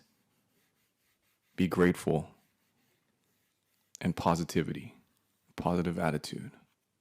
I love you, Canada. I love you, mother. I love you, Korean breakdancer, Jin with 9 fingers. I love you, sushi-smelling, dreadlocked Ross from Friends looking Japanese guy. I love you, maple leaf wearing, hockey playing, puck sucking, poutine eating Canadian. And I love me. I love myself.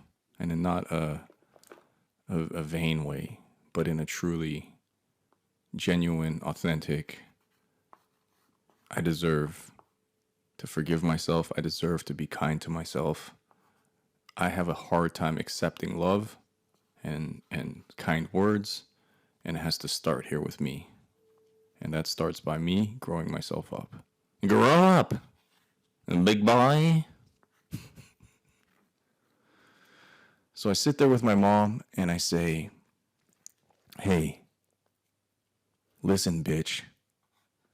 You want me to fucking get married so I can have a piece of paper? Like, you can't just... Will that make you validated as a mother? That if I have a piece of paper that says I'm married and validated as a human being if I get my college degree? He's like, yes, that's what America's about, a piece of paper. When you buy a house, you need a piece of paper. You need a piece of paper. And I said, okay, you dumb fucks. It just doesn't add up. Are you proud of me today? Yes, we're very proud of you. For me to make you proud of me, I had to fucking disappoint you. Not kind of. Ultimately and totally.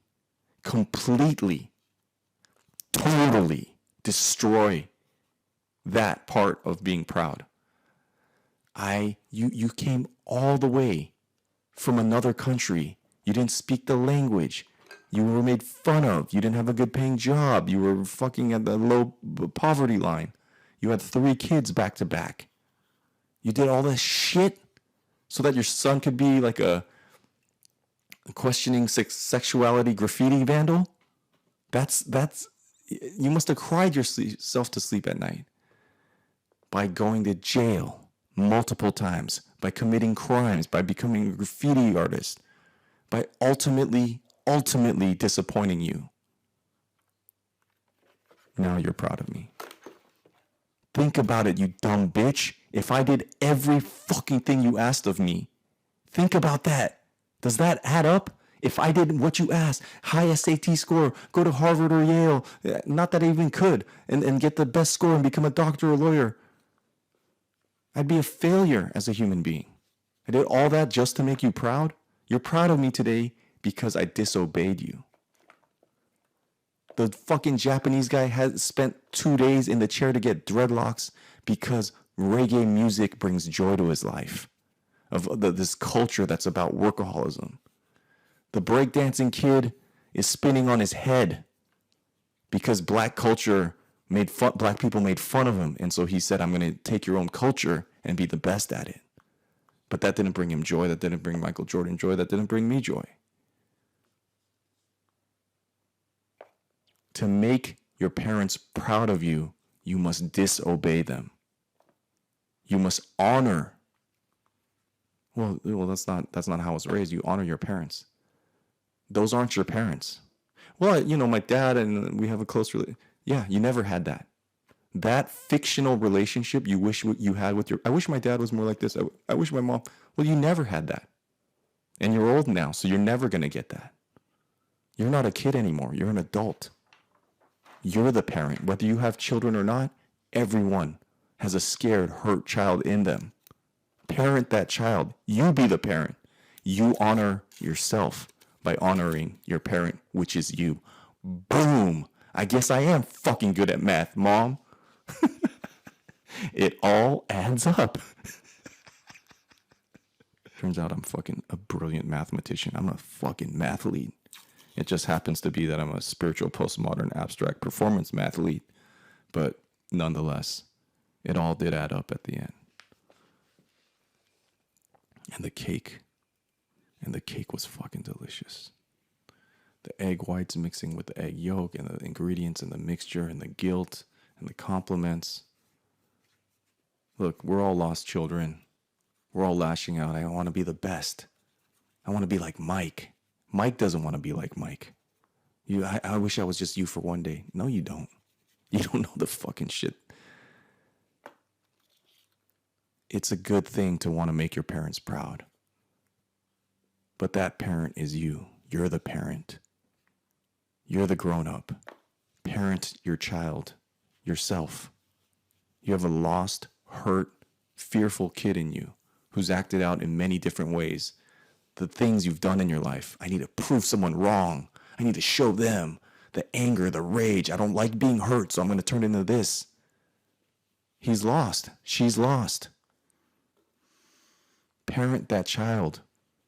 Grow yourself up, you immature fuck. Put the video games down.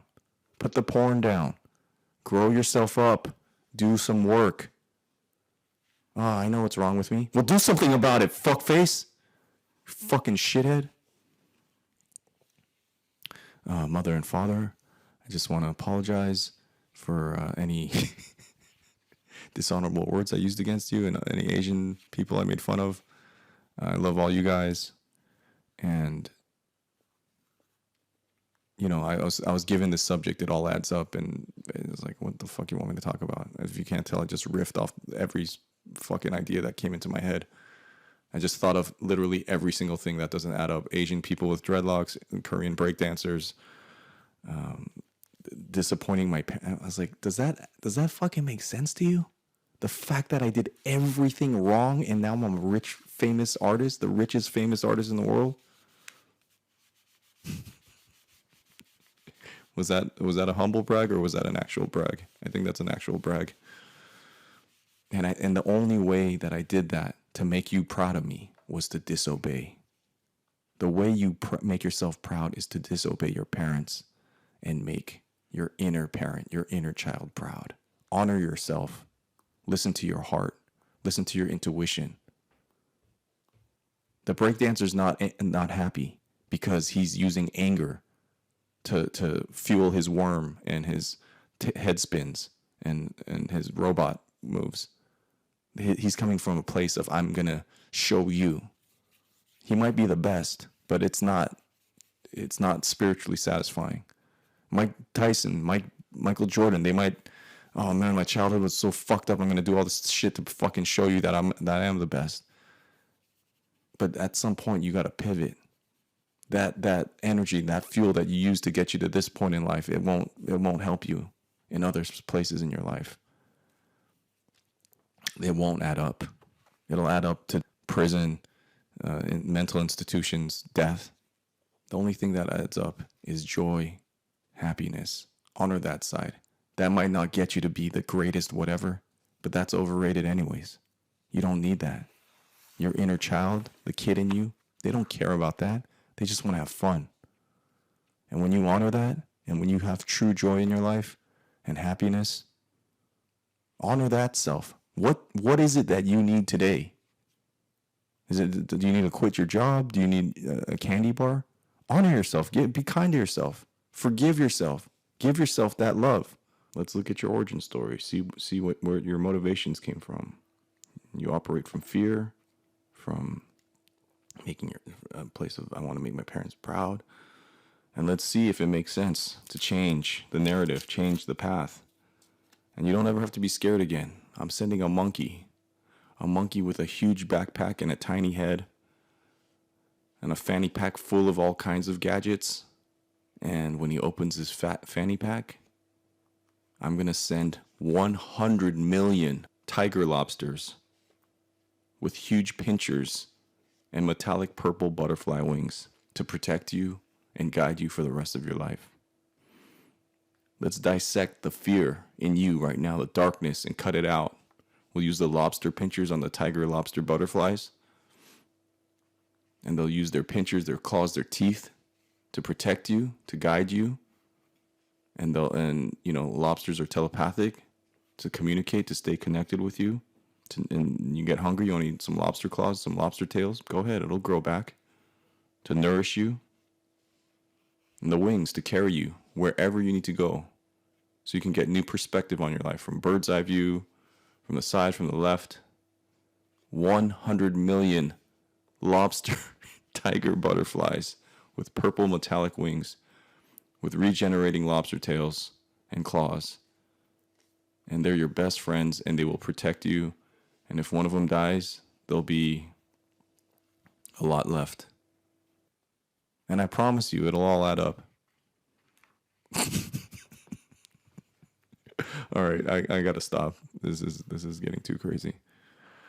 Many years later, my mom sold the apartment building she was managing, and she sent me down there to pick up some checks and some furniture. And I ran into Pablo, and he's older.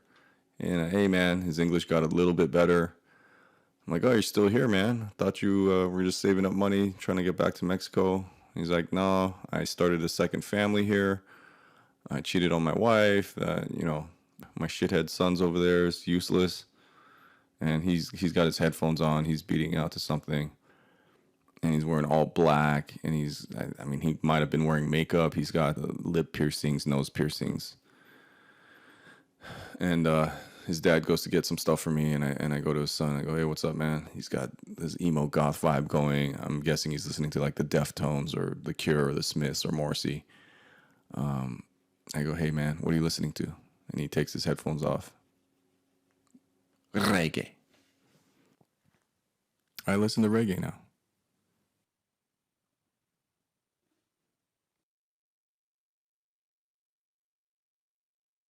We're quite certain that that video from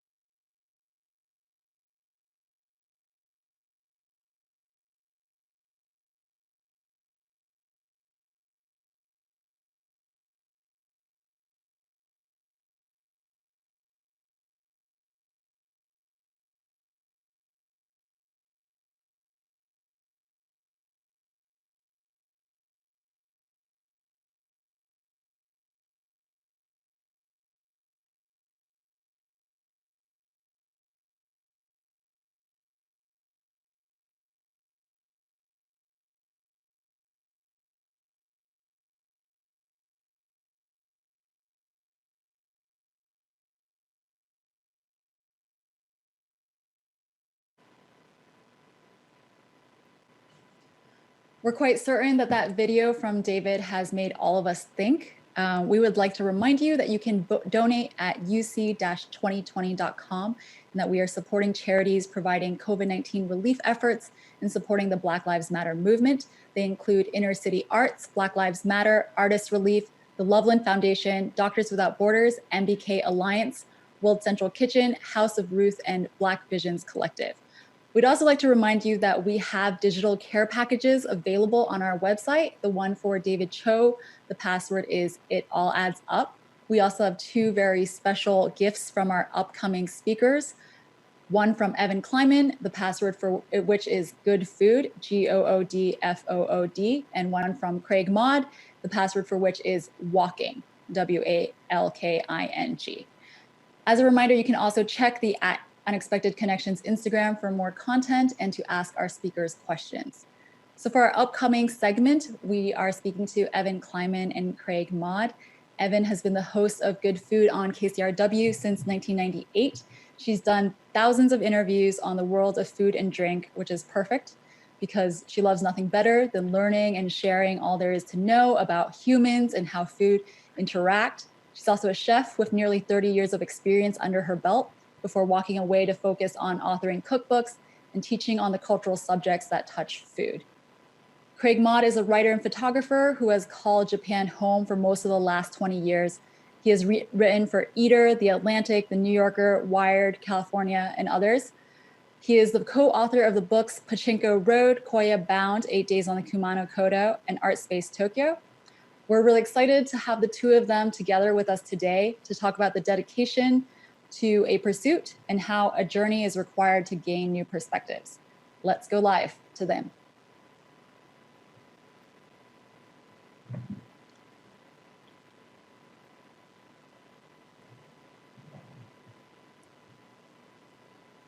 Hi, Evan. Hi, Craig. Thank you so much for calling in from your locations.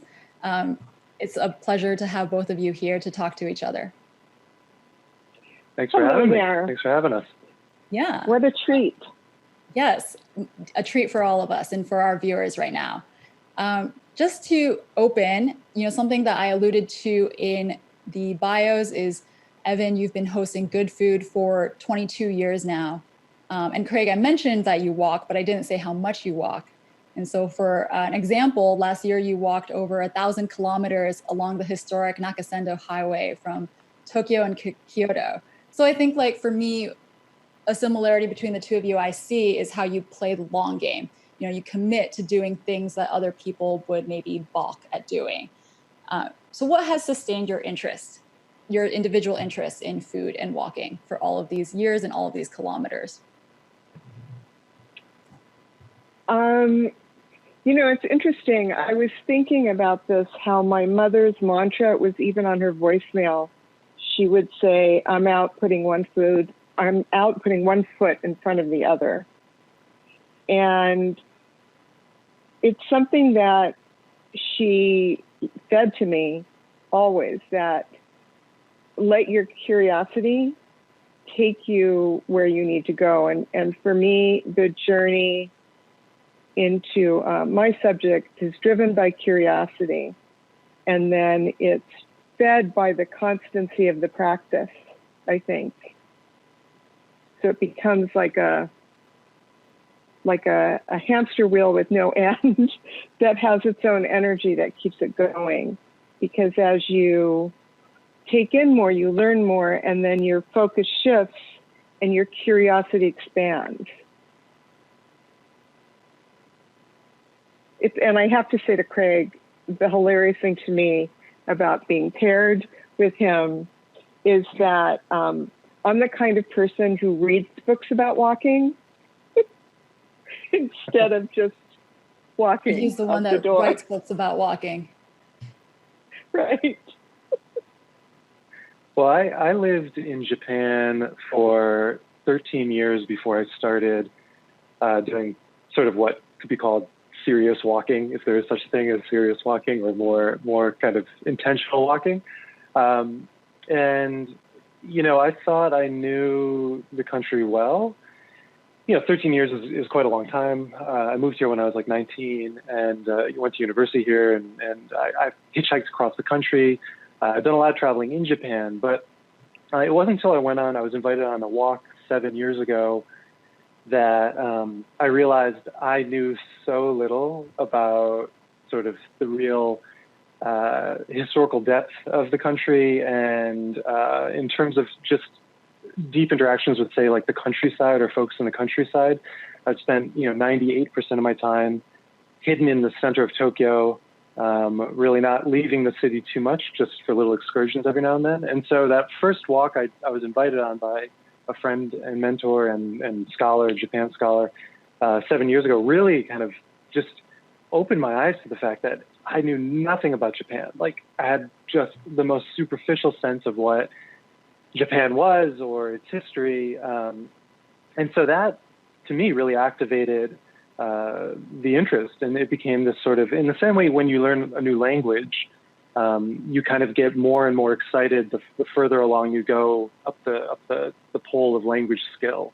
It unlocks all these different things. So it's like, oh, now I can read these sorts of books. Now I can communicate with these sorts of people. It felt the same way with the walking. And the more I did it, the more I felt my understanding and connection with the country deepening.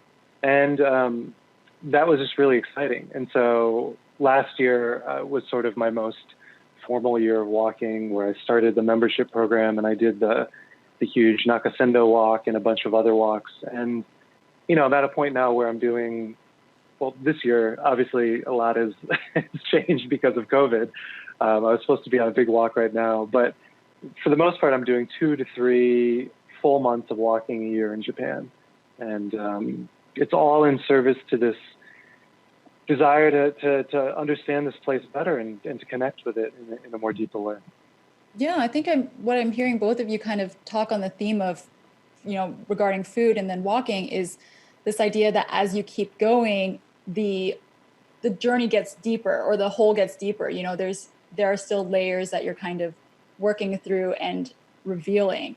And I just wonder, but has there, because, Craig, you said you've been in Japan 13 years, and Evan, as a host of Good Food for 22 years, has there ever been a moment where you felt like, oh, maybe I've kind of reached the end of this journey, or like maybe that I've tapped as much as I'm going to tap, or has it always just been like, the more I do, the more I learn that there still is to learn?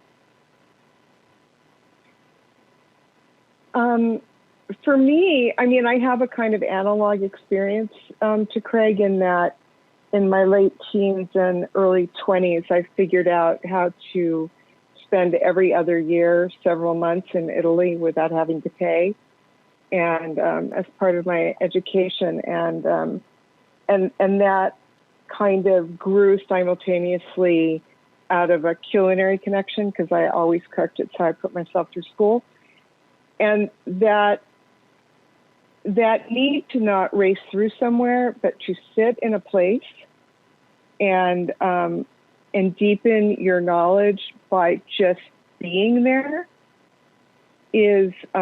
was for me incredibly potent, and became sort of like a template of the curiosity that would overtake me for the rest of my life. Because I think what I learned as a kid who all of a sudden was in a very different place, a much more rural place, because in the 70s when I started traveling there, it was not as urban-based as it is now. And I grew up in LA, so this connection of food and culture, which didn't exist where I was from, was so profound, and it was so tied to place. And the more you could experience place slowly I would pretend like when I was 18, I would pick a town and pretend like I lived there. And maybe it was 5 days or maybe it was 2 months. But then I started to realize I wasn't pretending, that I actually was living every day. And once you slow down, I think that you just see things in a different way, and it becomes necessary. I don't know if that sounds familiar to you at all, Craig. Yeah. Oh, what you just said about sort of assuming an identity.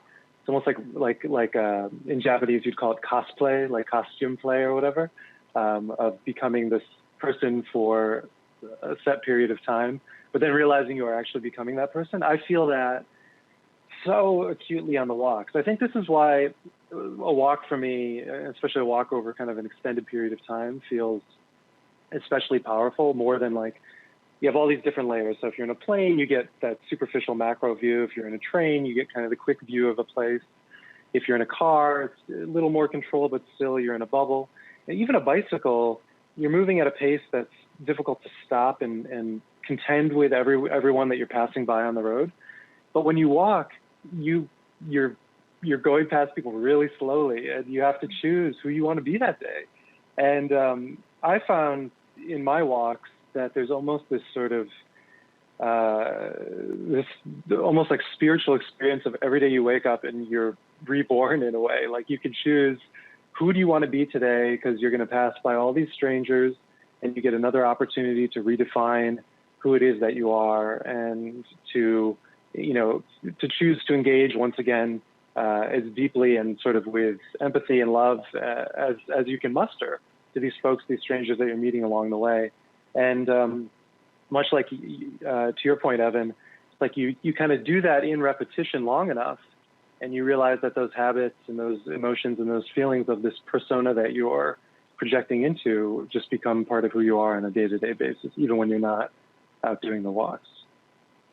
I love the goal you set out for yourself of taking portraits by 9 o'clock in the morning, was it? 10. 9's too early. 10. But I thought that was just fascinating, because it means that you must interact with somebody in a very intentional way at the very beginning of your day, which must set the tone for the rest of the day. It's such an unlocking hack. It's you see that it's getting closer to 10 a.m. and even though it's this artificial, sort of constraint that you set, it works. I mean, so much of I think creativity is contingent on constraints, real or artificial deadlines, things like that. And yeah, Evan, you're absolutely right that by opening up myself and sort of taking that risk and doing that vulnerable thing of asking to photograph someone and having them come into a space and creating a space where even though they're kind of being vulnerable to me, they're enjoying it and they're having fun. Totally is such a tone setter for the entire day. I think that's a really good way to segue into a question I wanted to ask about habits and ritual, I guess, about how when you continually investigate or continually commit to doing one thing, you reveal new aspects about it. And maybe to bring it back to Evan, since Craig talked about taking portraits, how have you discovered that repetition, whether that's a segment on your show or a recipe, unearths more for you? Well, I think my whole culinary life, my chef life, was all about that repetition and handwork, which for me is everything. I mean, it keeps me from going insane. And it's interesting because I think of this period of time, and the first thing that came into my mind when you were formulating your question was doing the dishes. Because I think doing the dishes is so, has so much metaphor attached to it. And it's something everybody is doing now more than they ever thought they would ever do in their lives. And I love it. It's how it used to be when I worked in the restaurant, that at the end of the night, you would put everything away and then you would just clean like you had never cleaned a space before until it was absolutely spotless. And the sense that you have of an ending of a day so that you can begin a new day at just at zero to start over was so comforting. So there's that. But also I would say that for me, just making food is using my hands in a way that now I've done it so much requires no thought. It's like driving. If you've driven since you were a teenager, by the time you're middle-aged, you don't even think about what you're doing. You just do it naturally. I find the physical practice to be incredibly anchoring. So this period of time, actually, of being home and having to cook every day and do the dishes and not feel guilty about using that time is the one part of this whole situation that is a blessing. Craig, that actually kind of reminds me of something you wrote. I don't know if you want to talk about it, but when Evan was talking about doing the dishes, it reminds me of something you wrote about changing your kitchen space to be just 1% better every day. And I was wondering if you also hit on the same thing that Evan's saying about like that kind of making food and then tidying being an anchoring part of the day. What is 1% better? I need to know that. It's like going, all right, well, what could I, how can I organize this one thing a little bit better? Like, do I need a new container for my pasta? Like, is pasta in like kind of a weird pile in the corner? Is that the best way to store my pasta? Or like, I was thinking about like, do I need tongs? Oh yes, actually I do need tongs. Like I don't have a good set of tongs. Like, so just every day just thinking about what kind of isn't working. So taking a step back and going, what in this space isn't quite working? And if I look at my my kitchen, I should have taken a photo of it like before the pandemic, and it's just a completely different space, but all in service to being able to use it more efficiently and it's a working kitchen now, as opposed to kind of this thing that I used to sometimes engage with, but now I'm engaging with for 2 or 3 hours a day every day, which for me, it's funny. There's a lot of obviously negative that happened during the pandemic, and it's still going on. But for me, this changing of my relationship with the kitchen space is so profound. And this is something I'm going to take with me through the rest of my life now, and I feel really grateful for that. But I think, you know, to your point, Evan, about like doing dishes, if you step back a little, it's really a discussion of maintenance. And I think for any creative practice, maintenance is so critical. You know, it's I think people sometimes forget. Like I run in office hours quarterly with members of my membership program, and I ran one a month ago, and most of the questions were about being a better writer. How do you become a better writer? How do you know, what are tricks, what are tips? And it's just, you know, all you have to do is work at it every single day until you're dead. That's it. That's all you have to do every single day. Yeah, that's it. You put one foot in front of the other. That's all you have to do every single day until you're dead. Spend like 2 hours with everything else turned off and write. And and then when you're not doing that, make sure you're reading great books for a couple hours a day. That's all you have to do. That's the trick. But you can never stop. You know, it's that until you're dead thing that is really, I think, key. There's no magical line you cross and then it's like, oh, it's all easy now. And the same thing with dishes. Like it's not like you do one giant dishwashing session and then, oh, I'm done with dishes for the rest of my life. Yeah. I'd love to know how many people switched permanently to paper plates now. On the subject of writing, since both of you are writers, but at the same time, while writing is a solitary activity, like Craig said, you know, something that you do by yourself for 2 hours and you try to turn everything off and you do that, you both have this constant communication with a dedicated audience that have really chosen to be, you know, in tune with what you're writing and what you're saying. I was wondering, how does knowing that you have those audiences, you know, through Good Food and through the Explorers Club, like change your work or change how you approach making and presenting your work? I have thought so much about this week, especially more than I've thought about it ever, maybe. I mean, I feel a great responsibility to try and hold in the way I interact with people, because the work that I do, I'm always in service of somebody else. You know, I'm in conversation with somebody else. So I want to be of service to them, but I want to also be honest and be me. And I don't want, and then you have to hold what the moment is that you're living through, because it's radio, so it's present. I don't know that I have an answer. I'm just thinking a lot of thoughts about it right now, about my failures and how I'm going to go forward and how it will change. My team, we've been talking about nothing else for the last several days.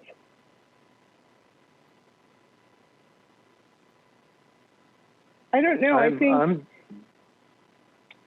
Please. I was just going to say, I'm just so in awe, Evan, of your like the amount of output and the amount of you know, sort of reach you have, and you know, the kind of the scale that you're operating at is so powerful and inspiring. But it's but on one level it's just food.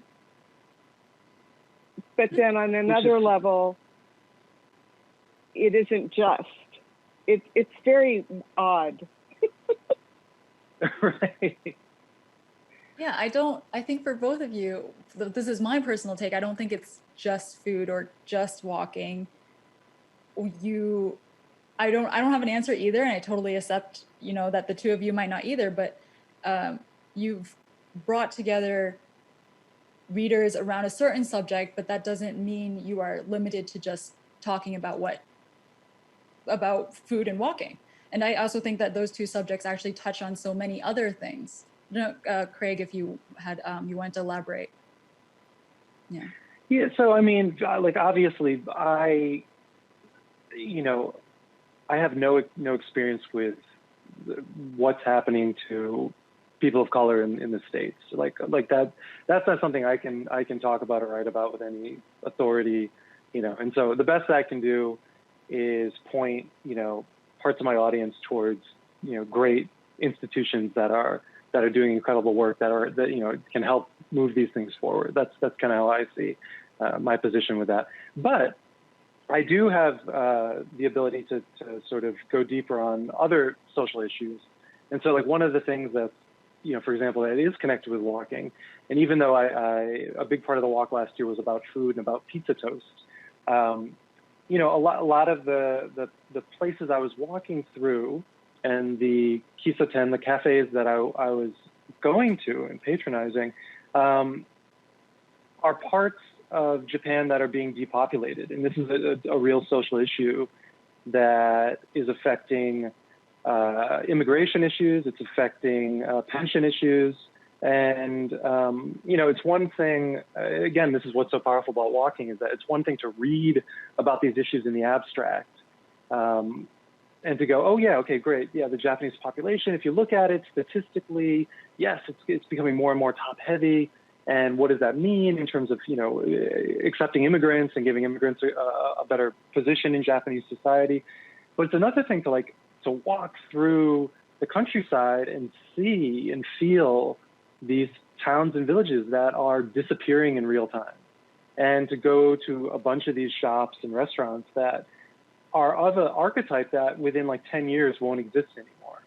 In a lot of ways, sort of like the New York Manhattan diner, kind of disappearing from the landscape because of cost of rent and, changing sort of socioeconomic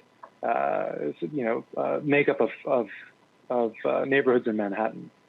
And so, for the walking work and for my membership program, I've tried to focus on the things that I'm having a direct experience with, and I found that to be really, really powerful.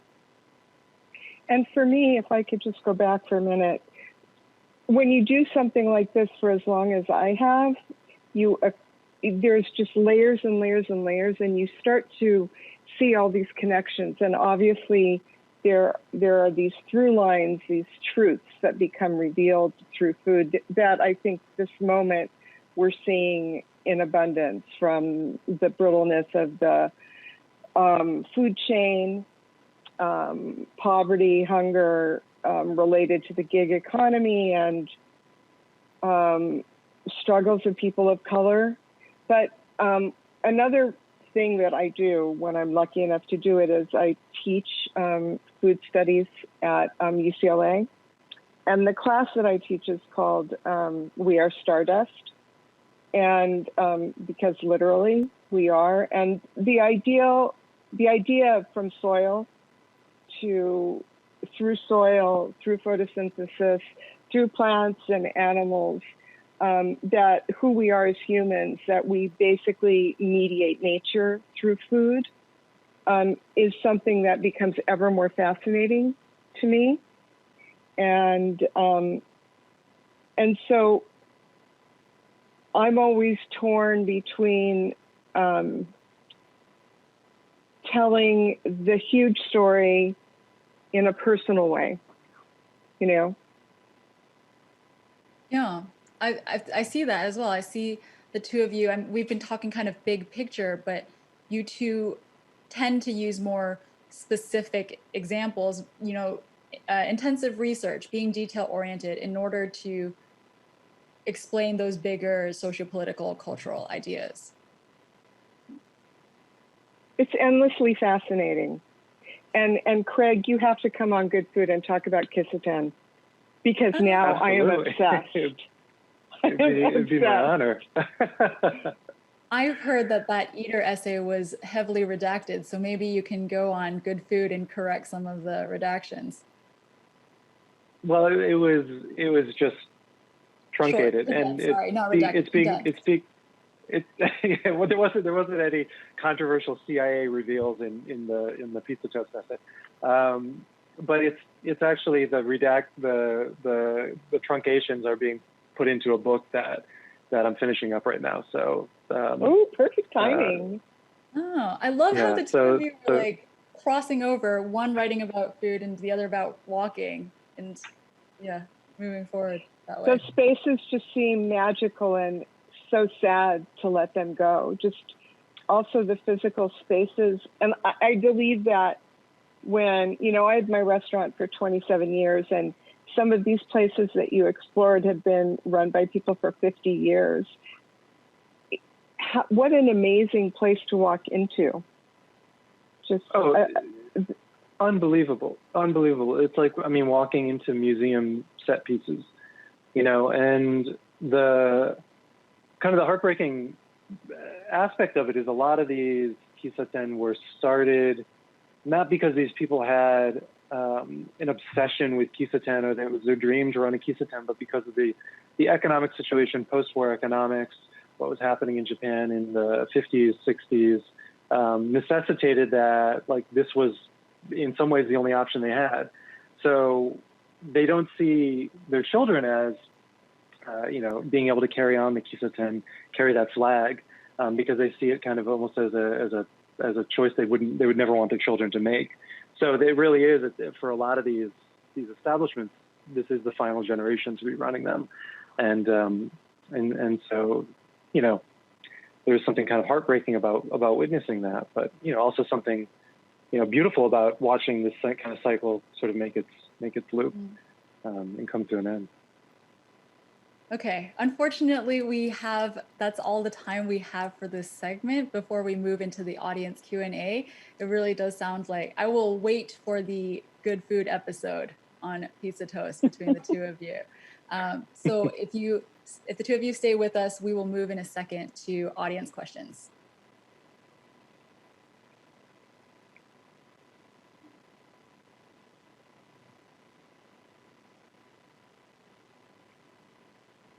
Okay, I have this first question from Mary in Honolulu, who says, "Hi, Evan, I love your show. I wonder if you have plans in the near future to highlight more POC restaurants or chefs, specifically social justice oriented and Black owned restaurants. Thank you." Well, I think that the show always has had a social justice bent, always. And probably in the past, a lot of our stories that focused on that were agricultural, but absolutely yes. We already started with last week's show, and we're meeting constantly about how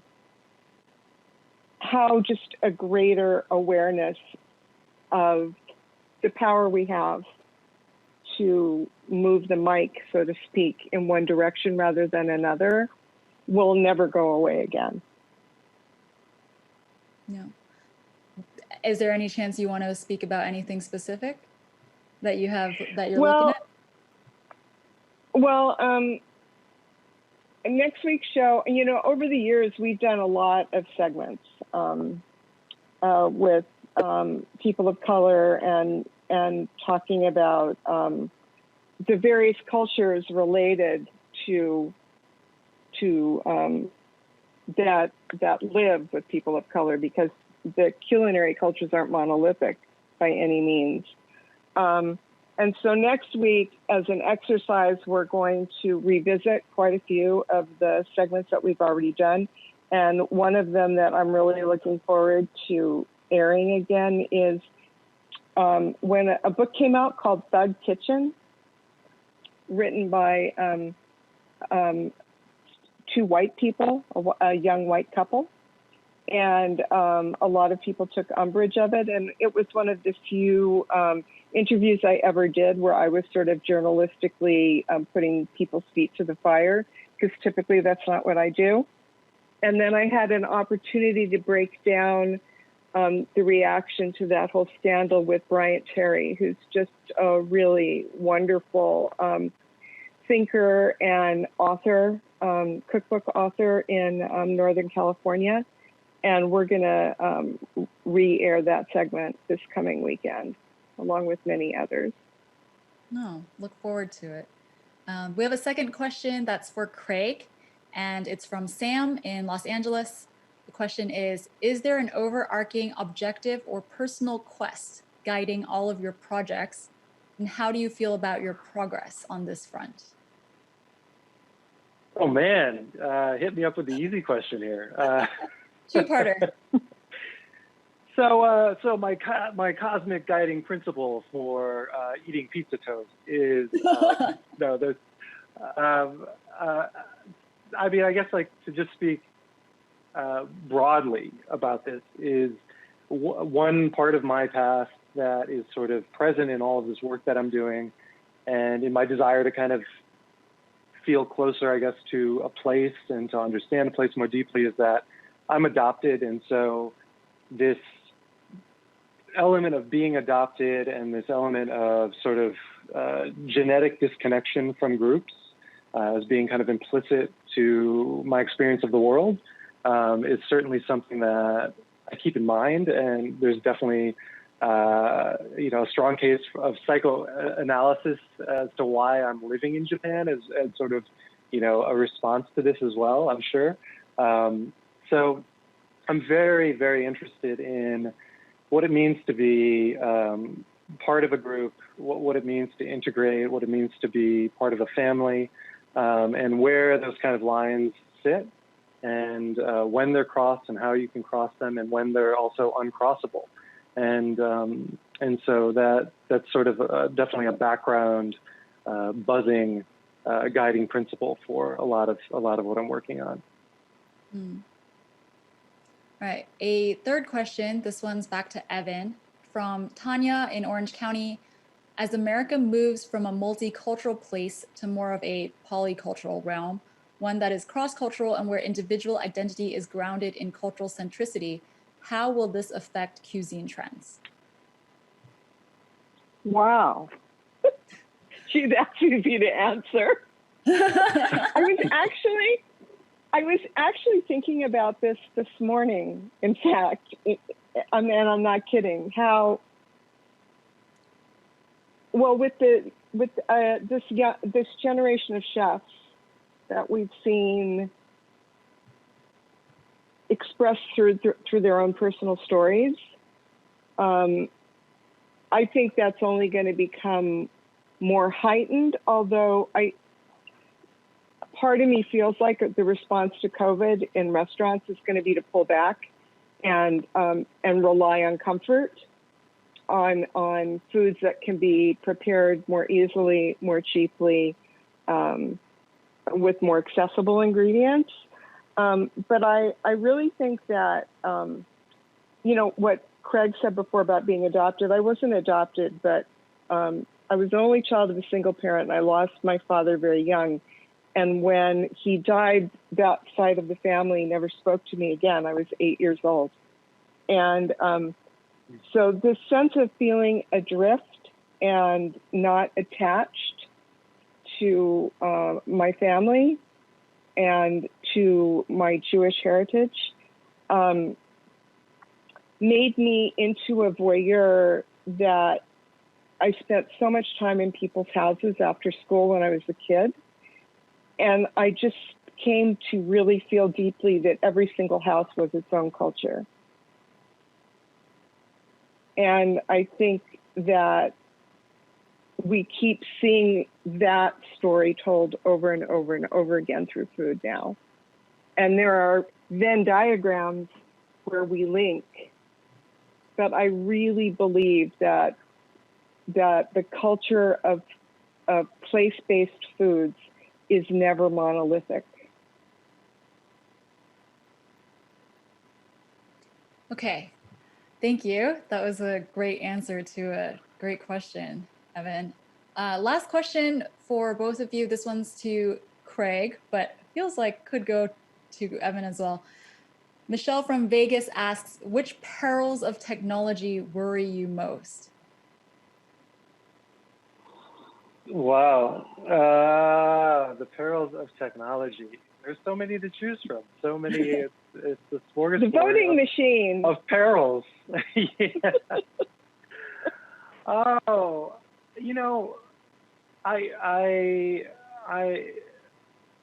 I don't. I think there's much more nuance to the badness and goodness of technologies than often gets discussed publicly. And so part of I think what worries me, and I guess is present in my work, is more just a generalized ability to be quiet with yourself. That which is sort of almost agnostic about, is it social media or is it YouTube? Is it, just video games, whatever. But this ability to kind of just pull away from things and to spend time alone and to reflect. And, I framed I sent a newsletter yesterday where I was talking about bullies and what worries a bully? What makes a bully most fearful? And I think alone time, self-reflection, quietude, these are all things that bullies are petrified of, because it requires vulnerability and it requires a contention with, who you are, where you are in the world right now. And so just generally, I find that it's so difficult to be bored by default. That is the thing that worries me most about today, is that I think there's tremendous value in being bored and to being quiet and to not having something to engage with. So just that generally, as it applies to all technology, to me feels a little bit worrisome. And for me, I think that's absolutely right on.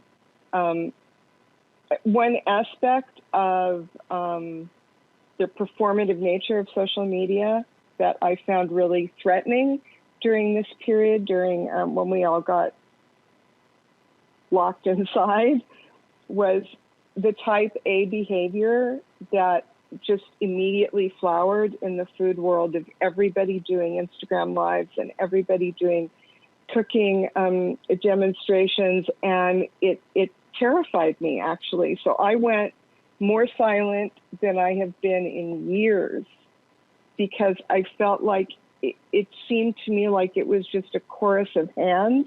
Just pick me, pick me, pick me. And I'm like, oh, I don't want to compete like that. I think that quietude is a gift, really.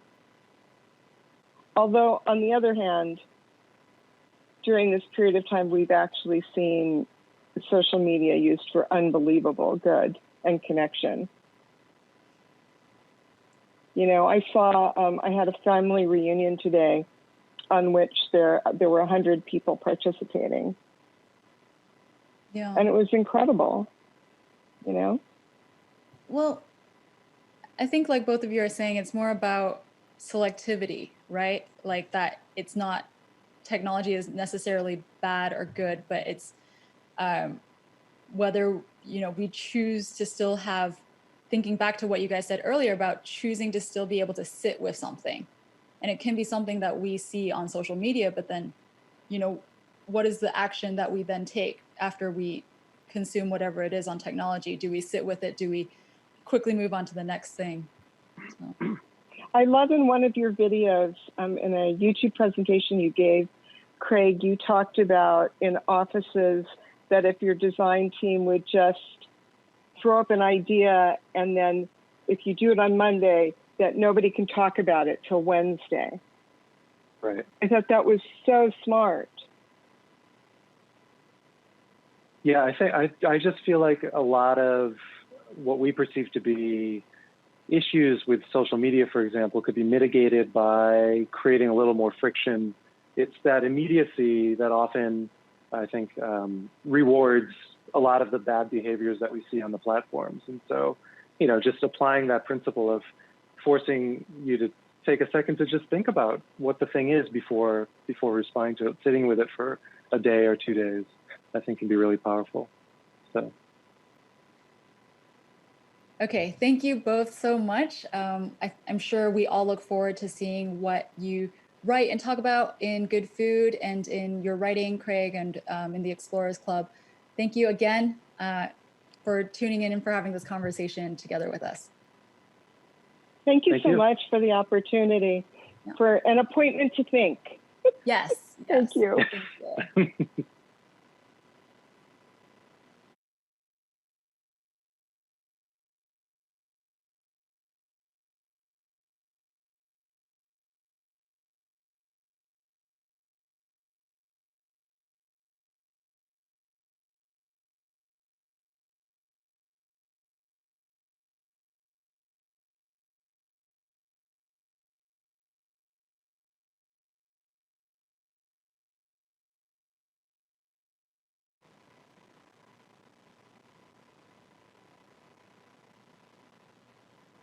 conversation as I personally did. Again, we would like to remind you that you can donate at uc-2020.com and that we are supporting charities providing COVID-19 relief efforts and supporting the Black Lives Matter movement. Those are Inner City Arts, Black Lives Matter, Artist Relief, the Loveland Foundation, Doctors Without Borders, MBK Alliance, World Central Kitchen, House of Ruth, and Black Visions Collective. I'd also like to remind you again that we have digital care packages from our speakers available on the website. If you click on the speakers' bios, Craig Maud's password is walking and Evan Kleiman's password is good food.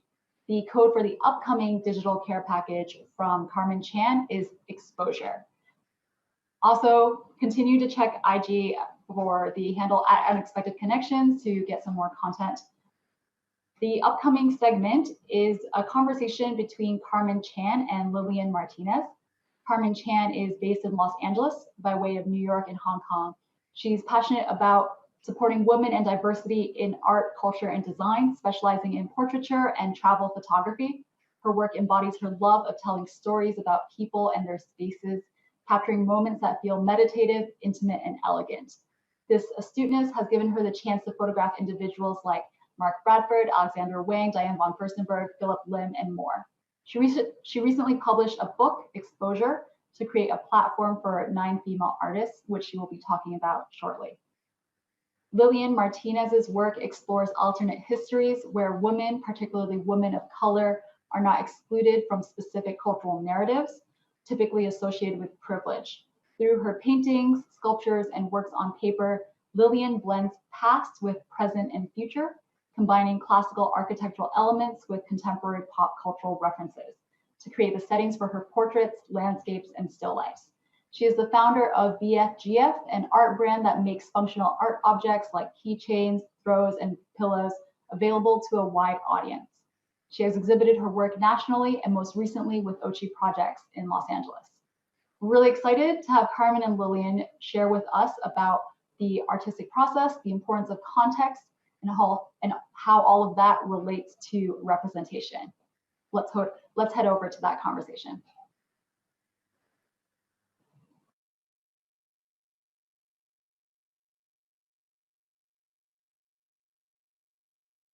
Hi, I'm Carmen Chan. I'm a photographer and I work in commercial and editorial spaces in photography. I am passionate about supporting women and diversity in art, culture, and design. My work, a portion of it consists of commissioned studio visits with artists a lot of the time for serial magazines, the New York Times, the Washington Post. And one thing I noticed both in the commissions and in like my personal visits to museums and just in the art world in general, it's well known that female artists are dramatically underrepresented in museums and galleries. And so I had an idea as a result of all of those experiences to create a platform and a photo project that would create a platform for female artists, give us a glimpse into their processes. And my hope was to create, to bring attention to their work and to foster an appreciation for their work and the journey it took for them to get there. So with this book project, I was hoping that people would discover new work of female artists that they love and curate a body of work that speaks to them, in addition to what they normally see in museums. So at the end of every, so the book consists of photos of studio visits to each artist, each of their workplaces, and then a short interview to accompany the photos. And then at the end of every interview, I also ask the artists who their favorite female artists are. So I'm just hoping to continue to grow this resource for people interested in finding amazing art by women. So I spent a year on the project. It was the first book project that I had ever done. I worked with a business coach to help keep me on track and accountable for meeting deadlines that I set for myself. The main one, which was to publish by International Women's Day of 2020. So she helped me create weekly action items to make the project feel manageable, because creating a book felt like a huge endeavor for me since it was my first time doing it. So she helped me see, like, rather than it feeling overwhelming creating this book, Just, this week my goal is to do one shoot. Next week my goal is to send out the interviews, and then another week is to find a designer. So small steps at a time, and eventually, like, the book was printed and in my hand, and I was like kind of in awe, because I didn't even envision it to be the way that it turned out, and it turned out like more amazing than I could have imagined. So with that, and the success of that, I definitely want to create future volumes that feature artists of color. And some feedback I got after publishing the book was from someone who bought the book who I didn't know, and they were a fan of Lillian's, and they said that they bought the book and they had been looking for one. They had been looking for a book that featured contemporary artists, and especially artists of color. And I looked at the work that she was doing, and I just thought it was cool that I made this volume of work that featured people who looked like her, who looked like me, and whose art that we could relate to. And so I think for me, like, if I can move the needle ever so slightly for someone, whether it's for an artist or for someone who is an aspiring artist or someone who just appreciates art and sees themselves in the art, if I can affect someone in that way, then like my goal is achieved for the work that I do. So the book features 9 female artists, and one of them is Lillian, and super excited that she could join us for this segment. And hi, Lillian. So Lillian Martinez is an artist whose work explores alternate histories where women, particularly women of color, are not excluded from specific cultural narratives typically associated with privilege. She's the artist behind the art brand BFGF, that mainly features woven versions of her artwork, and she's also currently exhibiting a solo show at Ochi Projects called Bart Beethoven Wi-Fi. Ochi Projects is a gallery based in LA, and her show can currently be viewed in an online viewing room at Ochi Projects. She joins us from her home studio in Yucca Valley, California. Hi, everyone. Hi, Carmen. Thanks for inviting me to participate. Cool. Okay, so I have a few questions that I want to ask you, and I wanted to dive deeper into the interview that we did for the book. So let's start. So you said that you practice art because it's personally fulfilling and improves the quality of your life. How has your art practice helped you get through the past few months? I feel like it's been a really big privilege to be able to continue to make work and explore ideas. It feels good to paint, and I think that has helped me probably in ways that I don't even realize, just to be able to have that outlet still, because my studio is in a detached garage on the property where my home is.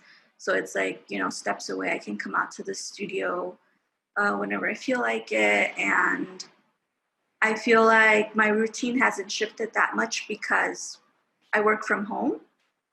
But I feel like it's probably more of like an emotional or psychological shift, being safer at home. So I feel like I'm still sort of processing everything, trying to figure out what has shifted for me while still continuing to work and just doing things that feel good and feel like I'm continuing to grow my practice. Do you feel like the response has been different to your work during this time at all? Not that I can think of. I think it's more like people reaching out, like, do you want to be part of, for example, this conversation?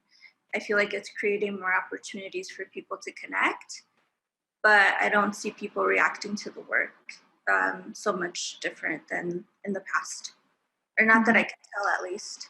Mm-hmm. Okay, so when you're working on pieces at your home studio, what point do you know that they're ringing true to you, and when do you consider something ready to share with the public? I think initially I just have to feel like super excited about it. And if I'm excited about it, then that pushes me to make a sketch and sort of figure out all like the logistic steps that I need to take to make the piece possible. And then once I have all those things in place, like it's really hard to stop. Like I just have to make the work, because it's just like I'm super excited about it. And I feel like that's it. It's really just a feeling, you know, like if it feels right, if it feels good, it rings true to me. What I found is that, you know, I can make that connection with someone else without trying. It's just like this like emotional language that I can speak to someone without having to use words or language. It's just like a connection. And I feel like I share a lot of work in progress. I feel like there's a lot of beauty to me in like those unfinished details, seeing the work in the studio. And I love sharing those moments with people that follow my work. So I think once I'm past the sketch and sort of that process of figuring out how am I going to make this work, and I'm making it, then I know that it's something that I feel good about. And then I feel really comfortable sharing it with people at that point. In different stages, you know, there's different layers of sharing. So I think, yeah, it's really just a feeling, like to be able to follow your instinct, I guess. Mm-hmm. Awesome. Yeah, I mean, one thing that I loved about visiting your studio, and I think the thing that I love sharing, or, you know, visiting artist studios and seeing their work is the process. Like it's super fascinating to me, and I'm sure like it's awesome that you're open to sharing the layers and the time and maybe your thought process behind your pieces too. Like that insight, I feel like also helps people appreciate your work more, because I'm sure there's like things that, for example, the casting that you're doing, you know, like what it takes to get there. So I feel like it's definitely beneficial for you and for you know, people that are fans of your work to like actually feel like they're a part of the process, you know, and not just seeing the finished piece. Yeah, it's really nice to make that connection, I think. Even when I look at other artists' work, I love seeing, you know, photos of their studio or their supplies, their materials. It's just like really exciting. And, you know, there's beauty in all that, you know, the palettes and just, I don't know, the materials I feel like can be really beautiful apart from the finished work as well, you know, separate. Totally. Yes, 100% agree. And then as far as like before you have an idea, before you sketch even, because like when you shared about your antique roadshow piece, like do you have a journal that you kind of keep ideas in? Like what, you know, or do they just kind of come to you and then you sketch? Like the first existence of an idea for a piece is your sketch. Yeah, usually I don't use, I guess I don't write, I don't use language so much in my practice, even as far as like, you know, making lists. I usually just, it's all in my head. And then I, and, you know, figure it out from there. I have a lot of open tabs in my browser sometimes because I'm like, okay, this is what I need to make this piece, you know, like, so maybe it would benefit me to write stuff down, but that's just how I work right now. No, yeah, no, totally. I think a lot of people will be able to relate to the tabs thing. I think that's a universal experience. Cool. No, I mean, I don't feel like, I think whatever works for you, you know, I think it's cool that you just, even if you just have a bunch of sketches. Also, I think for me, it's helpful to be like, if this is really important to me, then I'll remember that I want to make this. That's sort of like also a stepping stone in my process. Like if I can easily forget about it, then I don't usually pursue the idea. It's just like a thought. I hadn't thought about that till now. Cool. So. Yeah, that's a good kind of like, you sit on it, and then if you're like, oh, I still really want to do it, then like that becomes, then you know I have to do it. Yeah, then it comes to life. Awesome. Okay. What ideas have you explored recently that have led to the use of a new medium? Recently I've been working with like leftover packing materials from packages that I've ordered online or stuff that I've done like curbside pickup for. Like sometimes they'll include packing materials in it if it's like a delicate thing. I think I was inspired by this sculpture I saw in Mexico City We took a trip earlier this year. That was our last trip before shelter in place. And I saw a sculpture made of styrofoam, and it was painted, and it was like really interesting. And I was like, wow, I can't believe this has lasted so long. And it's in a museum. That's really amazing. So just thinking about like taking this material that's not meant, I guess, I don't know. I just feel sort of weird to throw this material away, especially right now that, you know, people are consuming so much from home. And there's a lot of leftover materials, and the material is very sturdy but lightweight. So for me, it's just a way to explore that idea of like consuming and also like taking this material that's not conventionally used to make a piece in fine art, because it's seen as disposable, or as like it doesn't maybe have the longevity, but like seeing it actually, an example of it survive and still be a really interesting piece, I think inspired me to sort of play around with those types of materials. And, you know, I just felt weird throwing all that stuff out. So I was like, I might as well try it. Or cutouts or sculptures made of styrofoam. And they're just kind of like really playful pieces for me, I guess, just like experimenting and trying to have fun. Yeah, really cool. I thought the part where you said that like it, you know, it's typically disposable material, and like the permanence or the impermanence of it, the permanence of it if you put it in a museum or something, you know, and like seeing a material that is disposable being seen as art, or you transforming it into art. I think that's super interesting. Did you feel like your approach to the medium was different? I mean, looking at the results, I feel like this could have been, you know, clay or anything really. Do you feel like the medium changed your approach at all, or did you kind of just use it like you would a typical conventional art medium? I feel like looking at it, the form and the colors are very like in line with my body of work. Mm-hmm. But I think it allowed me to be a little bit more minimal, I guess, because it's just like a shape and a form as opposed to like composing an image. So I imagine if I use one of these objects in a painting, it would be surrounded by other objects and, you know, would make a complete image, whereas this was just sort of almost like a snippet or like, you know, a piece of, I don't know, I guess it seems more minimal to me in a way. Yeah, it does. That's really interesting. Can you walk us through your creative process for a piece you made for a recent show, for the OG Project show? Yes, it's called The Big T-Shirt. Both Awesome. pieces of The Big T-Shirt. And it started initially as a sketch, or not a sketch, but a drawing on paper. And that's the one where it's the figure is, well, a T-shirt takes up a majority of the frame.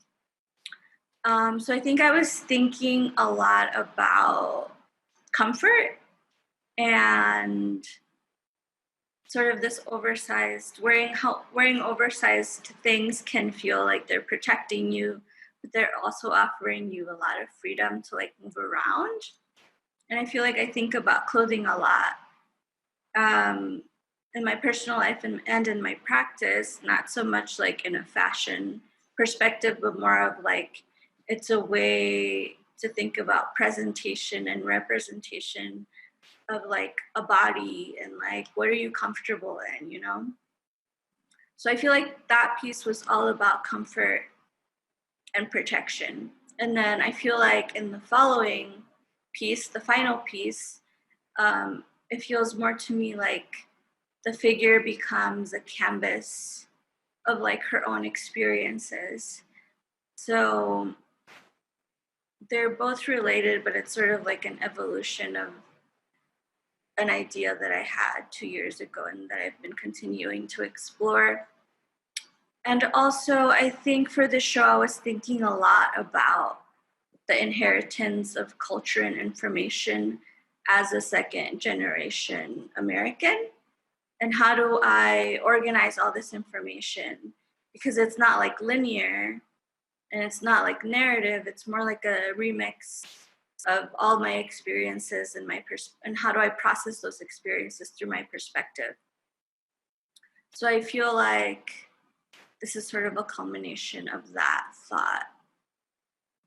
And then on slide 4, this one's called Blue Jogger.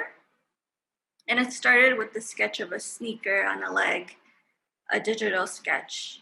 I just had like that image in mind and I worked from there. And I feel like this piece is kind of like a body and leisurely motion. So again, we go back to comfort, which is something that I think about a lot. And also I feel like the balance, or like the space that she's occupying, to me, it feels balanced. And I feel like I think a lot about the way that we occupy space in life and in my work. Like how do we comfortably occupy space that wasn't necessarily like made for us or made with us in mind? And that's something that I think about a lot. So I feel like whenever I'm making an image, I want the subject to comfortably occupy the space and peacefully occupy the space in a way that feels good to me and that makes sense to me visually.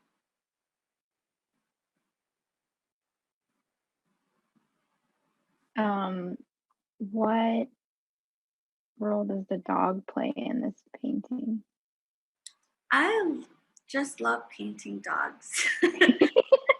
Like, so fun to draw, and you see them so much in like art history in that context.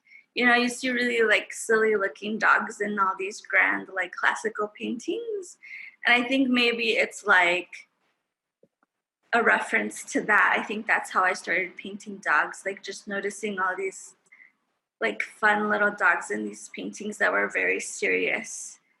So I think a lot of my work definitely references periods in art history that are then like reconstructed or remixed based off of contemporary culture or like how I experience those works. Cool. And then for the big t-shirt piece, what can you explain what is on the t-shirt? Yeah, there's this clip. Well, there's this whole cartoon where Bugs Bunny is playing Moonlight Sonata. And I feel like in a way that's like a huge remix of, you know, the classical and contemporary, but more in like an accessible, like a really accessible, I don't know. I mean, cartoons are so like so many people see them. So I feel like for me, I really liked that combination of classical and contemporary, and you know, it's humor, but it's like such a beautiful song. I love that song. Like it always makes me super emotional. So it just had all the like small pieces aligned with like stuff that I'm really interested in. And it's just like such an interesting image to me, especially because I feel like these cartoons weren't made for me, you know, necessarily, but like the way that we experience them, I don't know. I guess that's all I can think of right now. No. It's super. It makes sense, and it's super interesting. It's interesting to me that like the way that you explain the dog in your paintings, or seeing dogs, is like the big t-shirt piece. It's like there's multiple layers of meaning for you in that, and you looking to the past, and like both of these pieces are like layered in many ways and remixed in many ways with like contemporary things and things that reference the tradition and the past, and then also representing things that, yeah, like you said, they weren't necessarily meant for that purpose or something, but then like the way that you interpret them or the way that your viewers interpret them become very unique to them. Yeah, I think it's really amazing when someone can connect with the image that I'm making, because it's such like a specific, the imagery is so specific. So I feel like that makes me feel super connected. That people are having maybe not the same experience, but that we have some sort of connection in the way that we perceive things or the way that we've experienced various things, you know, in our lives. Yeah. It fascinates me too. Okay. What has guided your work's evolution over the past 5 to 6 years? I think it's been really important for me to follow my instinct, and to work on things that I'm really excited about. I think it's been important for me to like invest in materials, or supplies or projects that I'm really excited about. And that can be scary, I think. But it's been really important, and I feel like that's something that I always recommend, is if there's a project that you know, if you're that pumped about it, you know, it's worth it to invest, even if you don't know what the outcome is going to be, or, you know, I don't know. I think that's been super important. And what aspect of like investing in the materials and stuff is scary to you? I feel like it's a monetary thing for me, at least initially. Before my practice was at a place where it's at now, like not knowing if I'm gonna make my money back or if this is gonna work out. I feel like coming from a place where I really had to think about how do I spend the money that I have. I feel like that's scary, especially in a younger version of myself. Like even just buying paints, it can feel like a huge thing. Like, should I be doing this? You know, because it's just a personal project. It's just something that I'm interested in. It's not necessarily a career yet or a job. But I think it's important to invest in those things if it's something that you really want to do, even if it sounds scary. I mean, I'm not saying like, I feel like I really encourage taking informed risks. That's been really important to me in my practice, is to take informed risks. And then what is it? Is it the experience of multiple informed risks that you've taken despite the fear and investment that have now brought you to a place where you can do that with more confidence, or did something else occur where it feels less, you know, scary? Yeah, I think it's definitely a combination of all these moments where I've seen, where I have experienced that, where I'm like, should I do this? I feel like now I'm at a point where I can just invest in a project that I'm really excited about, without that amount of pressure as I felt before. And it's really hard for me, I feel like, to pick out like defining moments in my career or in my practice. I feel like people sometimes will ask me like, what was the point where you knew this or that? And I feel like that's so hard to say. Like, it's all like just a combination of these very small moments. I feel like when I first started, I was definitely like, if something happened, something exciting, I was like, okay, things are gonna change. Like, this is, you know, like there's gonna be results. But, you know, you achieve this goal and you just have to keep going.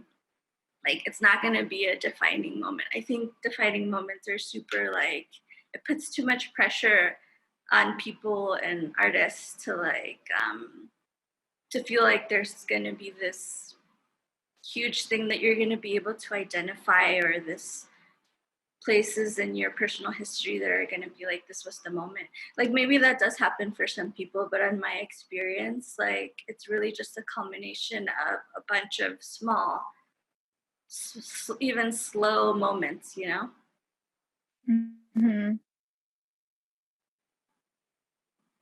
But that's just my I think Yeah, totally. No, but I would agree. I would say like it's the same for me. Like there are definitely little highlights, but nothing like overshadows, and nothing's like that's what like launched my career, or like, like you just keep putting in the work, and there's like little wins along the way, and there's places where you're like, okay, yeah, I pushed through that fear.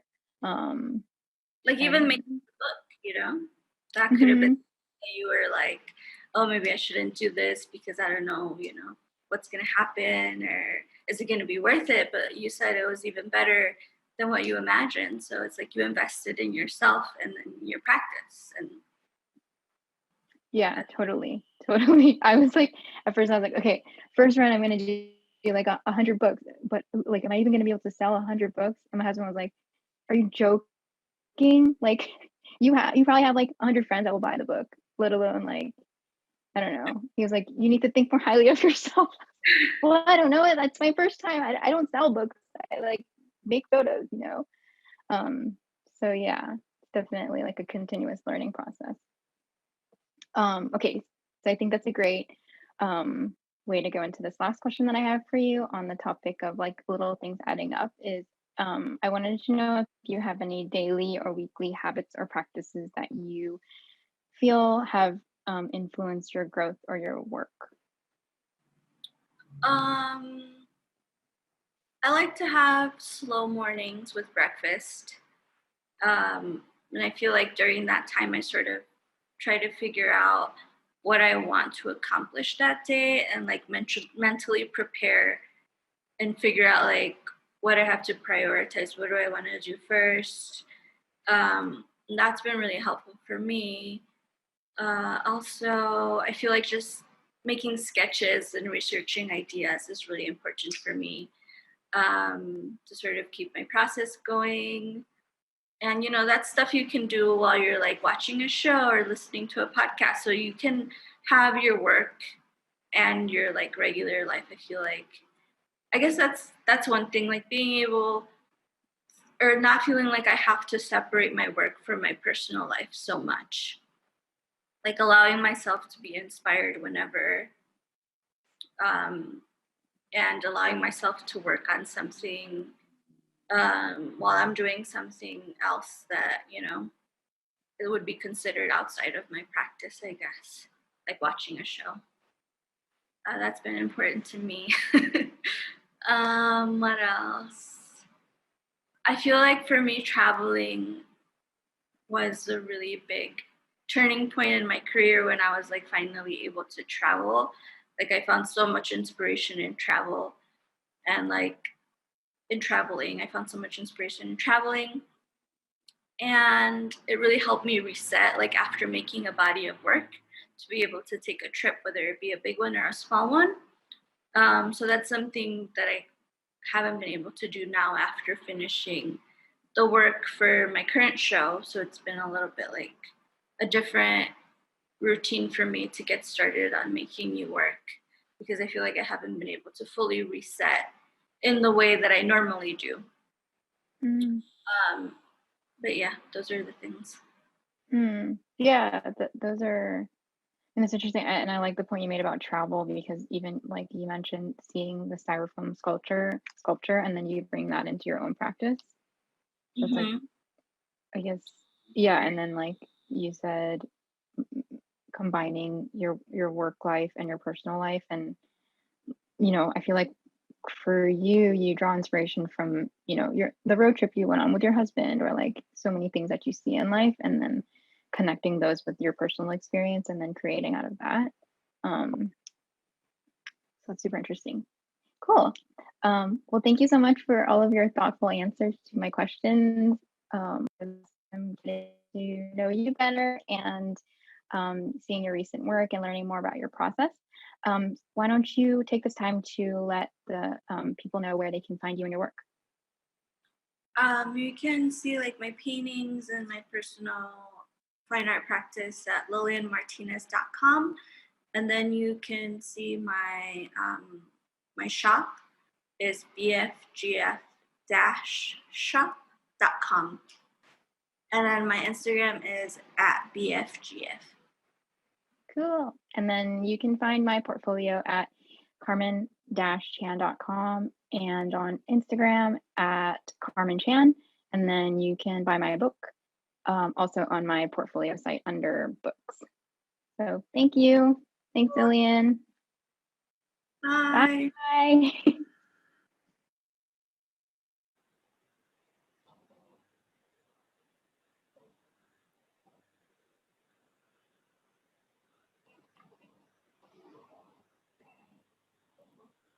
Thank you very much, Carmen and Lillian. I hope you guys enjoyed that conversation.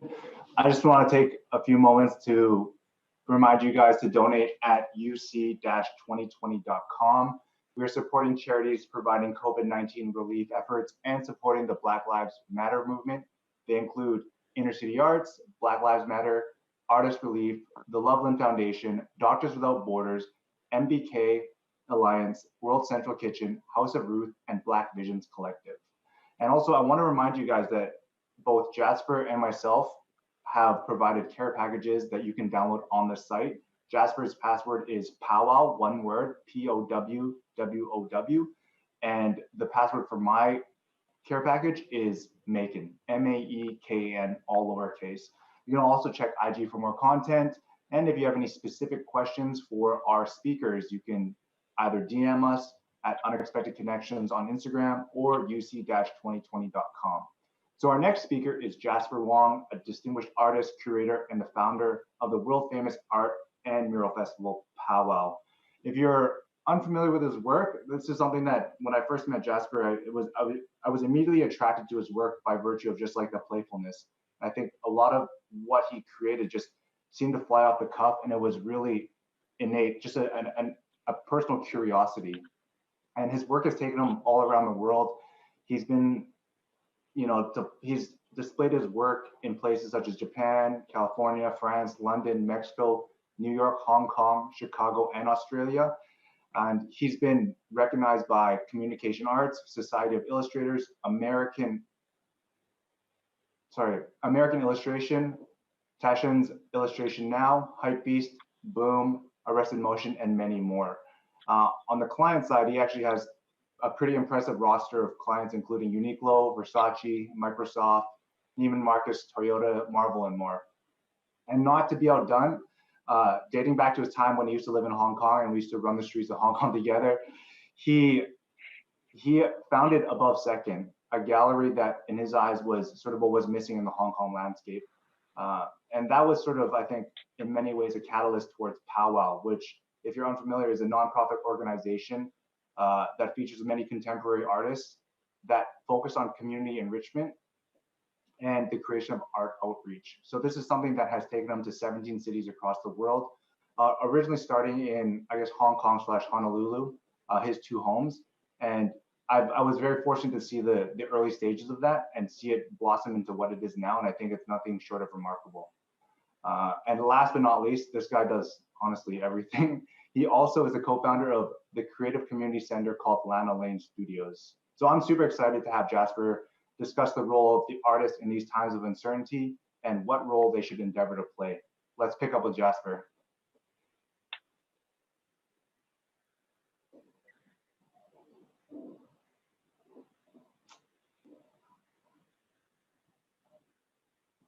How's it going, Jasper?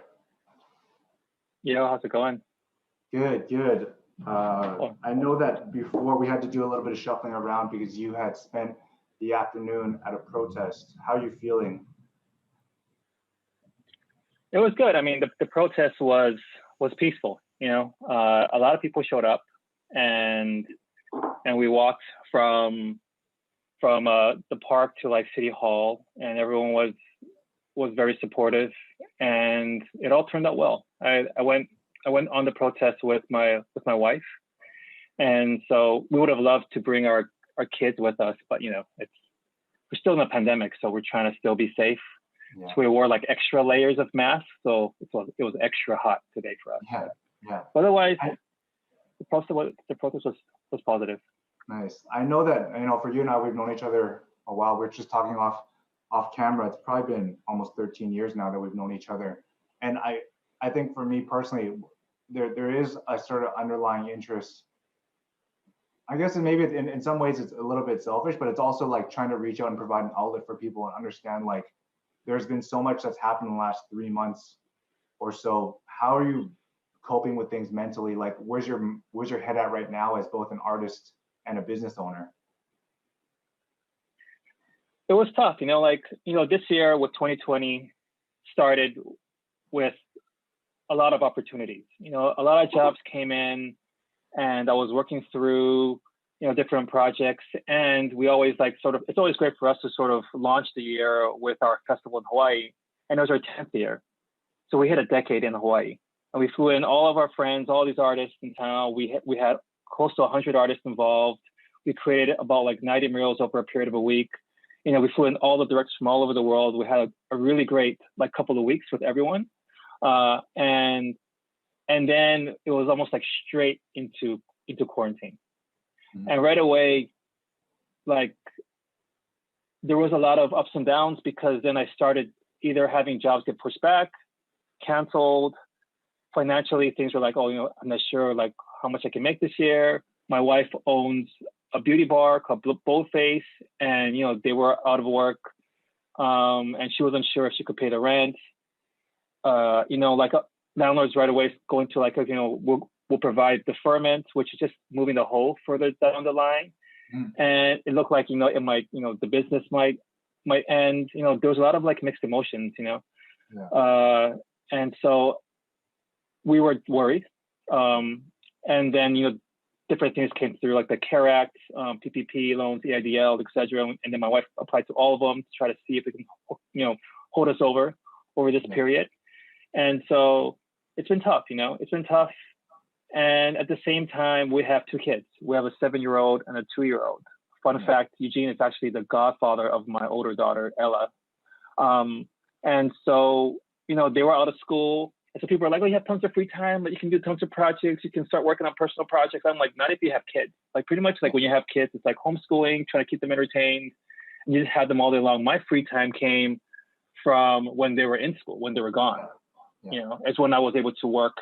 And now with them at home all the time, then it became tougher to do that.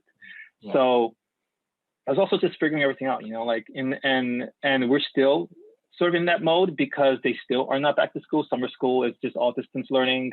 Else to start preschool, and she's supposed to start now, and she can't start school yet. Maybe next month, possibly, hopefully, but we'll see. Even then, we're is it safe to put your kids in school? Yeah. So, it's just been trying to be a balancing act and trying to keep certain projects alive. Yeah. Trying to get the projects that were going. I've had a project canceled last week. Yeah. So, So actually, to go sort of back to everything you mentioned in terms of work that was coming in, projects that were coming in. I mean, obviously, when you first started your career, it was under the vein of being an artist, right? And then I think now we look at art as very much a byproduct of marketing. Has everything that's happened changed your perspective on the role of art? Does it go beyond marketing now and have to assume a new place within culture and society? Yeah, no, absolutely. I think for a lot of artists, self-marketing is important, because you're trying to push who you are as an artist and try to get work and try to survive purely as an artist. For a lot of people, that's tough. That's where that sort of, starving artist stereotype comes, can we make a living doing art? Can we make a living solely doing art? And the only way to sort of get your work out there is through marketing yourself. When I first graduated from art college, we didn't have as many tools to self-market as we do now, right? Social media wasn't really a thing yet. They told us that the only way to market yourself was to send flyers of your work, postcards of your work, to different art directors, different magazines, different people, different brands that you were interested in working for, and hopefully they'll hire you for a job. Yeah. Nowadays, you have a lot more resources. But I think even now, these days, with everything that's going on with the Black Lives Matter movement, the work that we're doing also takes in a significance, what kind of work are we doing to add to the conversation? Mm-hmm. Or are we just trying to create a distraction?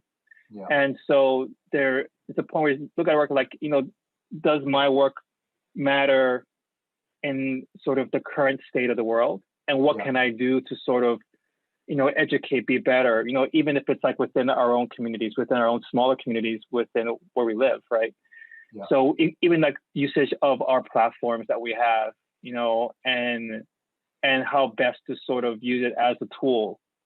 So, for now, like, at least with like our own, like even like my own social media platforms, like I don't feel as interested promoting my own work as much as I'm interested in providing information, but also providing a spotlight to Black artists. Like, and that's what we're doing now with our Instagram account, is to just only feature Black artists.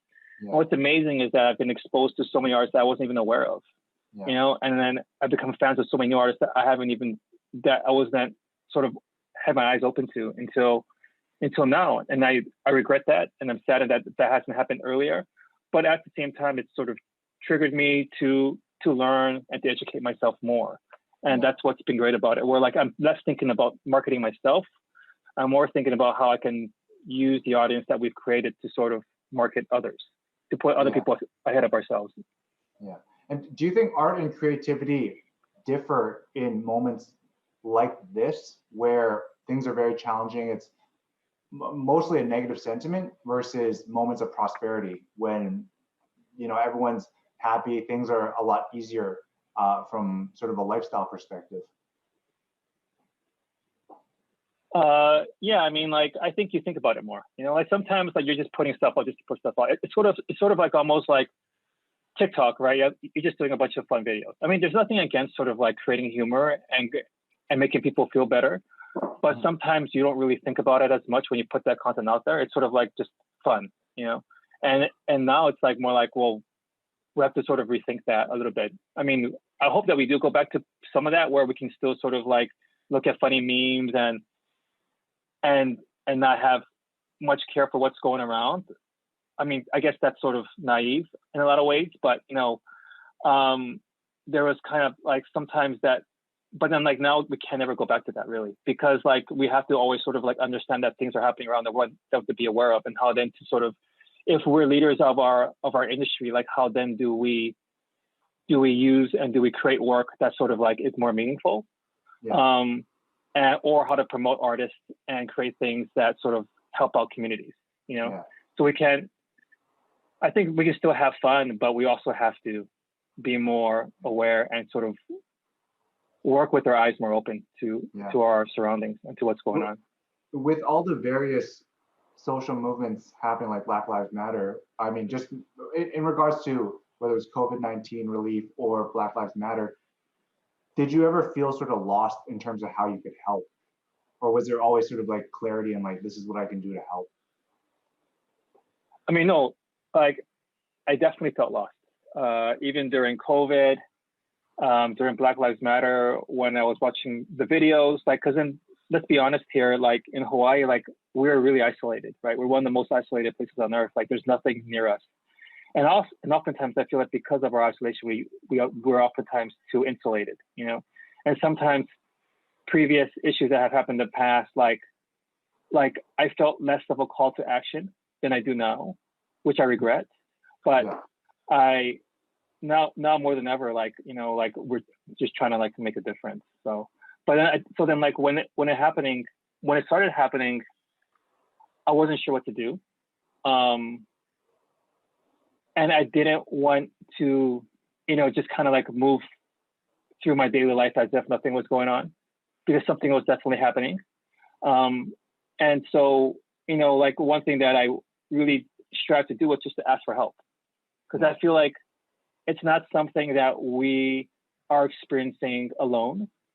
Like with COVID and Black Lives Matter, it's something that's happening on a global scale, right? With COVID, like, like everyone was affected. Everyone in the world was affected. And so it was more like reaching out to friends, I reached out to you guys, right? Like, we just asking like, like I want to do this, I'm not sure about this, like, and I'm asking friends for help or advice on like pretty much everything, just like life, on sort of work.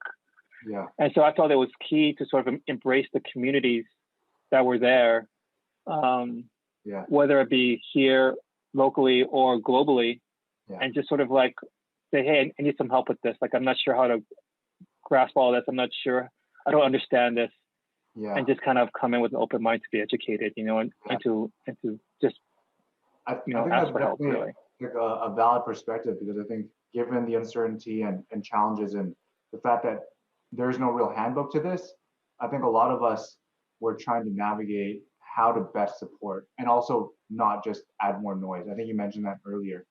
And there's something that Kristen Kish mentioned earlier in her segment. It was just that this might be an opportunity where people just take more time to look out for one another, to connect with one another, right? Even if it's someone you don't know, right? She used an example of helping someone pick a pomegranate at a grocery store because you're craving that, and maybe that's hopefully something that sticks.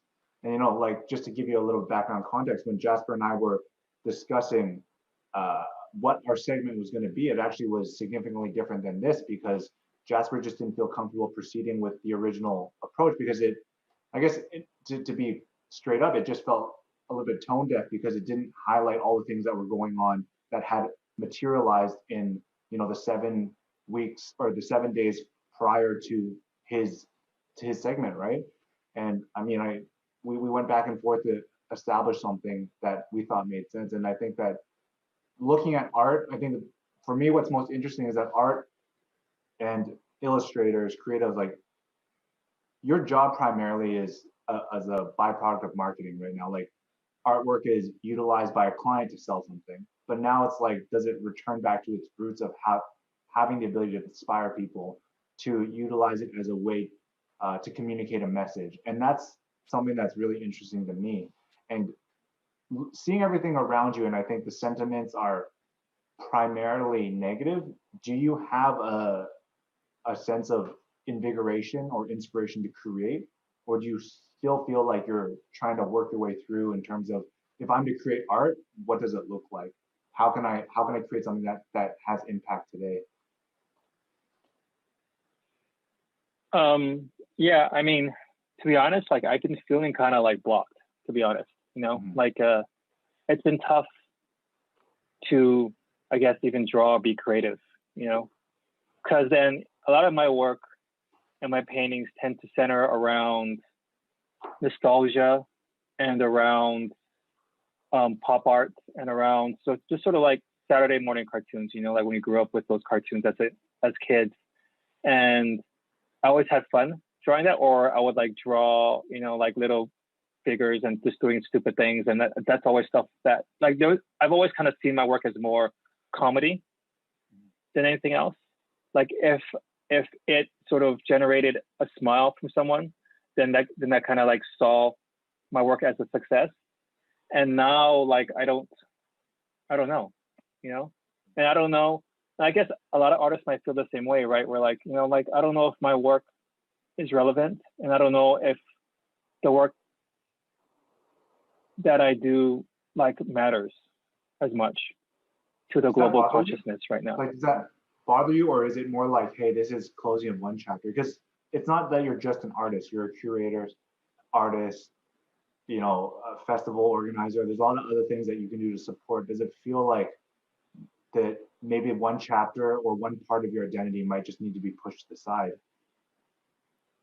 Yeah, I don't know, like I feel like art is very personal, and that it kind of draws from like your experiences, and maybe my experiences might have been too privileged, where like I can't, like, maybe there's not enough behind it, perhaps. I don't know, like, but then sometimes, and maybe that's why I draw cartoon characters, because then I feel like a lot of my childhood was just like watching cartoons and reading comic books, because I was just like a nerd for like my childhood, And so, I mean, like, one thing that's great is that, yeah, with the festivals, like, those have like they're like community driven projects, like with, in the past, we've done projects in underserved neighborhoods. We've done projects in public housing. We've done projects in schools. We've done projects for schools for homeless children. And then we've seen the impact that art has on communities, and how it can better communities, and how it can sort of support and grow and elevate artists in different communities and connect them together. Like, Powwow has like a distinct mission that is for people, but my own personal work, like a lot less so. Yeah, that's really interesting. I think like I feel like, yeah, like as a curator and art director, as an organizer, I feel like I'm doing the right work, and you know, people in Intran and Dakota and everyone, Julia, have all supported this movement and seen the power of it. And we've seen it firsthand with people. But then it doesn't really apply. But then I don't see it as much with the growth of myself as an artist. And maybe that's because I spent too much time, or I mean, I spent more of my time organizing and creating projects for other artists. And I put a lot less significance on pushing myself as an artist individually. Yeah. And I think maybe COVID was the time to sort of figure that out, but then I didn't really take advantage of that as much as I should have. Do you think that the role of powwow and the mission changes, or do you think it doubles down, like it was on the right path? And maybe before we get to that question, you can give a bit of context as to what is the mission behind powwow. I mean, you touched upon it a bit in terms of it being for underserved communities, the promotion of art. Yeah, no, definitely. So the organization is essentially a public art festival, a mural festival. It centers around community beautification. And we like to work on projects in different cities that have maybe don't have, well, they do have, I mean, just like, it's just a way to sort of like beautify. So then, like, for example, Hawaii, right? Like it was in the neighborhood of Kaka'ago, and no one really cared to be there. And so we created art, and it kind of helped to like uplift that neighborhood and help to support the small businesses and the communities that are there. You know, we did a project in Nepal where it was for a school for homeless children, right? And so the schools are very uninspiring. They, you know, it didn't sort of like engage the kids as much, but they were able to bring in a lot of kids from the community because they would offer free meals a day, two meals a day. And those kids would come in, and then when they got there, captured their attention, then they were able to teach them. So we went there, painted every surface, interior, exterior, ceilings, all the classrooms. We got shoes donated. We helped to fix the restrooms. We got like cleaning supplies, personal hygiene supplies donated, etc. And so, you know, it's sort of like utilizing the power of art to sort of beautify. And that's one of the major missions. Another mission is to help to amplify and elevate artists within those communities. So with every festival, like at least half the roster has to be local. And then we bring in artists from all over the world to go there to hopefully, you know, to like build bridges between everyone, to sort of connect everyone together, to help to sort of support each other as a global artistic community, right? And also there's education. So we have like a school of music, a school of art, a school of photography. We've created creative community centers where there's affordable rent for artist studios to sort of like, they can like share resources and collaborate. You know, like it's a bunch of things, you know. You know, we've been doing it in Long Beach for like 5 years. We've been doing it in Hawaii for 10 years. Like we work out of 17 cities. We do around 10 to 11 festivals a year, and it's all centered around the power of art. And now we also do concerts and exhibitions, museum music exhibitions. So yeah, you know. In regards to that, do you see like a greater need for this, or do you think there might have to be some sort of slight shifting of what direction you go? I mean, not to say that it's not an admirable cause, but have your eyes open to something else that needs to be integrated into this mission? I mean, I feel like we'll always need art, you know, and public art will always have, and murals will always be hugely important to any sort of fabric of a community. And I think we even saw that more so during the lockdown. You know, art, creativity were things that we were like immediately drawn to, you know, like everyone was maybe pursuing some sort of like creative pursuit of some sort, right? And it became I think we can't forget that we're surrounded by art, you know, like from the clothes we wear to the movies we're watching, to TV shows, to, you know, like video games, like it all has like roots in art and creativity. And for us, like a big part of doing public art is that a lot of times different institutions, whether they be galleries or museums, sometimes like people sometimes don't feel accepted within those institutions. And so public art gives the art back to the people. I think for us, it's more like continuing to do that work because it is for people, it is for the communities. But maybe we have to look deeper into how we curate. Yeah. You know, I mean, we've always been mindful about making sure that we brought in a diverse group, whether it be ethnically or genders or LGBTQ artists. You know, we've always like looked to those and be like, hey, is this a diverse group? Does this represent a wide swath of people and ideas and cultures? You know, but you know what I've learned through what we've been doing recently with our Instagram account is that there's a lot of artists that I don't know about. Because sometimes we get caught in our own bubbles too. And I'll be first to admit that sometimes, like, you know, you're not looking far enough outside of where you are and what you're doing. And I have to spend, I think all of us as curators, whoever does that, even you guys, like, you know, when you guys are trying to figure out talks and everything like that, or who to write about, like, you know, like, we need to sort of like look deeper. There's definitely and further out, you know, behind that needs to kind of come through. And I agree, it's somewhat easy to just default to things you already know.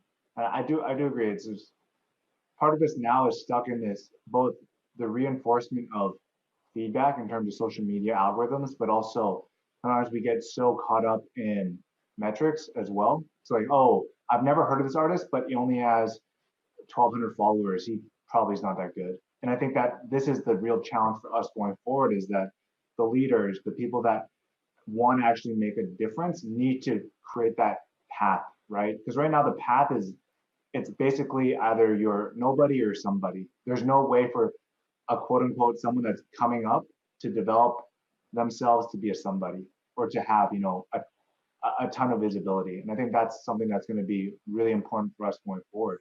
And I understand the challenges that come with like sort of curation and whatnot. I do have one last question.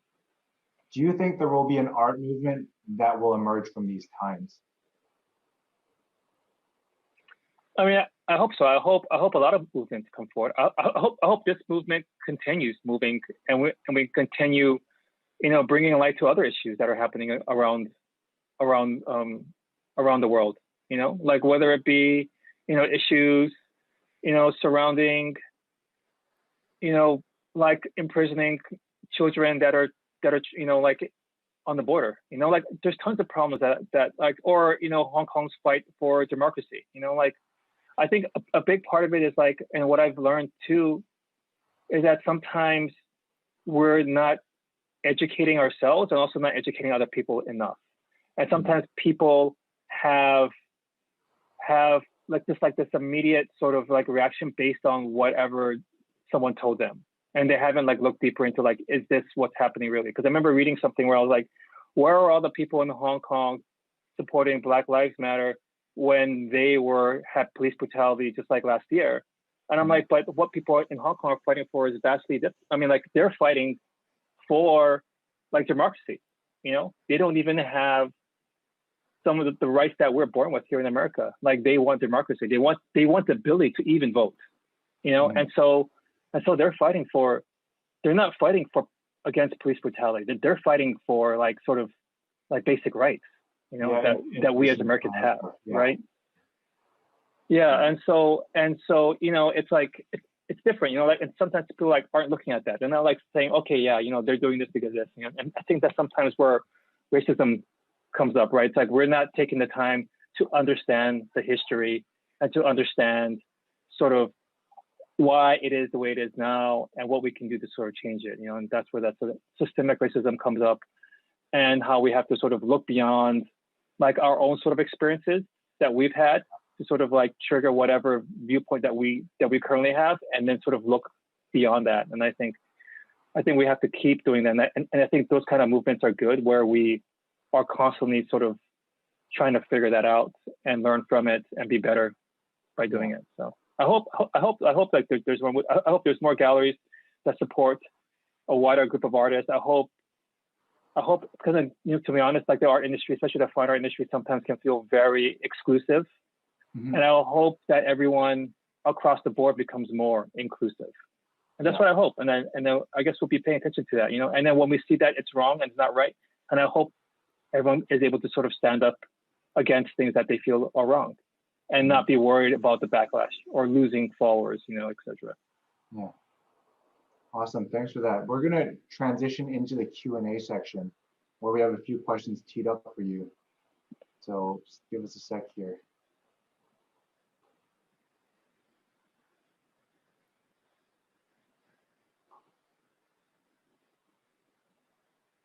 All right, Jasper. First question from Mei Lee of Los Angeles. Jasper, I think that the community centers you have created are such amazing and wonderful concepts. How would someone get started in creating their own community center in their own cities at this time? Yeah, I mean, to be honest, like, I feel like it might be a good time to sort of do that. I feel like people have been more open to that.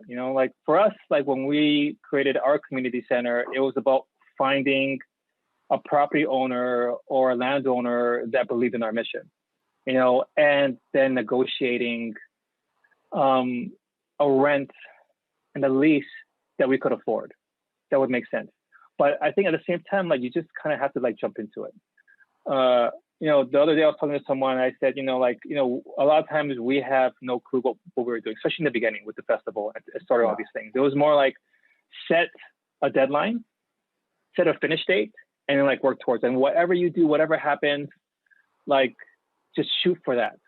And see what, and I'm sure, and also don't be afraid to ask for help, like I mentioned earlier, but like really, like, to be honest, like you want to start a community center, I advise you to call a realtor today, tomorrow, ask them to sort of see different properties that are in your neighborhood or in neighboring neighborhoods, and then see how much it costs, and then figure out like how long that's been on the market and see how much you can negotiate it down, and then see if you can actually afford it, and see, looking at the square footage, like what would it take to, turn into different studios, and who would actually, and who within your community needs studios, and how much people are willing to pay, and how you guys can all come together to sort of pay that rent.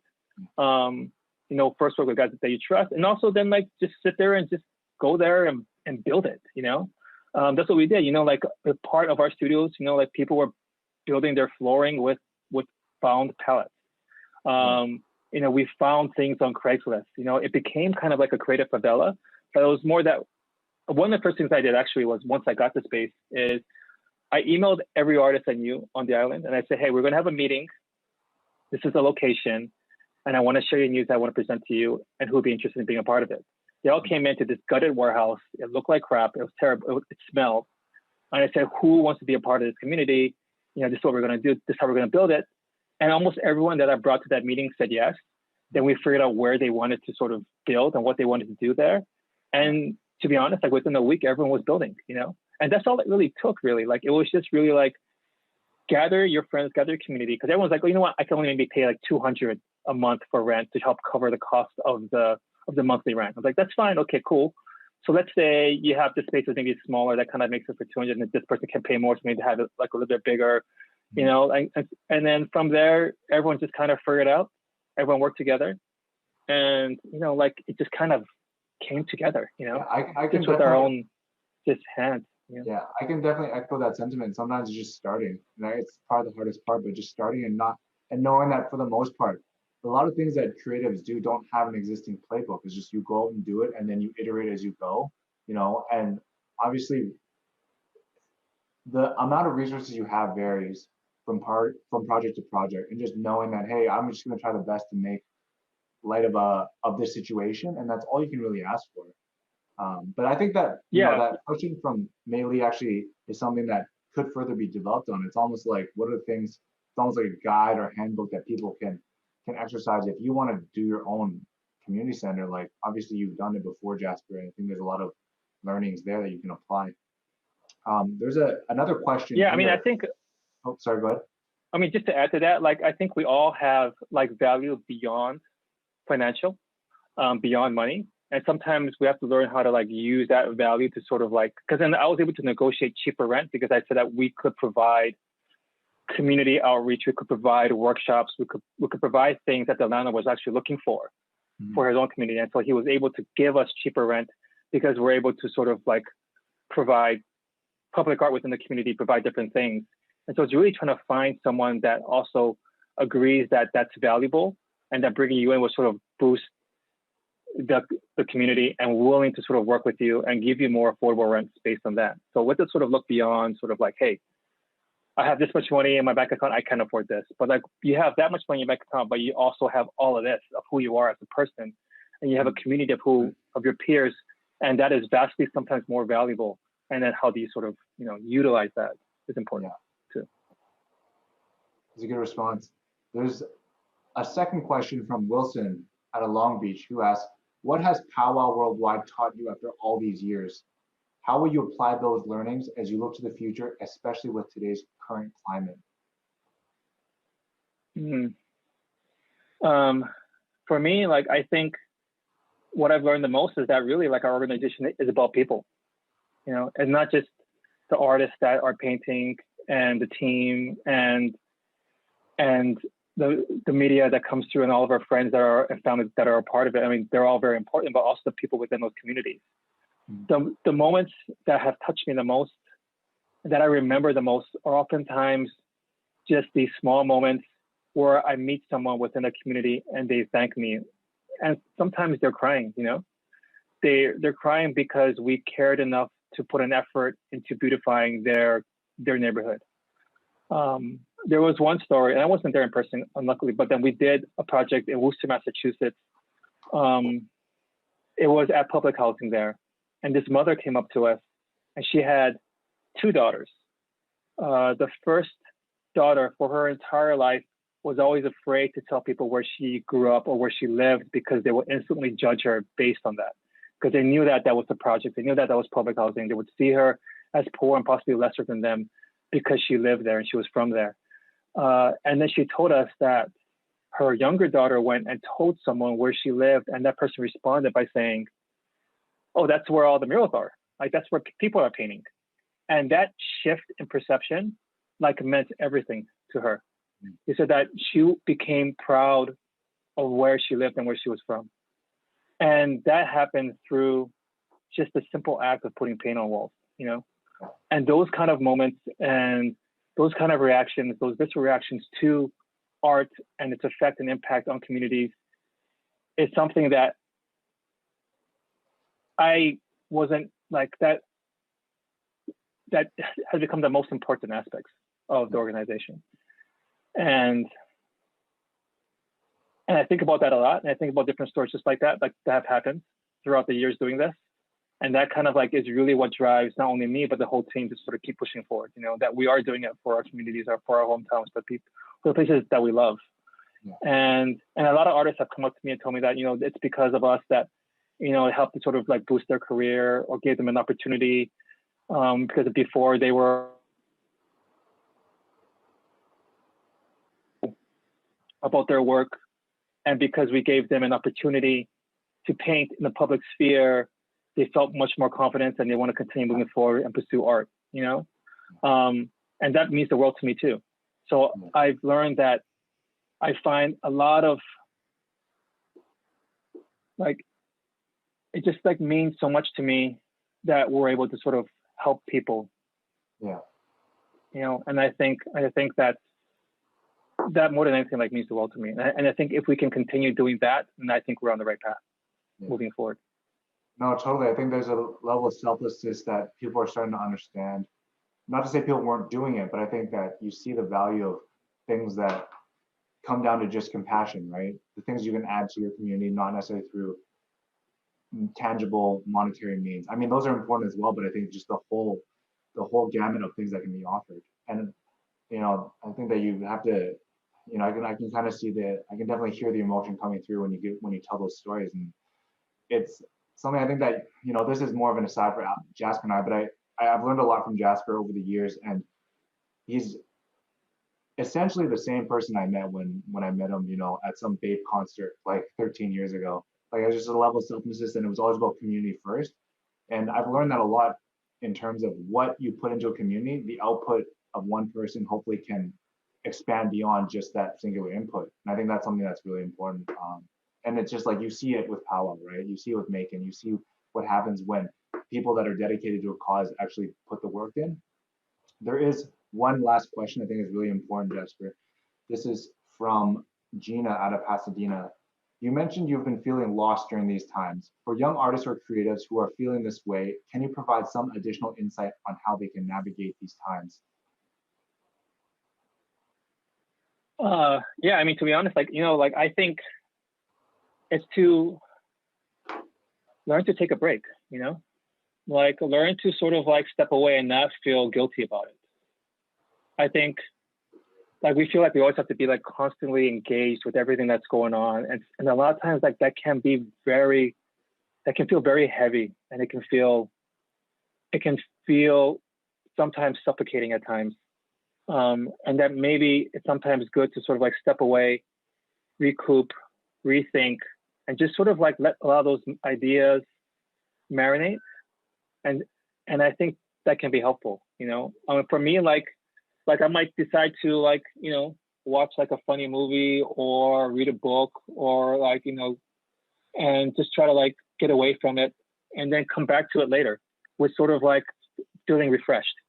But also don't feel the pressure of always having to create, you know, like we have to sometimes like, you know, because then there's so many, like sometimes like it's always feeding into like, hey, you know what, it's like coronavirus, it's a lockdown. Like when we come out of this, like you better have like learned the new skill sets, you better be speaking a new language, you better have like 6-pack abs, and then like, you know, like I'm like, bro, like let's just like relax a little bit, you know, like maybe this is the time we can like take a break and sort of assess, rethink, refresh, and come back to it, you know.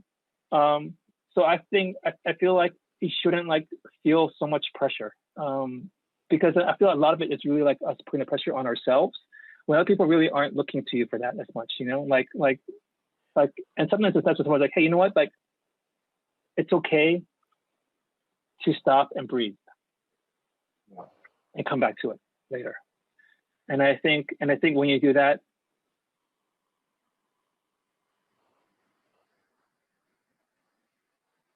is, you know, and also like, you know, like I said earlier, like don't be afraid to share that with your friends and family. You know, don't be afraid to tell them that you're feeling this way and you could use help and advice, or just a hug or something, you know, or a virtual hug, you know, or whatever we do now, like a elbow tap or she bump or something, shin bump, you know, something, right? So. And I think that's important. Yeah. Jasper, as always, it's a pleasure to connect. We don't do this enough. I want to thank you for your time, your wisdom, your insights. I think it means a lot to the community, especially someone who has successfully built communities all around the world, as well as one sort of holistic umbrella community. I think these are really important in these sort of times of uncertainty. No, thank you. Thank you so much for having me. You know, you guys are doing good work. Thanks for doing this and bringing people together and sharing stories. It's always important to share stories. I feel like it's key. Awesome. Well, thanks a lot. Enjoy the rest of your evening. Yeah, you too.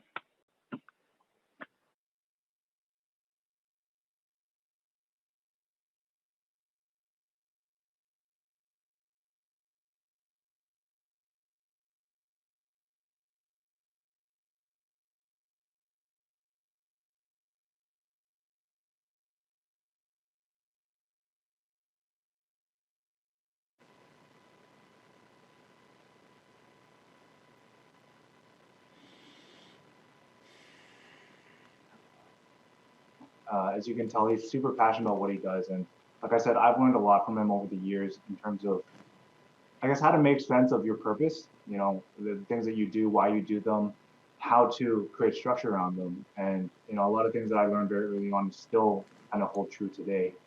I just want to use this as a reminder that you can donate to the various initiatives that we're funding. Over at uc-2020.com, we're supporting charities providing COVID-19 relief efforts and supporting the Black Lives Matter movement. They include Inner City Arts, Black Lives Matter, Artist Relief, the Loveland Foundation, Doctors Without Borders, NBK Alliance, World Central Kitchen, House of Ruth, and Black Visions Collective. And you can also check for more content on IG. And if you have any questions, it's not too late. You can ask on our website, uc-2020.com, or on the Unexpected Connections Instagram.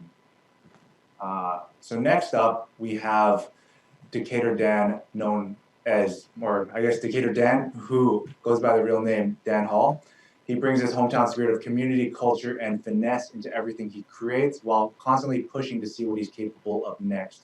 He began his career in streetwear before becoming the choice music video director for Atlanta icons 2 Chainz, Future, Jeezy, and more. In 2010, Dan found a where it's greater to further expand his visual storytelling into premium commercial campaigns for Nike, Beats by Dre, and Amazon Music. His agile approach behind the camera is a hybrid of technical expertise and street smarts, resulting in a clean, bold delivery that evokes his commitment to what's bigger, better, and greater.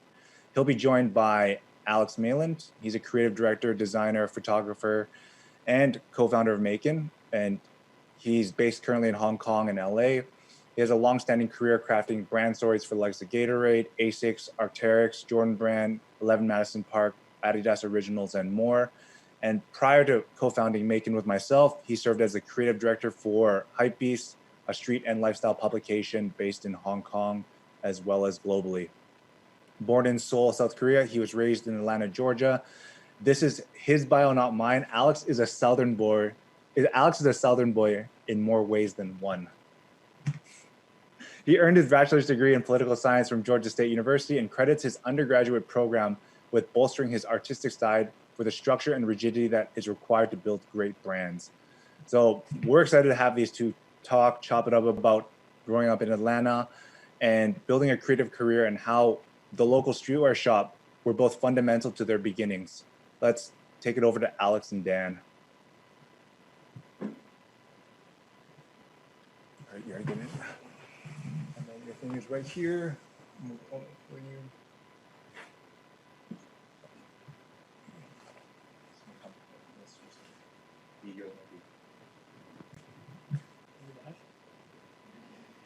All right. Hey, Dan, how you doing?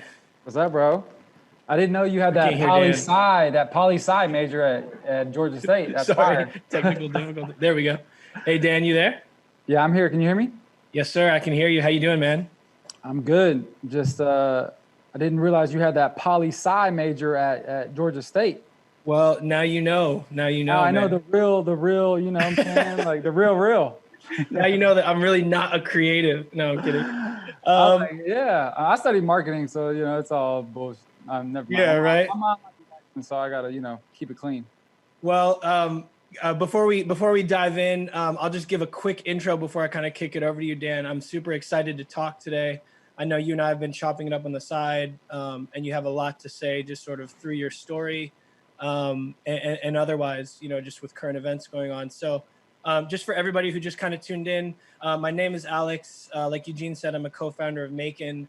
And I just want to give a bit of context for Dan and I's relationship, because I think it's important to sort of frame up what we're going to talk about today.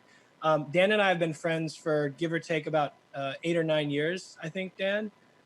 We both grew up in Georgia, so we're both Southern boys.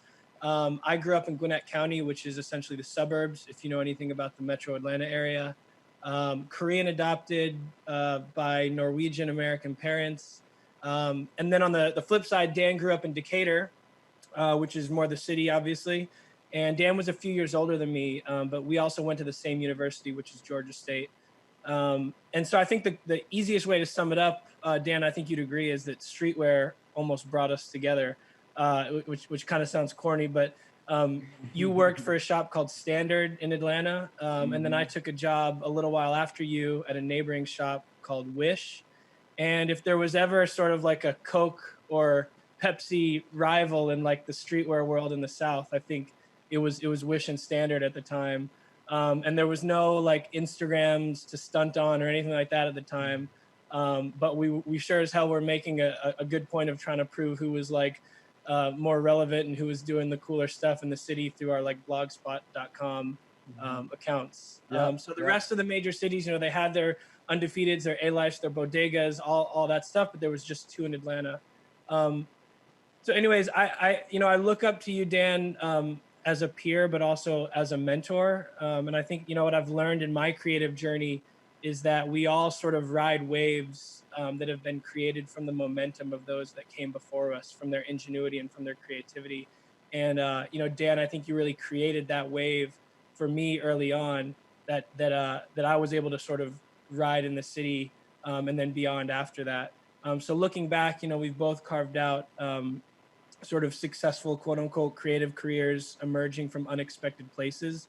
And those opportunities in streetwear and for you, music, obviously, that, they were there predominantly for people who were willing to seek them out and take them. They were there for us and we just sort of had to hustle and grab them. And, I think that's the beauty of the city of Atlanta, to sort of seg us into where we're going to start today, is that while Georgia as a state, I think as a whole, has a lot of demons to deal with, I think we'd all agree on that. The city of Atlanta is sort of where I became, a young adult, and where I became, confident in my own identity, because it was a city that celebrated creativity, just period. It wasn't looking at my background. It wasn't looking at my skin tone or my face or anything like that. It was just, what were you creating? And is there something that the community, the city of Atlanta, can celebrate? And so for Dan and I, that's a unique part about our upbringing that kind of brings us together. And then now years later, we've stayed friends. So that's my spiel. Dan, I want to kick it over to you. We're going to talk a lot about your story today. I'm going to question you on a few things, but other than that, I'll turn it over to you, man. Yeah, man, I appreciate you. I appreciate you saying that, and that intro is beautiful. Alex is my homie. Talk about unexpected connections. It doesn't really get more unexpected than that. And actually, Alex invited me out to Asia a couple years ago. We went to Seoul, we went to Hong Kong, took me out there. So that was a big a moment I'll never forget, So our relationship has grown deeply. As I think about my story and, obviously where it starts, and I know we have limited time. I know we're on the last segment. They saved the Late best night for show, last. baby. Yeah, you already know. So I hope y'all got y'all popcorn. But it's story time with Decatur Dan and Alex Mayden. But yeah, I think it definitely starts at streetwear and Standard and Wish. But even before that, for me, it starts in Decatur. It starts in South DeKalb. It starts in East Atlanta, East Side, Stone Mountain, stand up. And, I feel like I definitely have, and I'm sure you guys have been touching on this throughout the day, but I definitely have like a moral obligation and responsibility just to like kind of touch on what's been going on in the world right now. Georgia has its demons, America has its demons. And,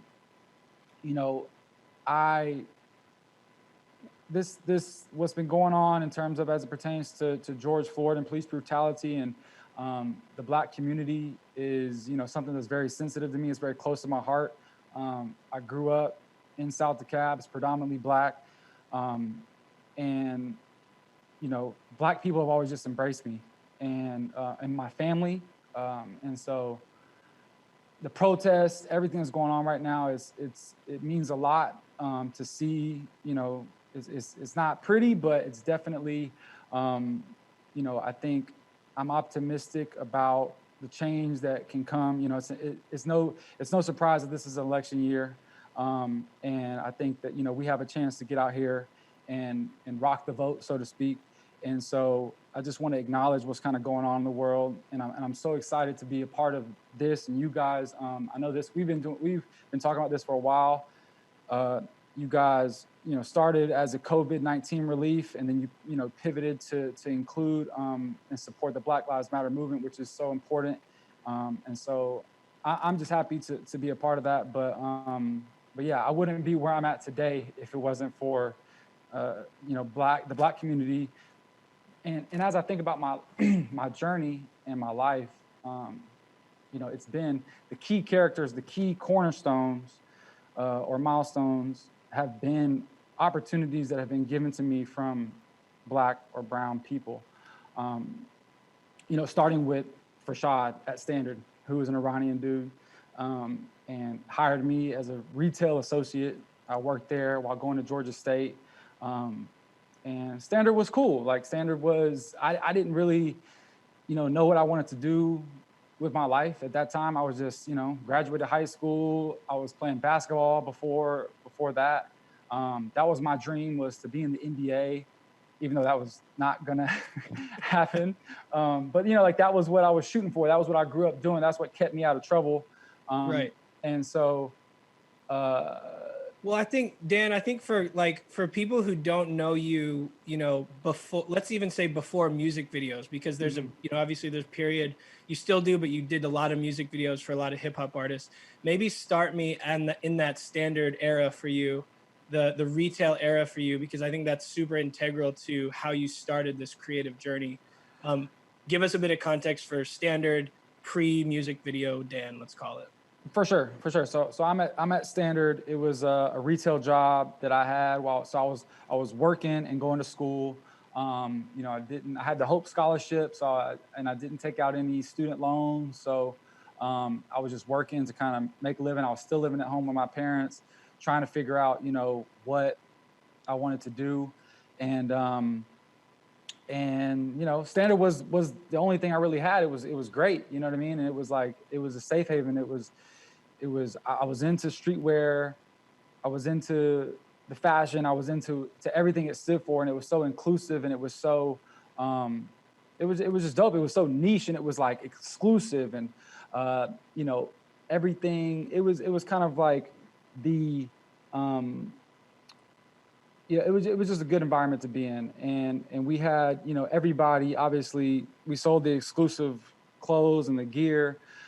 So we had everybody that shot from us, from the Usher Raymonds and the Elton Johns of the world, but more importantly, kind of like the Coach K's, the Don Cannons, the Jason Jeters, the people that these are music industry people who are behind the scenes, who are the movers and shakers and kind of the gatekeepers and the decision makers. And so those people were shopping there, and they kind of knew me. That was my clientele, you know what I mean? So they kind of came to me, and they respected my opinion. They're like, yo, what's cool? What's this? What's that? So I got to know them, you know what I'm saying, through that whole process. And during that time, I had also started like the Standard blog. I was taking pictures. I was making posts. It was, I was talking about, it was really about the community. I think the community of streetwear and the community of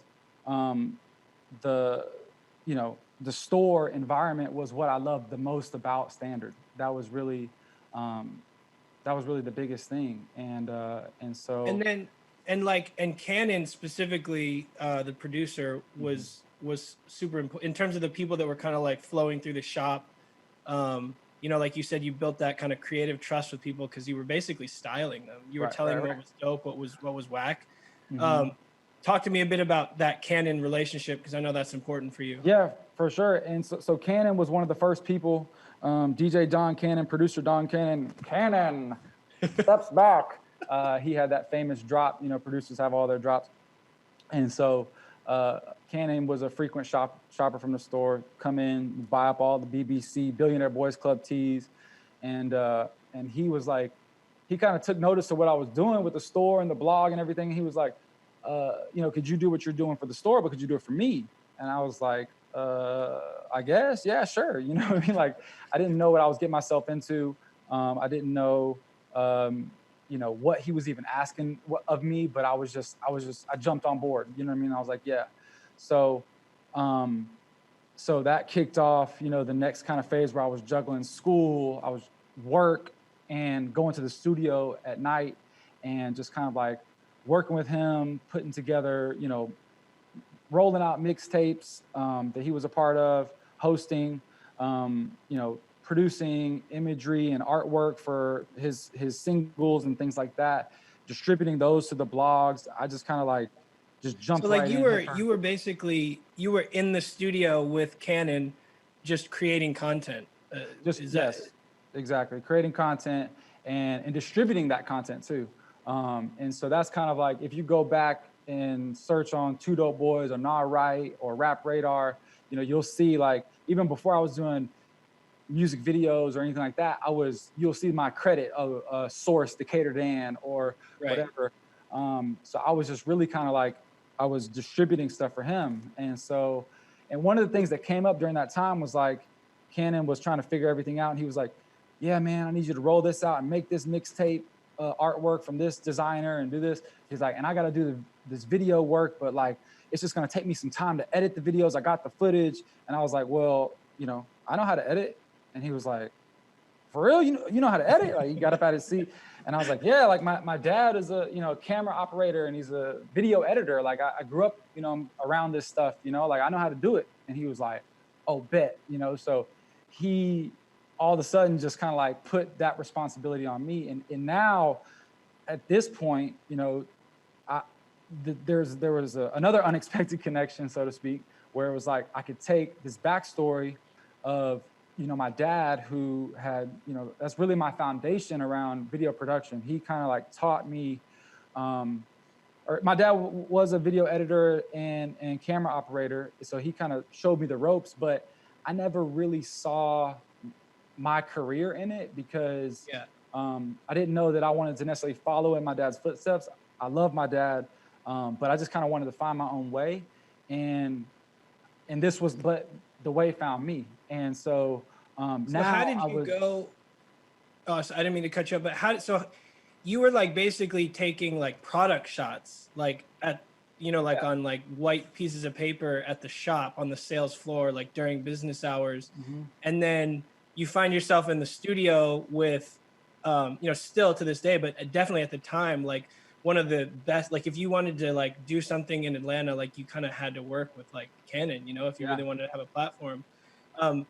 How did that go from shooting product shots to like all of a sudden being like market and shoot content in the hip hop world? And then talk to me about how that led then into sort of ultimately doing music videos. Right. Well, it was a slow grind. I mean, that thing happened over probably a course of a year and a half, 2 years. And, I was comfortable around the camera. Like I was comfortable, given my background.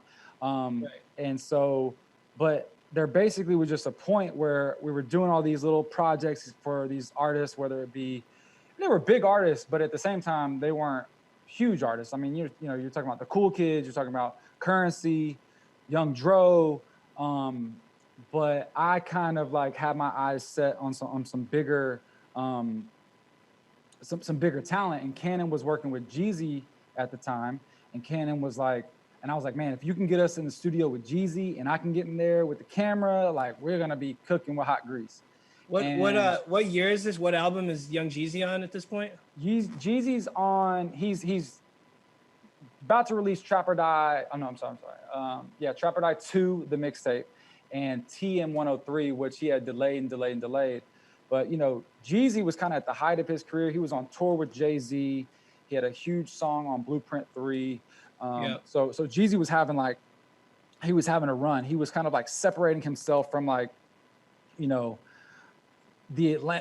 quintessential kind of Atlanta rappers, and he was like transcending to the next level. And so that's why I also knew it was so important. And lo and behold, a couple months later, Jeezy asked Cannon to host one of his mixtapes, Trap or Die 2, which was going to be a big thing. Jeezy was made off of the mixtape, game. Like he came out, like he put a mixtape out, it blew up, and then that's what sparked his album career and his professional career. So when Jeezy dropped a mixtape, it wasn't just like a mixtape. It was a big deal. And so he wanted Cannon to host it. Therefore, that means I was going to handle a lot of the promotional material, which was exciting, but also like, well, what do you do? So the first, I never forget, like it was like a Thursday night. It's like I get a call from Cannon at like 11 p.m. And he's like, yo, come up to the studio. Jeezy's about to be up here in an hour. Like, we gotta make a promo video. We gotta drop it. And give put you it a on World Star. No heads up, man. It's like, and you know, I was at that point, I mean, like we at what, 10:30 LA time. This is about my bedtime right now, but back then I was definitely staying up later, but I still didn't want to be in a situation where I was unprepared. And so I almost didn't even do it, but I was just like, it was around the corner. I was like, man, let me just go up here. And like, you know, honestly too, even just to be in, you know, Jeezy was one of my favorite artists at the time. So, you know, just to be in like that studio session was to me, it was cool. So I go up there, no idea what we're gonna do, but I didn't really have to know what we were gonna be doing because Jeezy hopped out the car, comes in, daps everybody up, and he's like, I know exactly what we're gonna do. He's like, I'm gonna hop out the car, my chauffeur gonna light my blunt, I'm gonna come in the studio, I'm gonna spit the bars, blah, blah, blah. And I was like, all right, cool. Like I just had the camera and I'm just There's like, the treatment. That's a treatment. You know what I'm saying? Like treatment is instant. And then I went there and shot it. And I just like instincts, you know, like pulling from my instincts and just like feeling it out. Which is also like low key, you, in a way you were kind of trained for that because streetwear and retail at the time, like you just had to fucking get your camera and make it work. So you were kind of ready for that moment, right? For sure, for sure. And I have been doing a couple of the promo videos for a while now. So I was just like, I don't know what it's gonna be, but you know, it's like and this is a big point because you know, later on in my career, I wanted to differentiate myself from like just like being a documentary kind of like approach to everything, where it's like, okay, you just show up and you just make something happen, and you just figure it out in post, and then you just make it. It's like, no, I wanted to go in and I wanted to have intentional ideas that I executed masterfully. So, you know, but back to the story. I shoot the video that night. It was just, you know, it was like it was a surreal moment. I go home, even though I was tired, I probably cut that whole video that night. And it was definitely, I was just excited, you know what I mean? Like I stayed up late and then the next day or the following day, I ended up going to work and me and the owner of the store, we actually had a bit of an argument over some stuff, and you know, there were some things that were said, and it's all good now, but I felt like at the time it was my time to go, and I had to kind of like quit, you know, my old life. And that was hard because, you know, Standard and Farshad, you know, they still have a very special place in my heart. I would not be where I am today if it was not for them, or for him and his store, and the community that I got from his store, and working there. And I hope they're doing okay right now. I know COVID and everything is affecting everybody crazy, but yeah, I just kind of felt like that was something that I had to do. So I quit that night. I remember being very emotional. And I remember talking to my homie, my best friend, kind of coming over, and we sat in the parking lot of my apartment complex on Marietta Street, and we just talked about everything. He was like, well, what are you gonna do now? You know, this is a Friday night. It's like, I quit on a Friday night. And I was like, man, I think I'm gonna take this video stuff seriously. And he was like, nah, you can't do that. You know what I mean? Like, it's like, you can't make a living like that, you know. But this was back in the time where, you know, we were taught, even though that's not what I saw, you know, my dad was a freelance cameraman and in video production. And, you know, I've even seen my uncle, like, he's an entrepreneur.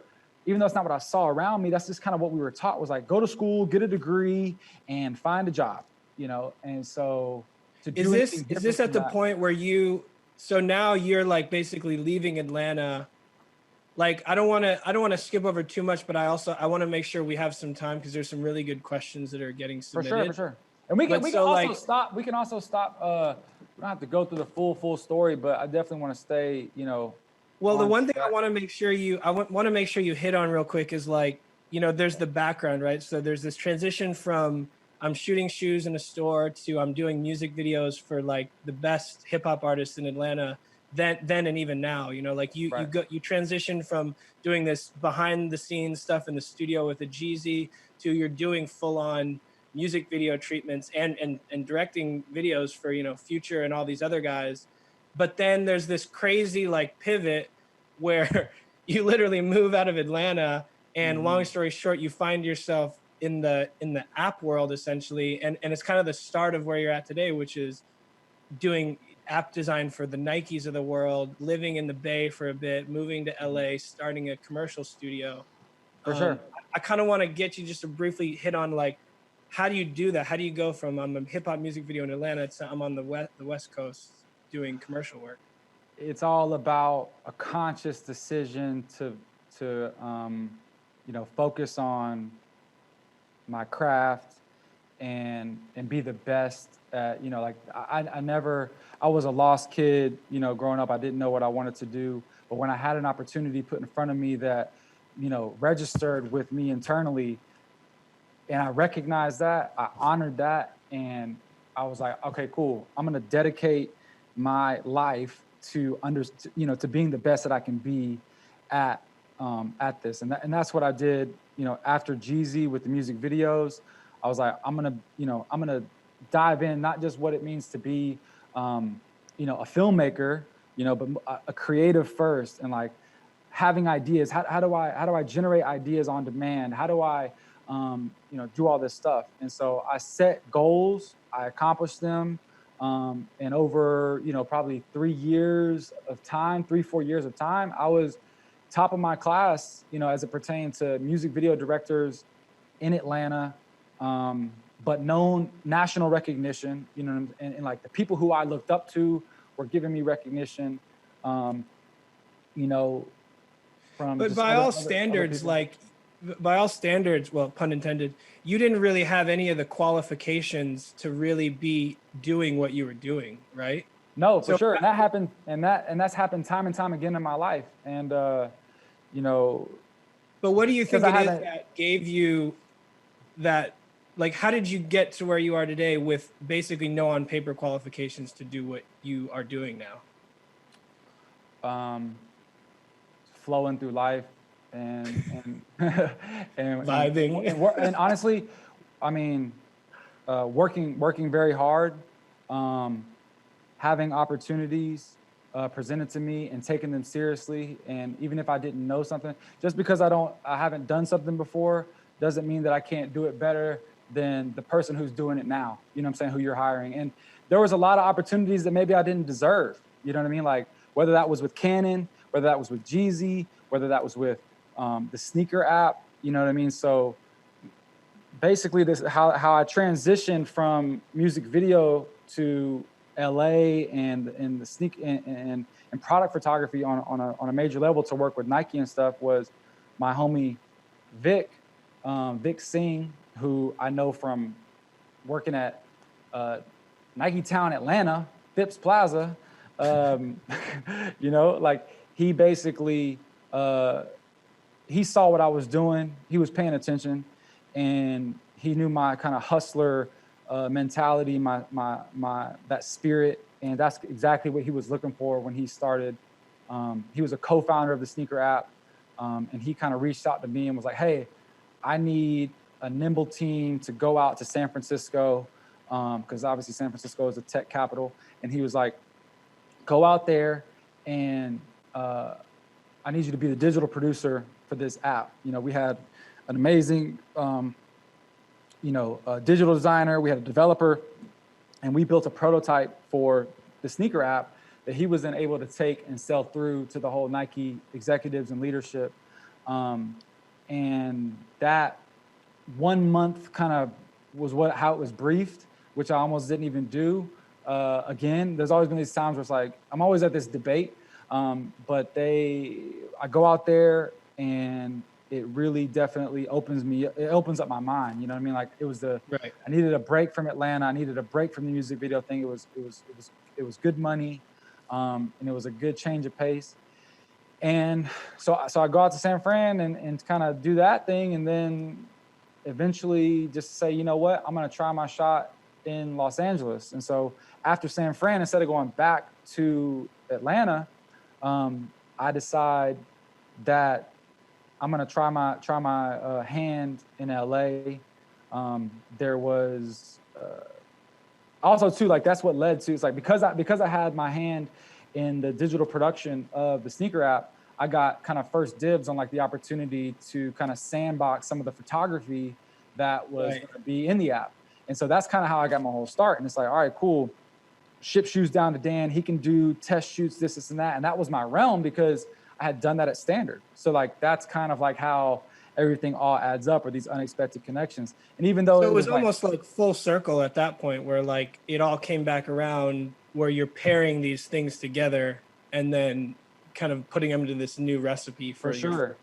And it was definitely like, it was challenging because I had done photography before but I had never done it at the Nike level. Like Nike, that's the thing I love about Nike, is they kind of demand the best out of you, you know? And so, so I had to kind of start over. And at first it was like, I didn't even think too much about it, but I did have to kind of start over. And so, for sure. Well, yeah. And actually this is the perfect seg, because there's a couple of good questions that I'm looking at here for you that I think are a great transition from this whole journey for you. So what I want to do is let's go ahead and move to the Q&A section. They're going to roll a plate real quick, and then I'll ask you a couple of things. Go for it.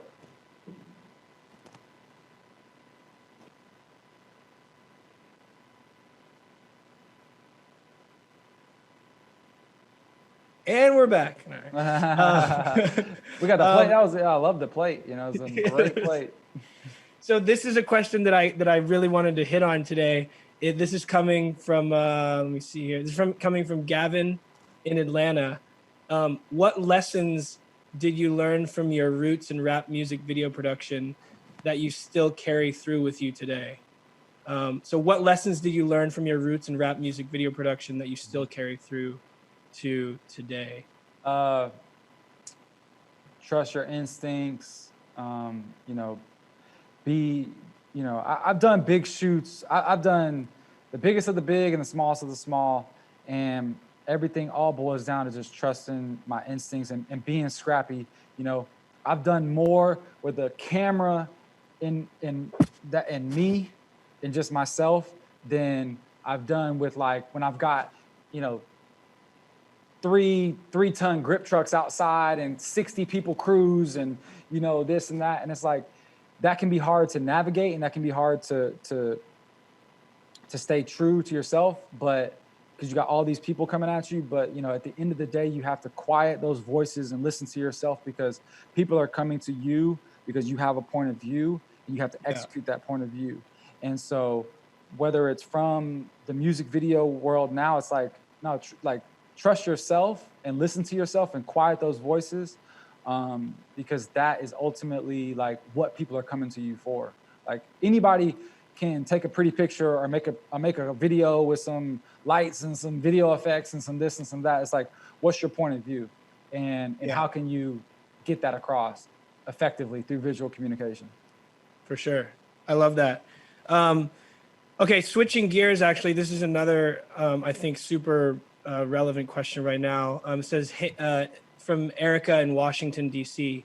It says, hey, Dan, as a white man working in hip hop, how are you showing up for the Black community during times like these?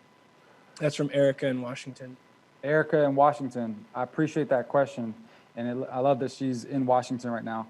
Because that's definitely, you know, the epicenter of all this stuff. I mean, it's not the epicenter, but it's definitely a key city. The biggest thing I'm doing is not being silent. So in the past, I haven't always been outspoken or vocal as it pertains to political or social events, just because, it's just not, I tend to kind of like stay out of that stuff, or be, I'm an undershare in general, like on social. I'm kind of private, like, I'm not like super vocal, but now I recognize my responsibility as a white man in a system in America where, I definitely have to use my voice and my platform and speak up, because this is not, it's not a Black people problem that's going on right now. This is a white people problem. And so I'm just speaking up. I'm starting with my circle. I'm starting with my family. I'm speaking out against, racism. I don't think it's not enough to be not racist anymore. Like, we have to be anti-racist, and we have to educate people who, obviously me, I have an advantage in the sense where I grew up in a predominantly Black community. So I'm familiar with everything that's going on. But everyone doesn't have that opportunity or that experience. So it's like, all right, cool. If you don't know, let me help you know. And still coming from a place of love, even though it's definitely outraging at times, but yeah, so the biggest thing really is not being silent, but there's many things: voting, supporting Black businesses, checking in really with just like I have a lot of Black friends, so I can't check in with all of them, but the ones that have been put on my heart to check in with, just like, and not even to like talk about anything, but just like to be a genuine good person. And so it feels like I'm saying a lot, but at times I feel like I'm still not doing enough. But I have bigger plans for, what I can do long term and bigger picture to really maybe to make some change or to have, to create some change. Yeah, I think that's great. For the next question, real quick, I think you and I, like in terms of even just, very practical things like age range, we're at that sort of edge right now where, like, how old are you? Are you 34? 33. You're 33, my bad. Yeah. I'm 32. Year. Yeah. Coming So up, you we and I coming are up in July 10th. Yeah. 34. I'm getting there. So you and I are both kind of at that age where, there's a very distinct sort of next generation, let's call it, up and coming in a creative field right now. So to this this next question here, I think this is interesting. This is from Nicole. It says, how do you connect something that's nostalgic to you and your generation and translate it to a younger generation who might not understand what nostalgia even is? And if I would even maybe expound on that, I would almost even say like what are you sort of doing from your sort of era of like hustling, grinding, learning your creativity, exploring your curiosity, and then how are you parlaying that into, an avenue or a channel perhaps that a younger generation can thrive For sure. off of? Is this Nicole Font? I hope it's Nicole. I hope it's That Food Cray. It's not Nicole Fung. Oh, shouts out to That Food Cray though. The movement. But no, that's a great question. I think, Bong Joon-ho said it at the Oscars when he won Best Picture. Shouts out to Parasite and everything. Is most personal is most creative, and so I'm a very nostalgic by nature, very nostalgic human being. I cherish, I cherish, everything that I've experienced in life. And so I think it just kind of comes out pretty naturally in the sense where, you don't really have, like, your creativity is based on your experience in life. And that's kind of what I learned when I started to study the object or the aspect of being creative. What does it mean to be creative? What it means to be creative is have more experiences. The more experiences you have, the more things you can pull from.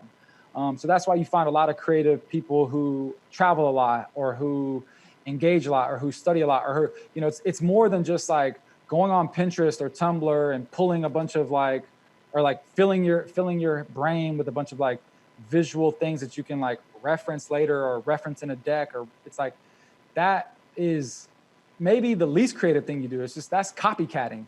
The biggest thing you can do is go out and have real experiences, and from whatever they may be, it doesn't even have to be art related. You know what I mean? Like, just go out and have as many experiences as possible and fill your brain with as many things as possible. And then basically what you're doing is you're filling up your tank, you're filling up your bank. So when that phone call comes and somebody wants you to do that photo shoot, or they want you to do that video treatment or whatever, like, you can be like, oh, I have this idea from this time where I did this, so I feel like that is the biggest key to creativity that they don't teach in school necessarily. They teach you how to be filmmakers. They teach you how to be photographers. They teach you how to be designers, but they don't teach you how to be creative. And to be creative is just to pull from your personal life experiences. Most personal is most creative. And actually, I don't even know if Bong Joon-ho, I think Scorsese might have actually coined that phrase. But yeah, so that's that. Last quick one here from Jasmine. What have been some of the most challenging subjects that you've covered, or challenging subjects that you've shot, or a variation of that question? For sure, challenging. I mean, it's all challenging. You know what I mean? Like this, like production, and it's hard. Like it's like this shit is not easy. Like it's Anthony Mandler. This, you know, he used to describe it as, you know, music videos where it's war. You know, like it's like you're going to war. You have a vision that you are trying to accomplish, and that is set against fixed resources, meaning time, money, and, you know, budget. And so you are trying to, you know, you're trying to accomplish a vision within physical time constraints or physical constraints in general. That is never easy. So every project that I go into is challenging. As it pertains to if she's talking about, you know, all my stuff is commercial, and I'm a commercial photographer, commercial director, so it's always pretty, you know, I'm not doing like I'm not out personally right now documenting like some of the crazy stuff that's going on, and I have done some documentary type work that has been challenging to accomplish, whether that be, you know, music videos in some of the hoods of America. But even those weren't challenging because I was welcome there. Like the people embraced me there, you know. So it was all love. Like I was in the, like maybe the most dangerous environments, whether that's Ridgecrest Apartments in Mississippi or, you know, Edgewood or Mactown. But like I was there and I was with the people. So so it's all challenging because it's challenging because I'm trying to tell a story. And anytime you're trying to tell a story, that takes a lot of consideration, and a lot of thought, and a lot of effort. That's great. Right. Well, Dan, we're out of time. I know we could go all day on this, but I appreciate you carving out your evening in LA. I'm going to bed now. Yeah. We appreciate you, man. Thank you for logging in and sharing. And I will talk to you soon. Yes, you will. Thank you guys for having me. All right, Dan. Take care, man. Have a good one. See ya. Sign me off this motherfucker.